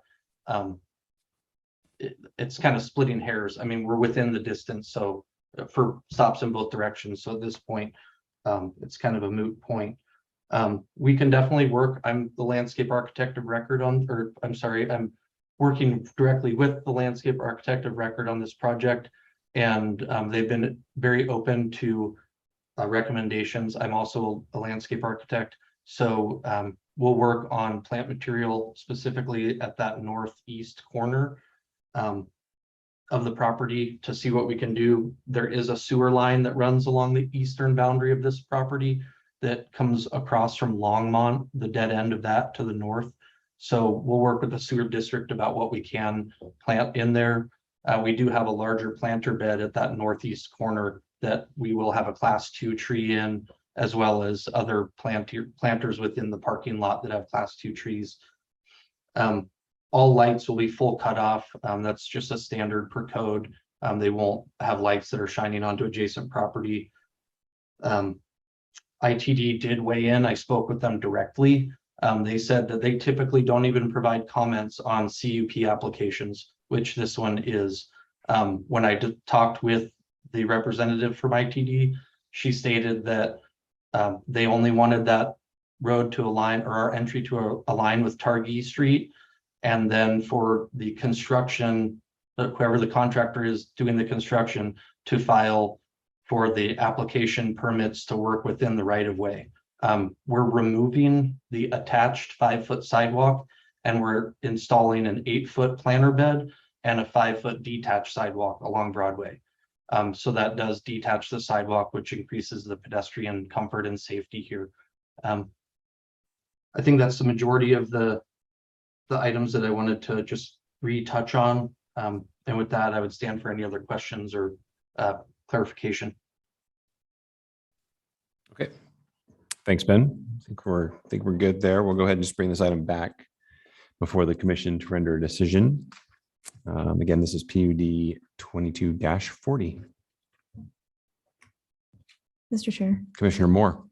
I move that we approve PUD 22-40 with all the terms and conditions stated in the staff report. Second. Terrific. Thank you. Motion to approve from Commissioner Moore and a second from Commissioner Danley. Any discussion? Mr. Chair. Commissioner Moore. Sorry, I blanked for a second. Yeah, I think this is a great project. Ultimately, I like the building kind of pushed towards Broadway, the parking tucked behind. It kind of helps mitigate some of those volumes adjacent to the residences. Ultimately, also we have the detached sidewalk. So there was a comment about narrow sidewalks.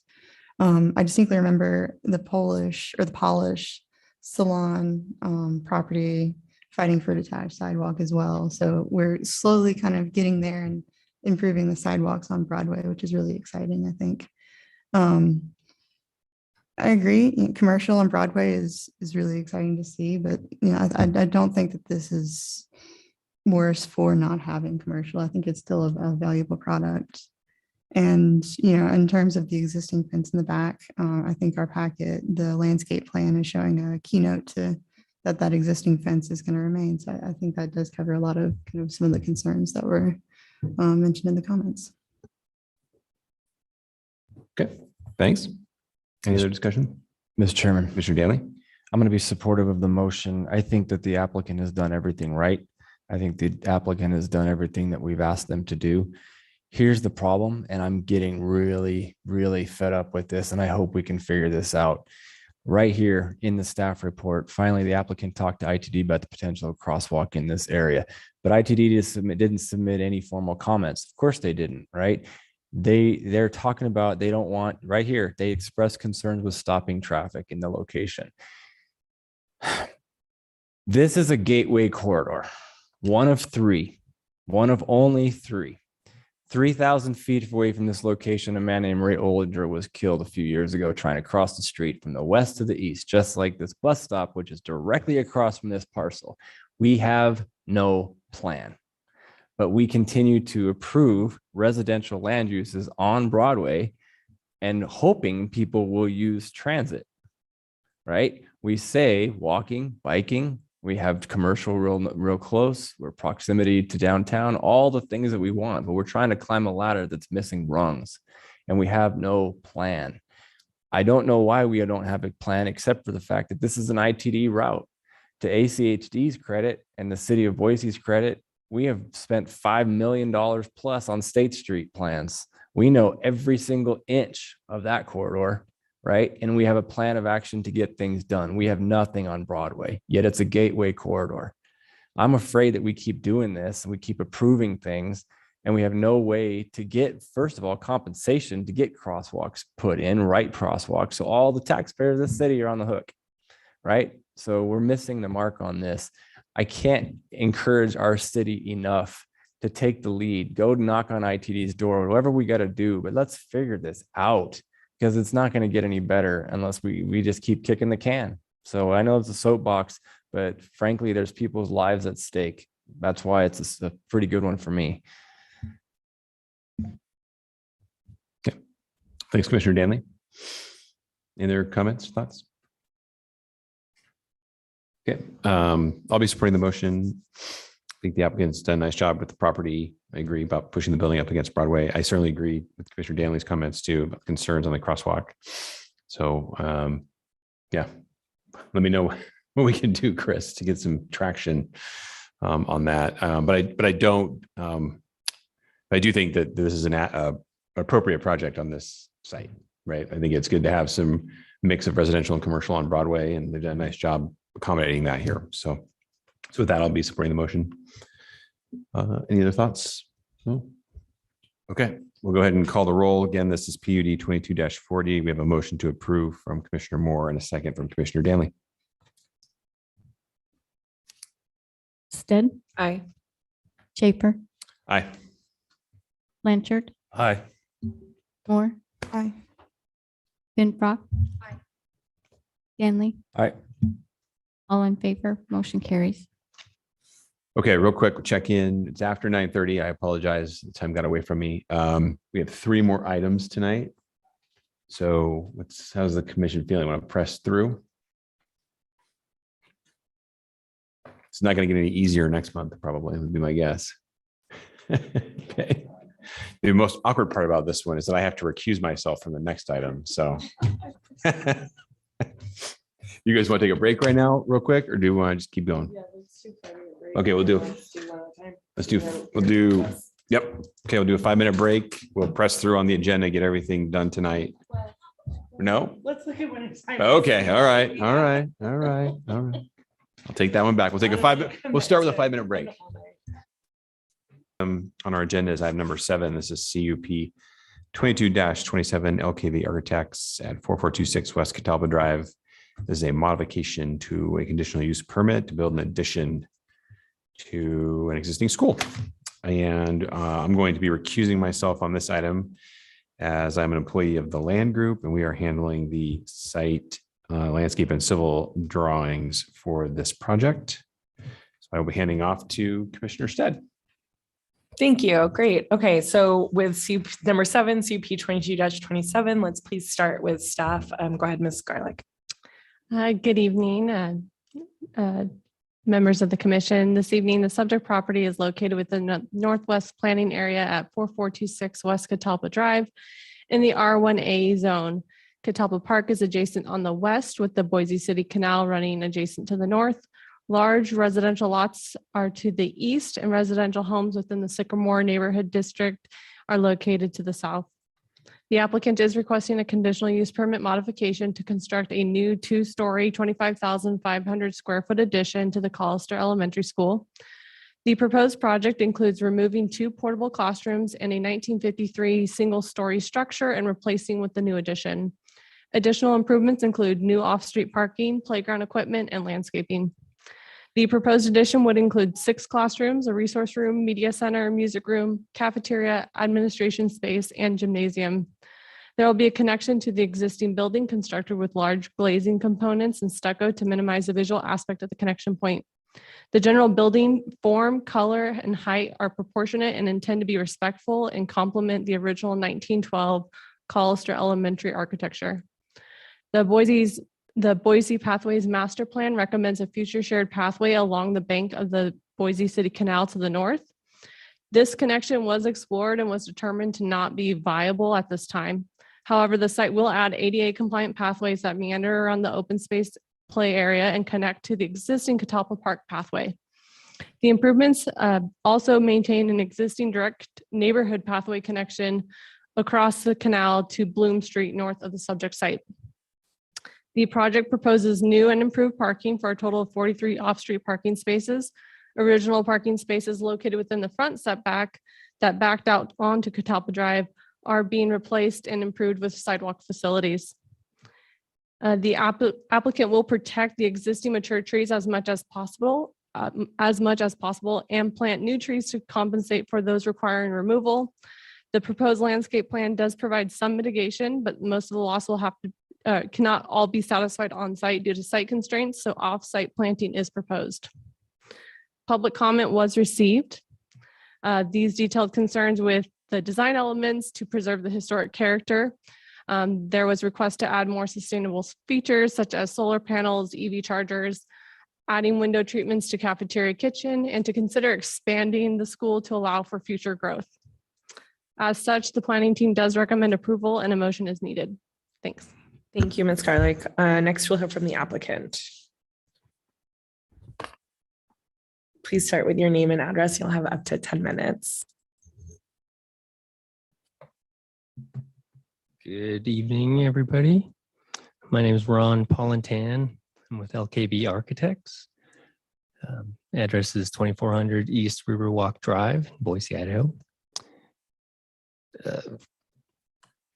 Our firm, LKB Architects, has been the designer for the Boise School District for a handful of years, and we're currently working with the Boise School District on this proposed design. We have an opportunity here to preserve the existing school, the historic site, and activate this community. We agree with staff's recommendation, and we agree with the conditions of approval. Thank you. Thank you. Great. Next, we'll just pause for a second to see if we have a representative from the Collister Neighborhood Association to speak. Oh, Esther. Give us a sec, Esther, while we switch you over. Okay, Esther, go ahead. You'll have up to 10 minutes. Great. Can you hear me okay? Yes. Okay, good evening. My name is Esther Seha, and I reside at 3901 North Cambria Way. I speak this evening on behalf of the Collister Neighborhood Association. There are a few remaining historic public structures within the Collister neighborhood, notably the 110-year-old Collister Elementary School. We appreciate the Boise School District's efforts of working with Preservation Idaho, the Historic Preservation Committee, and SHPO in preserving the historic architecture of the century-old school.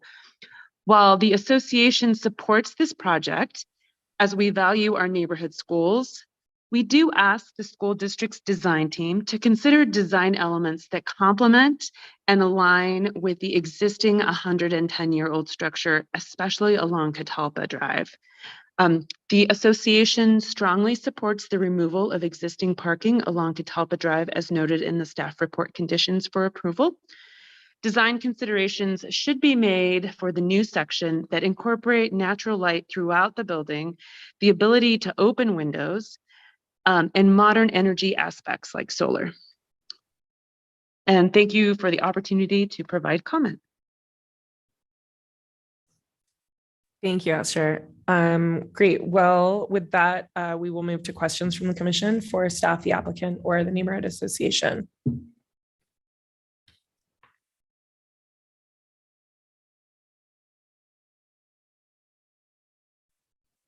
Madam Chair. Commissioner Finfrock. Question for the city. So you made a comment about the pathway not being viable along the Boise City Canal at this point, and I was just wondering why that was. Yeah, Chair, I was saying Chairman. I'll take it. Okay, and members of the commission, thank you for that question. So as according to our pathways plan, there was a path designated along the northern boundary of the canal that would connect basically towards the east. As we explored that viable connection, we went out on site and kind of walked that area. The area is heavily vegetated. A lot of trees would have to be removed in order to put in some kind of pathway along that canal. There's also some issues with some private property that the canal would meander through. So making that a viable connection at this point in time is not really attainable since those properties do not look to be redeveloped in the near future. So by that, we did have the pathway just connect on site rather than connecting to the east, being that there wouldn't really be an opportunity to connect it to anything at this time. Thank you.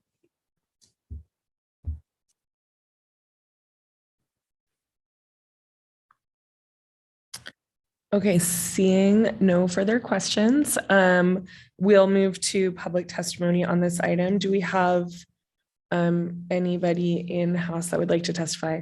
No. If there's anybody online that would like to testify on this item, please go ahead and virtually raise your hand.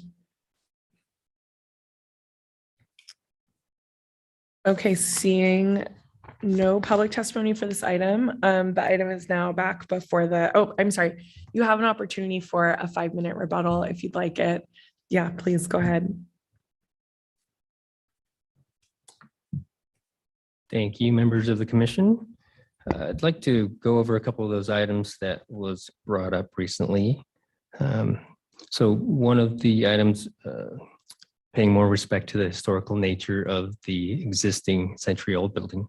We did do some investigation of restoring some of the original brickwork that was on the original facade. And it turned out that you cannot remove that stucco that was applied in the 48 edition. And so the approach now is to really blend the stucco solution with the with a masonry solution. And if you can see on the elevation on the south side, which is Catalpa Drive, We do that in a subtle pattern, and working with SHPO, gave dominance to the original structure and cascaded back along the south property line to again show its subordination to that original building. That parking lot on the south side, it was addressed in this last round of comments. So we did remove that, and we extended the detached sidewalk that you currently see on the site plan. As far as some of the sustainable features, we have incorporated, locations for future solar panels and future EV charging stations, which was brought up in the public comments. We have incorporated some additional daylighting in the gymnasium and the kitchen. The new elevation should show most of this as well. And part of the original renovation of the original building is to replace those windows with more age-appropriate design.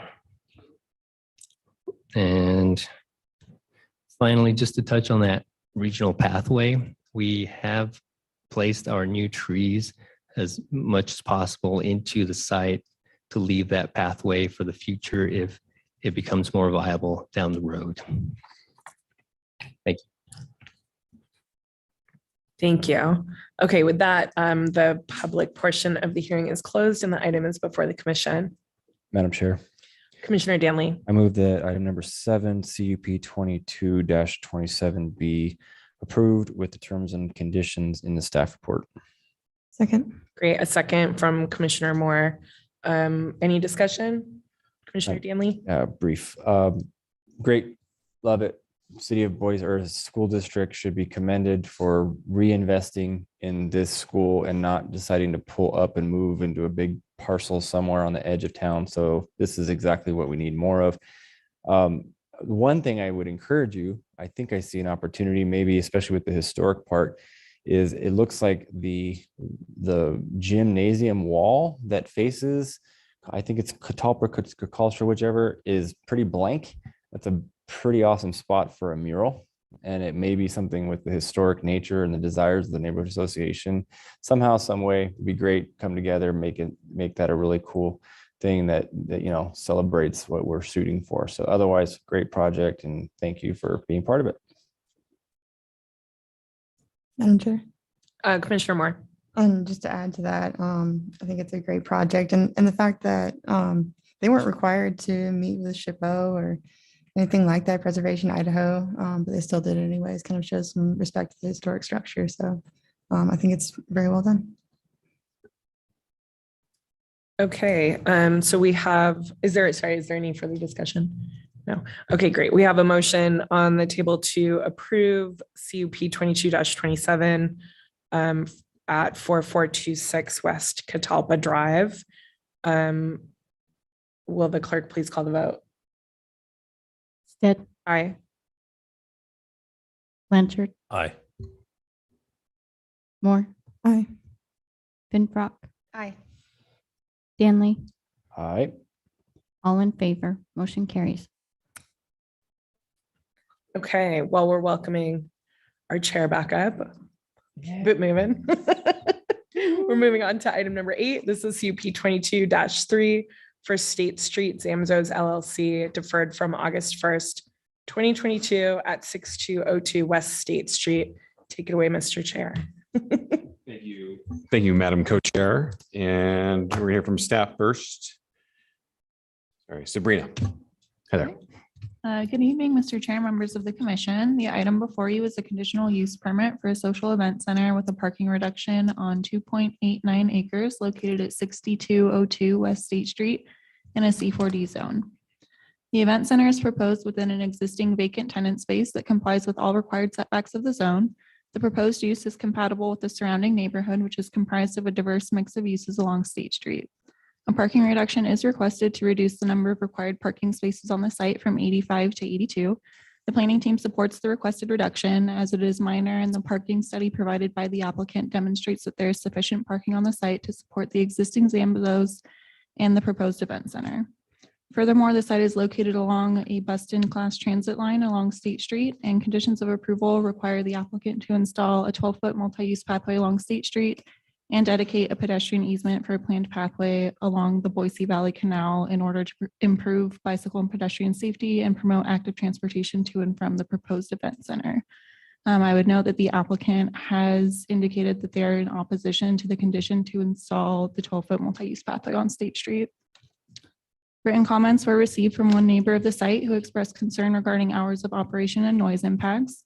Recommended conditions of approval prohibit amplified noise outside, restrict noise generated by the event center from being plainly audible from adjacent properties, and limit the hours of operation of the event center from 9 a.m. to 10 p.m. Sunday through Thursday and 9 a.m. to 11 p.m. on Fridays and Saturdays to help mitigate these concerns.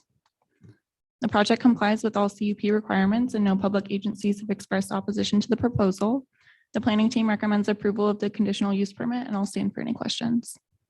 Okay, thanks, Sabrina. Next, we'll hear from the applicant.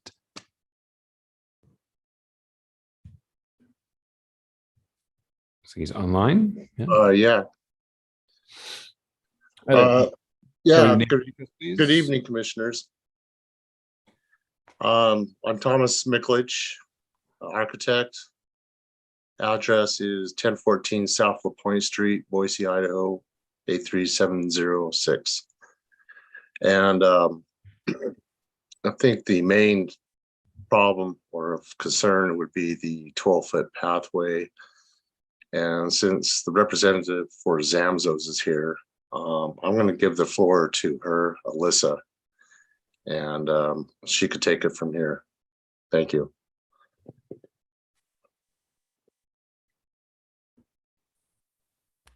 Good evening. My name is Alyssa.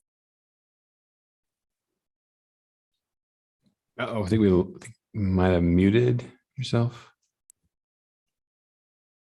Can you hear me now? We can, yeah. Hi there. Okay. My name is Alyssa Gallagher and I reside at 350 West Indian Rock Street in Meridian, Idaho, 83646. I'm speaking tonight on behalf of Zamzows. As far as the conditional use permit getting approved, they are not willing to do the 12-foot sidewalk without more details. They haven't been able to connect with ACHD at this time to find out what that all entails. Right now in front of the property, there is a sidewalk, but we know there's going to be expansion of State Street. And so they don't know what that looks like or what any of the details are. So they don't want to commit to putting in this work and then getting reimbursed from CCDC when they're not sure exactly what the whole plan is and what that's going to look like. Okay. Does that conclude your presentation at this point? Yes. Okay. Very good. Okay, we'll move on. See if we have any representative from the Collister Neighborhood Association. Thomas still has his hand up. Oh, I'm sorry. Oh, sorry. Yeah, and I was muted. Yeah, we just want to make sure that this condition of this 12-foot pathway is not tied directly to getting a certificate of occupancy to occupy the building, because we feel they're two separate things, and therefore they should be able to open and do business, and then this 12-foot pathway could be addressed afterwards, but it should not be conditional on their having to use the space. And that's all I have to say right there. Okay. All right. Thank you for that. Yep. I don't think we have anybody from the Collister Neighborhood Association with us, but if, oh, yes. Okay. Sorry. Sorry. Looks okay. So we're probably good there. Okay. We'll go ahead and move to questions by the commission for the staff or the applicant.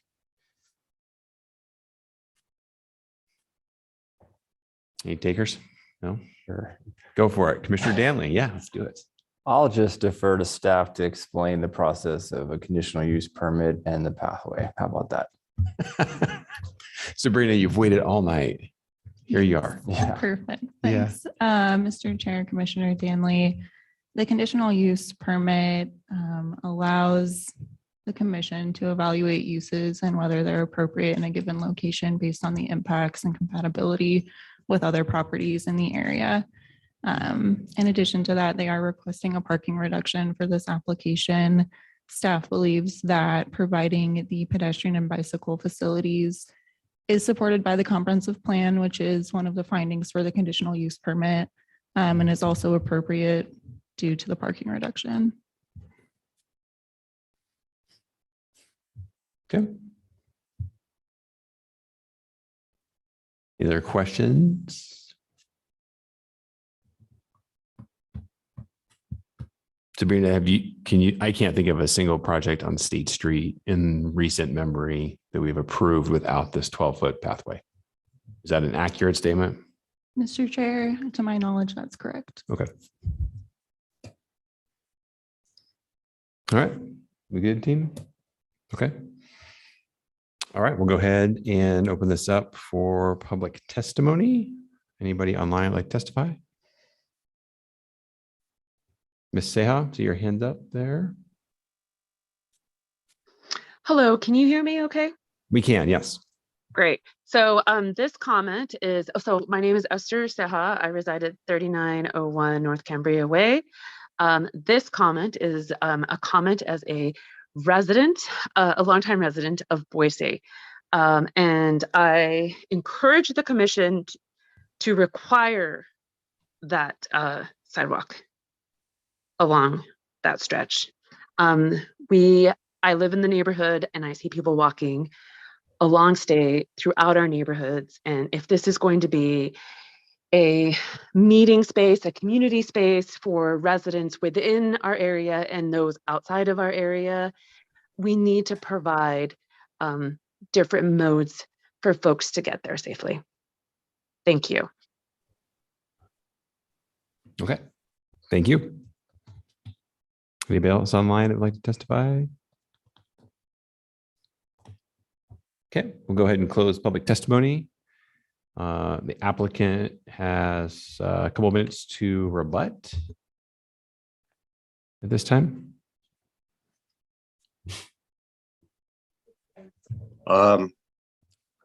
Yes, this is Thomas again. I would like to reply to that the sidewalk or this pathway, yes, it'll be a thing, but since there's really no time frame on it at this point, it shouldn't hold up the project itself. So I think it just needs to be discussed what time frame we're talking about, where this pathway needs put in. There's already a path there anyway. It's just straight, so anyway, maybe Alyssa has more to say on this, but that's what point I was just wanting to make. Thank you. Okay. Hi, yes, I would like to add to that. So there is currently a sidewalk in front of the property that goes all the way over towards Hendricks Vet, right next to us as well. The issue that we have right now is they don't know the time frame, and so that could hold up even longer for them to be able to use that building space, as well as what the whole expansion looks like for State Street. So they don't have all the details from ACHD to know what that looks like, how long it'll take. And then it was in the process that they would have to pay for it, and then they would get reimbursed. And so just that whole time frame was their concern.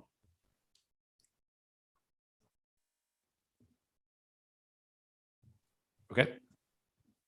All right. Thank you very much. We'll go ahead and bring this back before the commission. Mr. Chair, Commissioner Stead. I move to approve CUP 22-3 with all the terms and conditions as stated in the staff report. Second. I have a motion to approve by Commissioner Stead, and I'm sorry, who was the second? I was over here. Danley, Commissioner Danley, thank you. Up for last time. So. All right. And any discussion? Sure. Go for it. Sorry, it's late. Meredith, please. Mr. Chair. Go for it. Yeah, we require pathways whenever possible. We're big on sidewalks. We've mentioned that tonight as well as most nights. So I definitely support that that condition, same as we have required it for other developments in the area.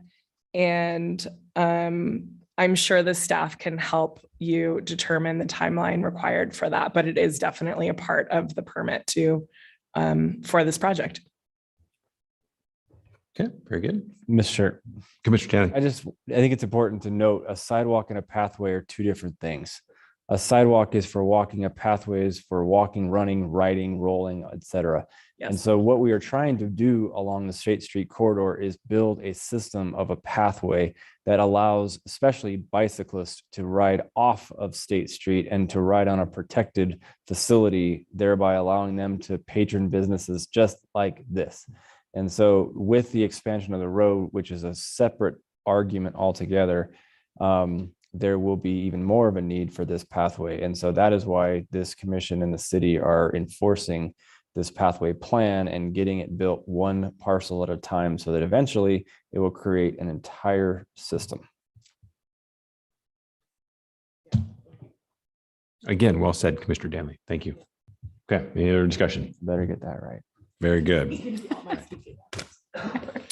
Okay, we have a motion to approve CUP 22-3. The motion was by Commissioner Stead, the second by Commissioner Danley. Will the clerk please call the vote? Stead. Aye. Schaefer. Aye. Blanchard. Aye. Moore. Aye. Finbrock. Aye. Danley. Aye. All in favor, motion carries. Okay, thank you. And last, but certainly not least, we have item number 12 tonight, CVA 22-15, Annalise Peace, 1614 North 23rd Street. This is a variances to encroach to the rear setback and reduce the required backup space for an accessory structure over 1,000 square feet on 0.14 acres in R1 CH zone. We're going to hear from staff first. Jesse Lyle. Mr. Chair, Commissioners, the item for you is CVA 2215, an application for variances to encroach into the rear setback and reduce the required backup space for an accessory structure over 1,000 square feet on 0.14 acres located at 1614 North 23rd Street in an R1CH zone. The applicant proposes to add a second story for additional living space onto an existing garage. This addition will increase the square footage of the building to over 1,000 square feet. Thus, it is no longer eligible for reduced setbacks. The applicant is not proposing to modify the existing footprint, and the parking structure has been operating with the reduced backup space without issue. In conclusion, the planning team recommends approval, and I will happily stand for questions. Okay, thank you, Jesse. We'll go ahead to the applicant.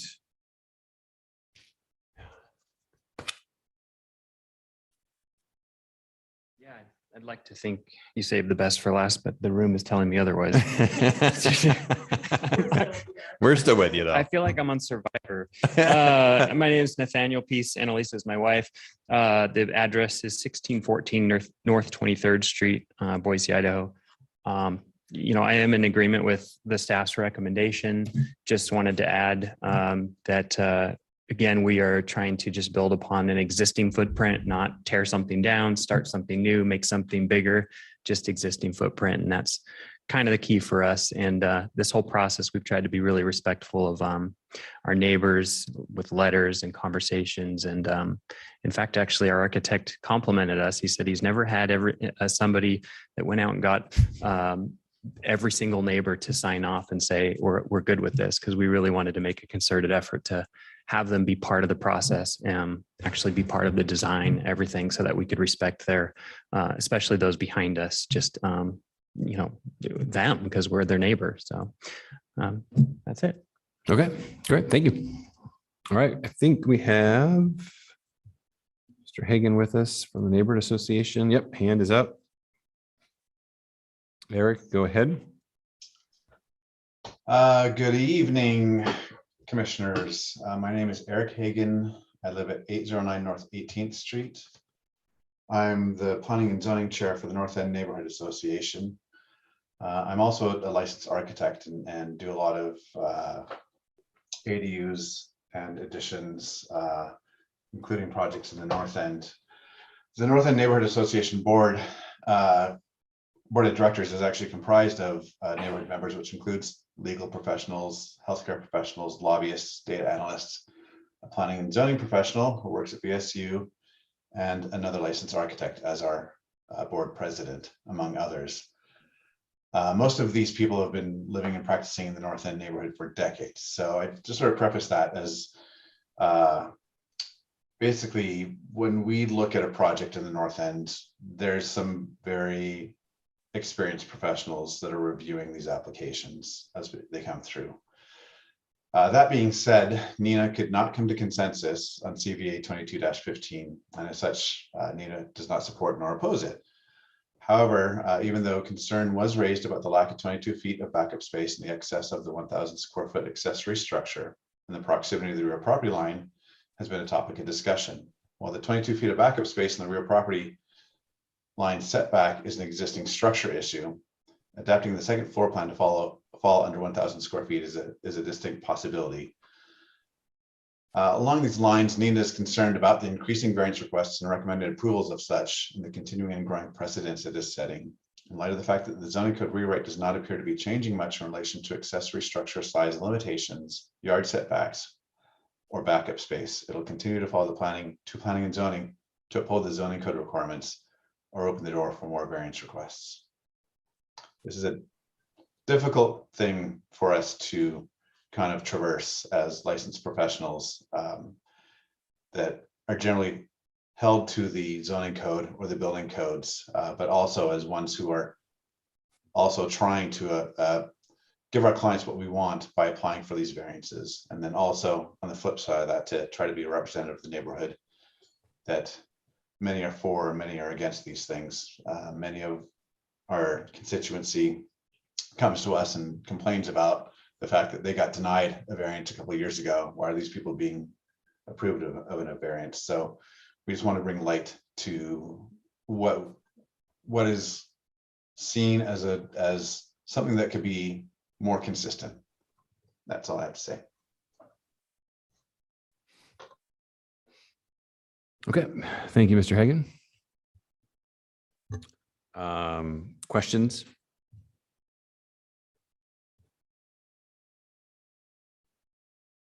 Very good. No questions. Okay. Mr. Peace, this is your opportunity to rebut if you'd like to. Yeah, thank you. Mm-hmm. I think this had come up earlier in the process, and one of the key points just that we wanted to make was there's the hardship factor, which is that the structure is there. And that was something that we contemplated quite strongly in the beginning was, well, if we don't want to pursue this variance, because we know it's another hurdle, we would have been building by now, right? But from a financial perspective and a homeowner perspective, it would have been just as costly to start a project and try to accommodate with the existing structure within the variance than to just work with what we have. So I guess I would question anybody if they had the opportunity, the structure was there, you've got a family of 4, you have aging parents, you have extended family, and there's different purposes you could use this for. Why wouldn't we? That's what made me just ultimately, why wouldn't we? And it's going to cost the same, if not less, to use the structure. So maybe I'm too logical and I just don't know this whole process very well, but that is the primary reason for it. And again, we tried to be respectful of our neighborhood. I'm pleased to hear feedback from the neighborhood association, but we're very, very respectful of the whole entire process with our neighbors. So we did what we thought was right. Okay. Thanks. Right. Thank you. Okay. We'll go ahead and bring this back before the commission to render a decision. CVA 22-15. Mr. Chair. Commissioner Finbrock. I move to approve CVA 22-15 along with the standard and recommended conditions of approval. Second. Got a motion to approve from Commissioner Finbrock and a second from Commissioner Moore. Any discussion? Mr. Chair. Yeah, please, Commissioner Finbrock. As the applicant pointed out, the house was built in 1941 before the code was written or established. And so I think we have a nonconformity that's existing right now. And I think if we can grant the variance, it will allow at least the applicant to be compliant with the parking. So for that reason, I think we should support the variance. Mr. Chair. Commissioner Moore? Additionally, on top of that, I agree with Commissioner Finfrock. On top of that, in the comprehensive plan talks about sustainability, keeping materials out of landfills, things like that. And I think, you see a lot of variances in the north end, probably for that very reason, to try to keep some materials out of landfills. In this particular case, it's the vast majority of this particular structure is not going to be in a landfill where it could be. And I think that's significant. And every little bit, every little garage and things like that we do that with, they start to add up and it really starts to make a difference.